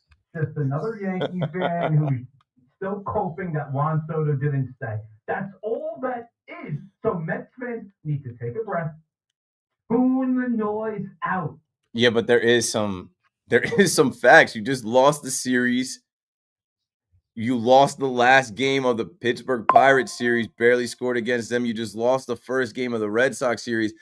Like, what do we say in baseball? Memorial Day weekend. That's like the first flagpole, tent pole, checkpoint. Memorial Day weekend. Now, Memorial Day weekend, the Mets are still going to have a good record. But Memorial Day weekend, there may be some worry if they don't figure it out. And so there are Yankee fans that I know that are like, they're the Mets. That's what I said earlier in the show. Derek Jeter said, we looked at the Mets as they're just the Mets. And that's why I said earlier in the show, even with an $805 million Juan Soto, the Yankees reminded the world that they're still the Mets and we're the Yankees. And that is just how it's been. It's going to take a long time of winning. It's going to take a long time of winning championships and not talking about winning World Series and not talking about building a dynasty and not talking about it. Like, you have to actually go out there and do it. And it's a lot easier said than done. Juan Soto, Steve Cohen, Mets fans. Like, it's tough, man. I'm rooting for y'all, but not really. Ross is in Bergen County on the fan. What's up, Ross? Keith, my guy, how you doing, man? Great, man. Thanks for checking in. Hey, we appreciate it. Really quick, you gonna be at the kickoff this summer Friday? I'm trying to get down there because my mom's crib. I lived 10 minutes from there when I used to be in my days of VIP at DJs with a VIP card, like 2011, 12, 13, and then I retired there. My jersey's somewhere in the rafters. But like, it's a morning thing, and like, I have a kid, bro. So like, I got to work on the fan. Yeah, Paulie's flexing his DJ's card. It's just like, if you know type. But like, I have a child, so my life has changed. Like, I don't know if I'm going to be able to pack my son up, drive down there, get everybody settled, and get there before 11. And then there's like a country music artist that I'm not really familiar with that's going to be playing from 11 to 1. It's just different this year. So I'm going to try and hustle and get down there. But I just know between my wife and my son, especially like it's a holiday weekend, I'm not going to be on the fan. Like, I'm going to be dad for 4 days. Like, I gotta do what they got to do. And they don't care about me going to DJs to, yeah. I'm still on the under 21 bill, so we're pretty much in like a red eye. We're getting there early, so we're definitely be down there for. Oh, you're in the clear though. It's always great on TV to see the morning show nationally televised. Like, I get a lot of pride out of that. One, being at WFAN. Two, being from the shore. Like, I grew up in that area. Like, I have known about DJs forever. So it's a good look. I don't know if I'm physically going to get there. Like, the last few years, I hadn't gotten there until the afternoon drive show started, and we're not doing afternoon drive anymore. So I can't say I'm going to try and make it, but I don't think it's going to happen. I think my family members, my wife's family members, my baby, just it's an hour ride down. So like, I don't know. By the time my son wakes up and everything, I'm doing the math. I'm like, it's going to take a lot for me to even get there by 11, and then the radio part of it is over, and I'm not familiar with the artist, so I'm not going there for the concert. I hear you, man. Well, but you should go. You're underage. Like you can. Yeah, you should go and be on TV and win some prizes and be in the kickoff and all of that. Really quick, I think other people will be quick. I didn't know they were stopping the Boomer and Joe. I thought they were having the rest of the slate and just use under 21 or everybody all ages for Boomer and Joe like they did the last couple of years. So I guess either way, the whole show's up until 11. But really quick, I know you're up against it. Just want to get my quick point. The whole Soto talk and everything. Now you hear people calling in about trades and all that. We know it's not possible. It's just like a couple of years ago, you guys every trade and its mother would include Clint Frazier, Esteban Florio, those names. It's kind of like us, Kevin Ferrati, Brett Beatty, a couple of those other names.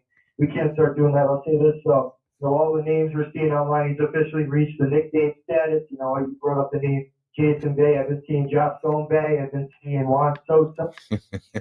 For Juan with 3 walks. I mean, the names are everywhere. The guy's been with the team for a month.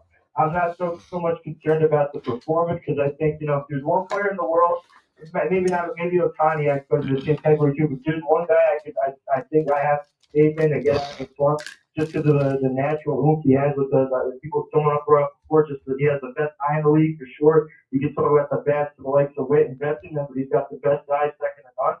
Like I'm not so much concerned that he's never going to get out of the slump, but I don't think it's kind of just radio fodder. I think it's like there's some legitimate truth to the fact that he's not doing the shit. When you see the video of him with his head down, kicking the dirt, throwing the ball back into the infield, which from the crease, from the bleachers, the clip just him kicking the dirt around. I think there's some legitimacy to that. And now you see the disconnect between Mendoza saying we got to talk to him about sandbagging it out of the box, whereas he says a minute later, I think I'm hustling, which clearly he's not. You don't got to be Nostradamus. And there's some people put more, more into, not hustling than others. Some people could care less.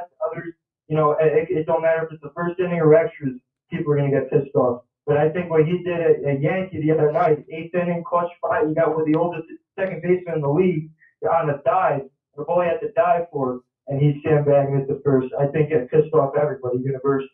So, on the fact that he's saying he's hustling where the manager and everybody else, he's saying and clearly knows that he's not. So I think just the fact that there's the disconnect and the stuff that he's done in years past, that they don't be flashy, lovable player like the shovel and all that, he's not doing that, concerns me more than the numbers. But I don't know, man. Thanks for all the time. I appreciate it. Winning cures all. Thanks for the call, Ross. You got Clay Holmes on the mound tomorrow. TBD for Boston. I'm not sure who's going to be pitching, but it could change all of this. Juan Soto hitting one over the monster tomorrow. The Mets having double-digit hits, scoring double-digit runs, or just winning by, more than 3, 4, 5 runs, and then you put it in the past and you move on. I got to move on. Last break. If you're on hold, stay on hold. We'll get to you. I've got about 10 minutes left. Keith McPherson on the Fan, KM to AM. We'll be right back. I got to pack up, bro, because I'm trying to go home and go to sleep for real. But that's a classic. Honestly, think that we've got the most people in the chat ever on the stream. A lot of y'all should rock with the YouTube chat. Shameless plug. I mean, my Twitter and my YouTube are both monetized. I just think that the YouTube chat is better than the Twitter chat. I'll send that link into the chat now. And I do this now every night that I do the radio show. And what I'm going to do, speaking of my son, which actually I wanted to check and see if my son was still moving around. Speaking of my son, yeah, he's not moving. You guys couldn't see his feet were moving, but he's sleeping now.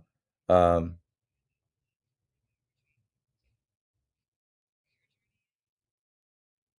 forgot what I was gonna say. Oh, so Jared Carabas was clowning the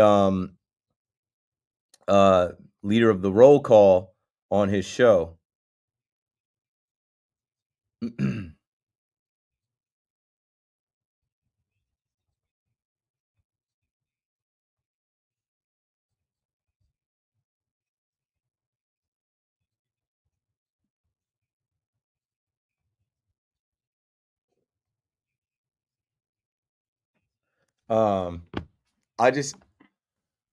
I laugh because of the popularity that the Bleacher Creatures are getting, and my guy Mark Chalpin, who leads the roll call, he's becoming popular.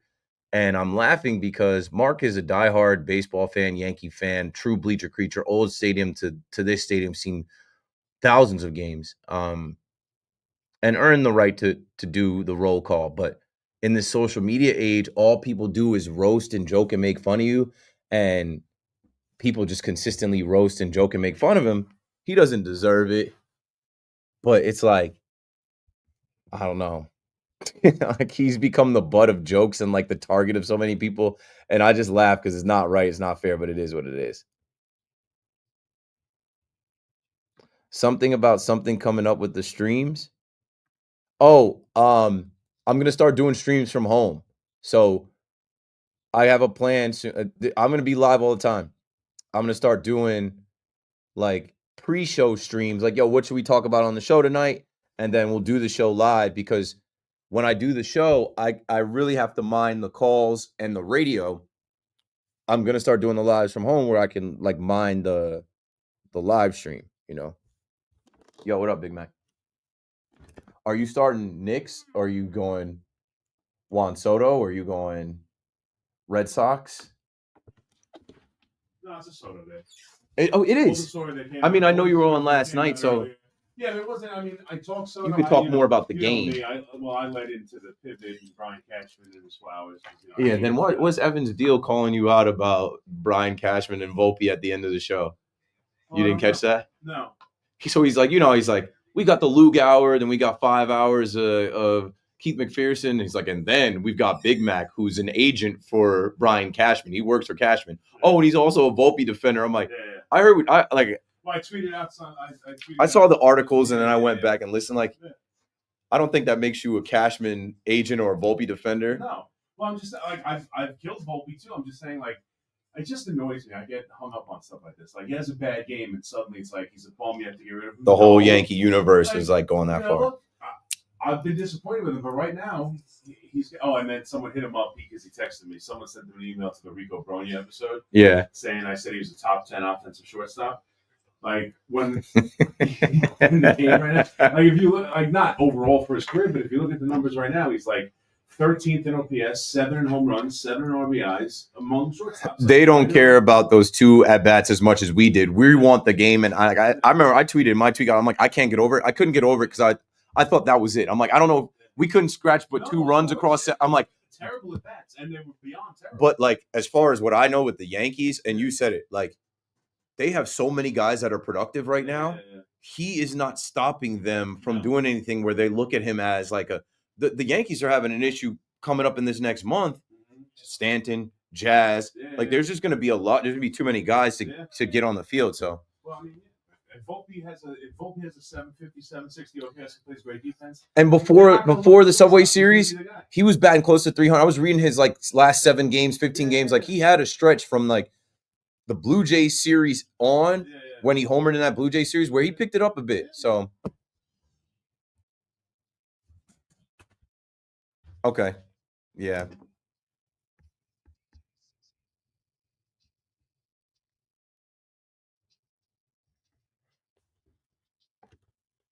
What?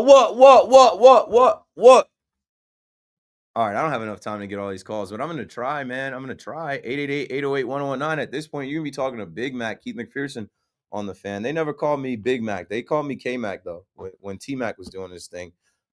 K-Mac, Tracy McGrady, T-Mac. Anyway, let's go to Ray in Brooklyn on the Fan. What's up, Ray? Yo, Keith, I'm going to have to warn Rosie. Rosie, put on some earplugs because you're my guy. So I got to go after your Mets and your Mets fans. So, Keith, I've been dying to talk to you since Friday night when you ended the show with some clowns. You don't get to talk, Ray. Sorry. Hey, go ahead. I don't have that much time. Yeah, no. So, listen, when that failed Plan B baby called you and said, why did we, why are you talking about the Yankees when the Knicks just, play the playoff game? Well, listen, if we don't talk about the Mets unless you guys bring us up, so get that straight, buddy boy. And the other thing, like I said, I'm tired of the pivot and the Plan B. Listen, all of you babies are a bunch of failed Plan B babies. That's what Mets fans are. So stop with the Plan B and stop with all the nonsense because you guys are a bunch of losers. And last thing I'm going to say, because I know you're short of time. Listen, last night we had, you guys had this lady on the radio crying, sounding like, the Yankees manipulated their rotation to have this guy Pence, Freed, and they should have won the game. Well, I don't need you fighting about the fact we don't have our Ace Cole and Big G and Jazz and Luis Hill. You guys should be in. Thanks for the call, Ray. Yeah, there's a lot of copium, a lot of coping going on, and understand that like that's gonna happen. If the Yankees lost on Sunday Night Baseball, it'd be the opposite. Let's go to Andre in Queens on the fan. What's up, Dre? Hey, what's good, Keith? How are you? Great, man. Thanks for calling. You're in there. All right, I'm a Mets fan, and I see this dude Juan Soto, man. Dude doesn't look happy, bro. I don't know what it is. I just feel like he just don't look happy right now. Yeah, there's a lot of pressure on him. Thanks for the call. His life has changed. It'll change at some point, but like even him doing the hit celly doesn't look authentic. Him celebrating a home run, I don't know. It's got to change. He's being paid. It is his job to be happy, and even if he's not happy, he's got to fake it. Jerry's in Rockland on the fan. What's up, Jerry? Hey, how are you? Great. How are you? I got a quick point. I think people forgot about a couple of years ago, not even long ago, we signed a guy for a pretty large contract. Also started off pretty slow. I think his name is Francisco Lindor. And I think people are forgetting that we also have Nimmo and McNeil were also slow to start this year. And what I really like to see is maybe the hitting coach should be rearranged. What do you think? Yeah, no, those are valid points, and I think people have brought him up, but like we look at Juan Soto as like above, like he's not immortal. Thanks for the call, Jerry. Like we've looked at him as like this guy is. They've compared him to Ted Williams, and but not like I said, he's just showing that he's human too.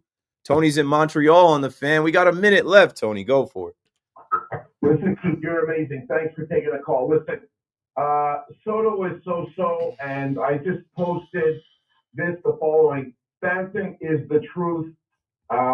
Forget Soto. Stanton and Judge are the new Bash Brothers, New York. And the reason I say that is that when we spoke way back when we were, some guy attacked you for saying La Jolla instead of La Jolla. It's the first time I ever called you. I was making the same mistake, by the way. Anyway, long story short, I said everyone's like I don't know, they're like capitulating, they're giving up. We lost this guy, we lost this. No, you have, and I said you have Judge and you have Stanton. And let me tell you something. As soon as Stanton comes back to full speed, I think that the Mets are a forgotten conclusion. We will beat them at any time, and I think that we are fine, and we were fine. And kudos to the Brain Trust in New York because they brought in some great players instead of signing Soto.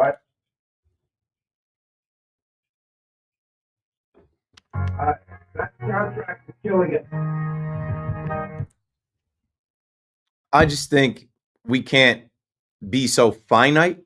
We can't put a cap on this thing. The only thing that we can put a cap on is the Yankees won the first Subway Series and they defeated Juan Soto in his return. Juan Soto didn't get the best of them. He didn't hit 3 home runs, and all of the things that we had heard from the Met fan, the Yankee fan gets to peacock around to the victor go the spoils, but that's for now.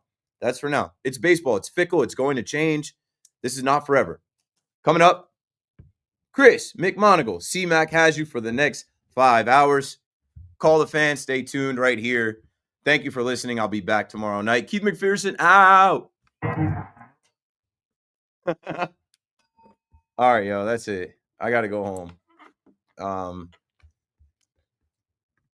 Appreciate it. If you guys had anything that you said in the chat, message me on Twitter or Instagram. I don't go to sleep till like 4 a.m.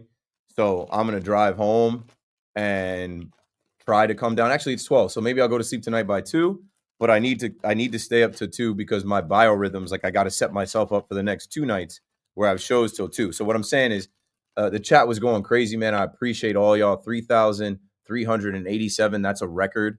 That's a new world record. Like I appreciate it, man. I'm a young dude on his grind out here trying to just entertain people and talk sports and make a name for myself and a way for my family. And if you're in this chat, you're helping me do that. If you're watching and you're listening, you are helping me do that. So I just always try to, be mindful of that and say thank you. I appreciate it. And if there's something that you needed to get to me, even if you're a hater, be like somebody in the chat was like, this guy sucks, worst show on WFAN, message me. I got smoke for the haters too. So appreciate y'all, man. Appreciate y'all. Appreciate y'all, man. We'll do this again tomorrow after the Yankee game. And if you're in the Bronx at the Yankee game, I'll be there too. That's it. Actually, did I miss the starred? No, I got these. Appreciate those live chats. And yeah, that's all we've got. So on the count of 3, we're going to end the stream in 1, 2, 3. Bye.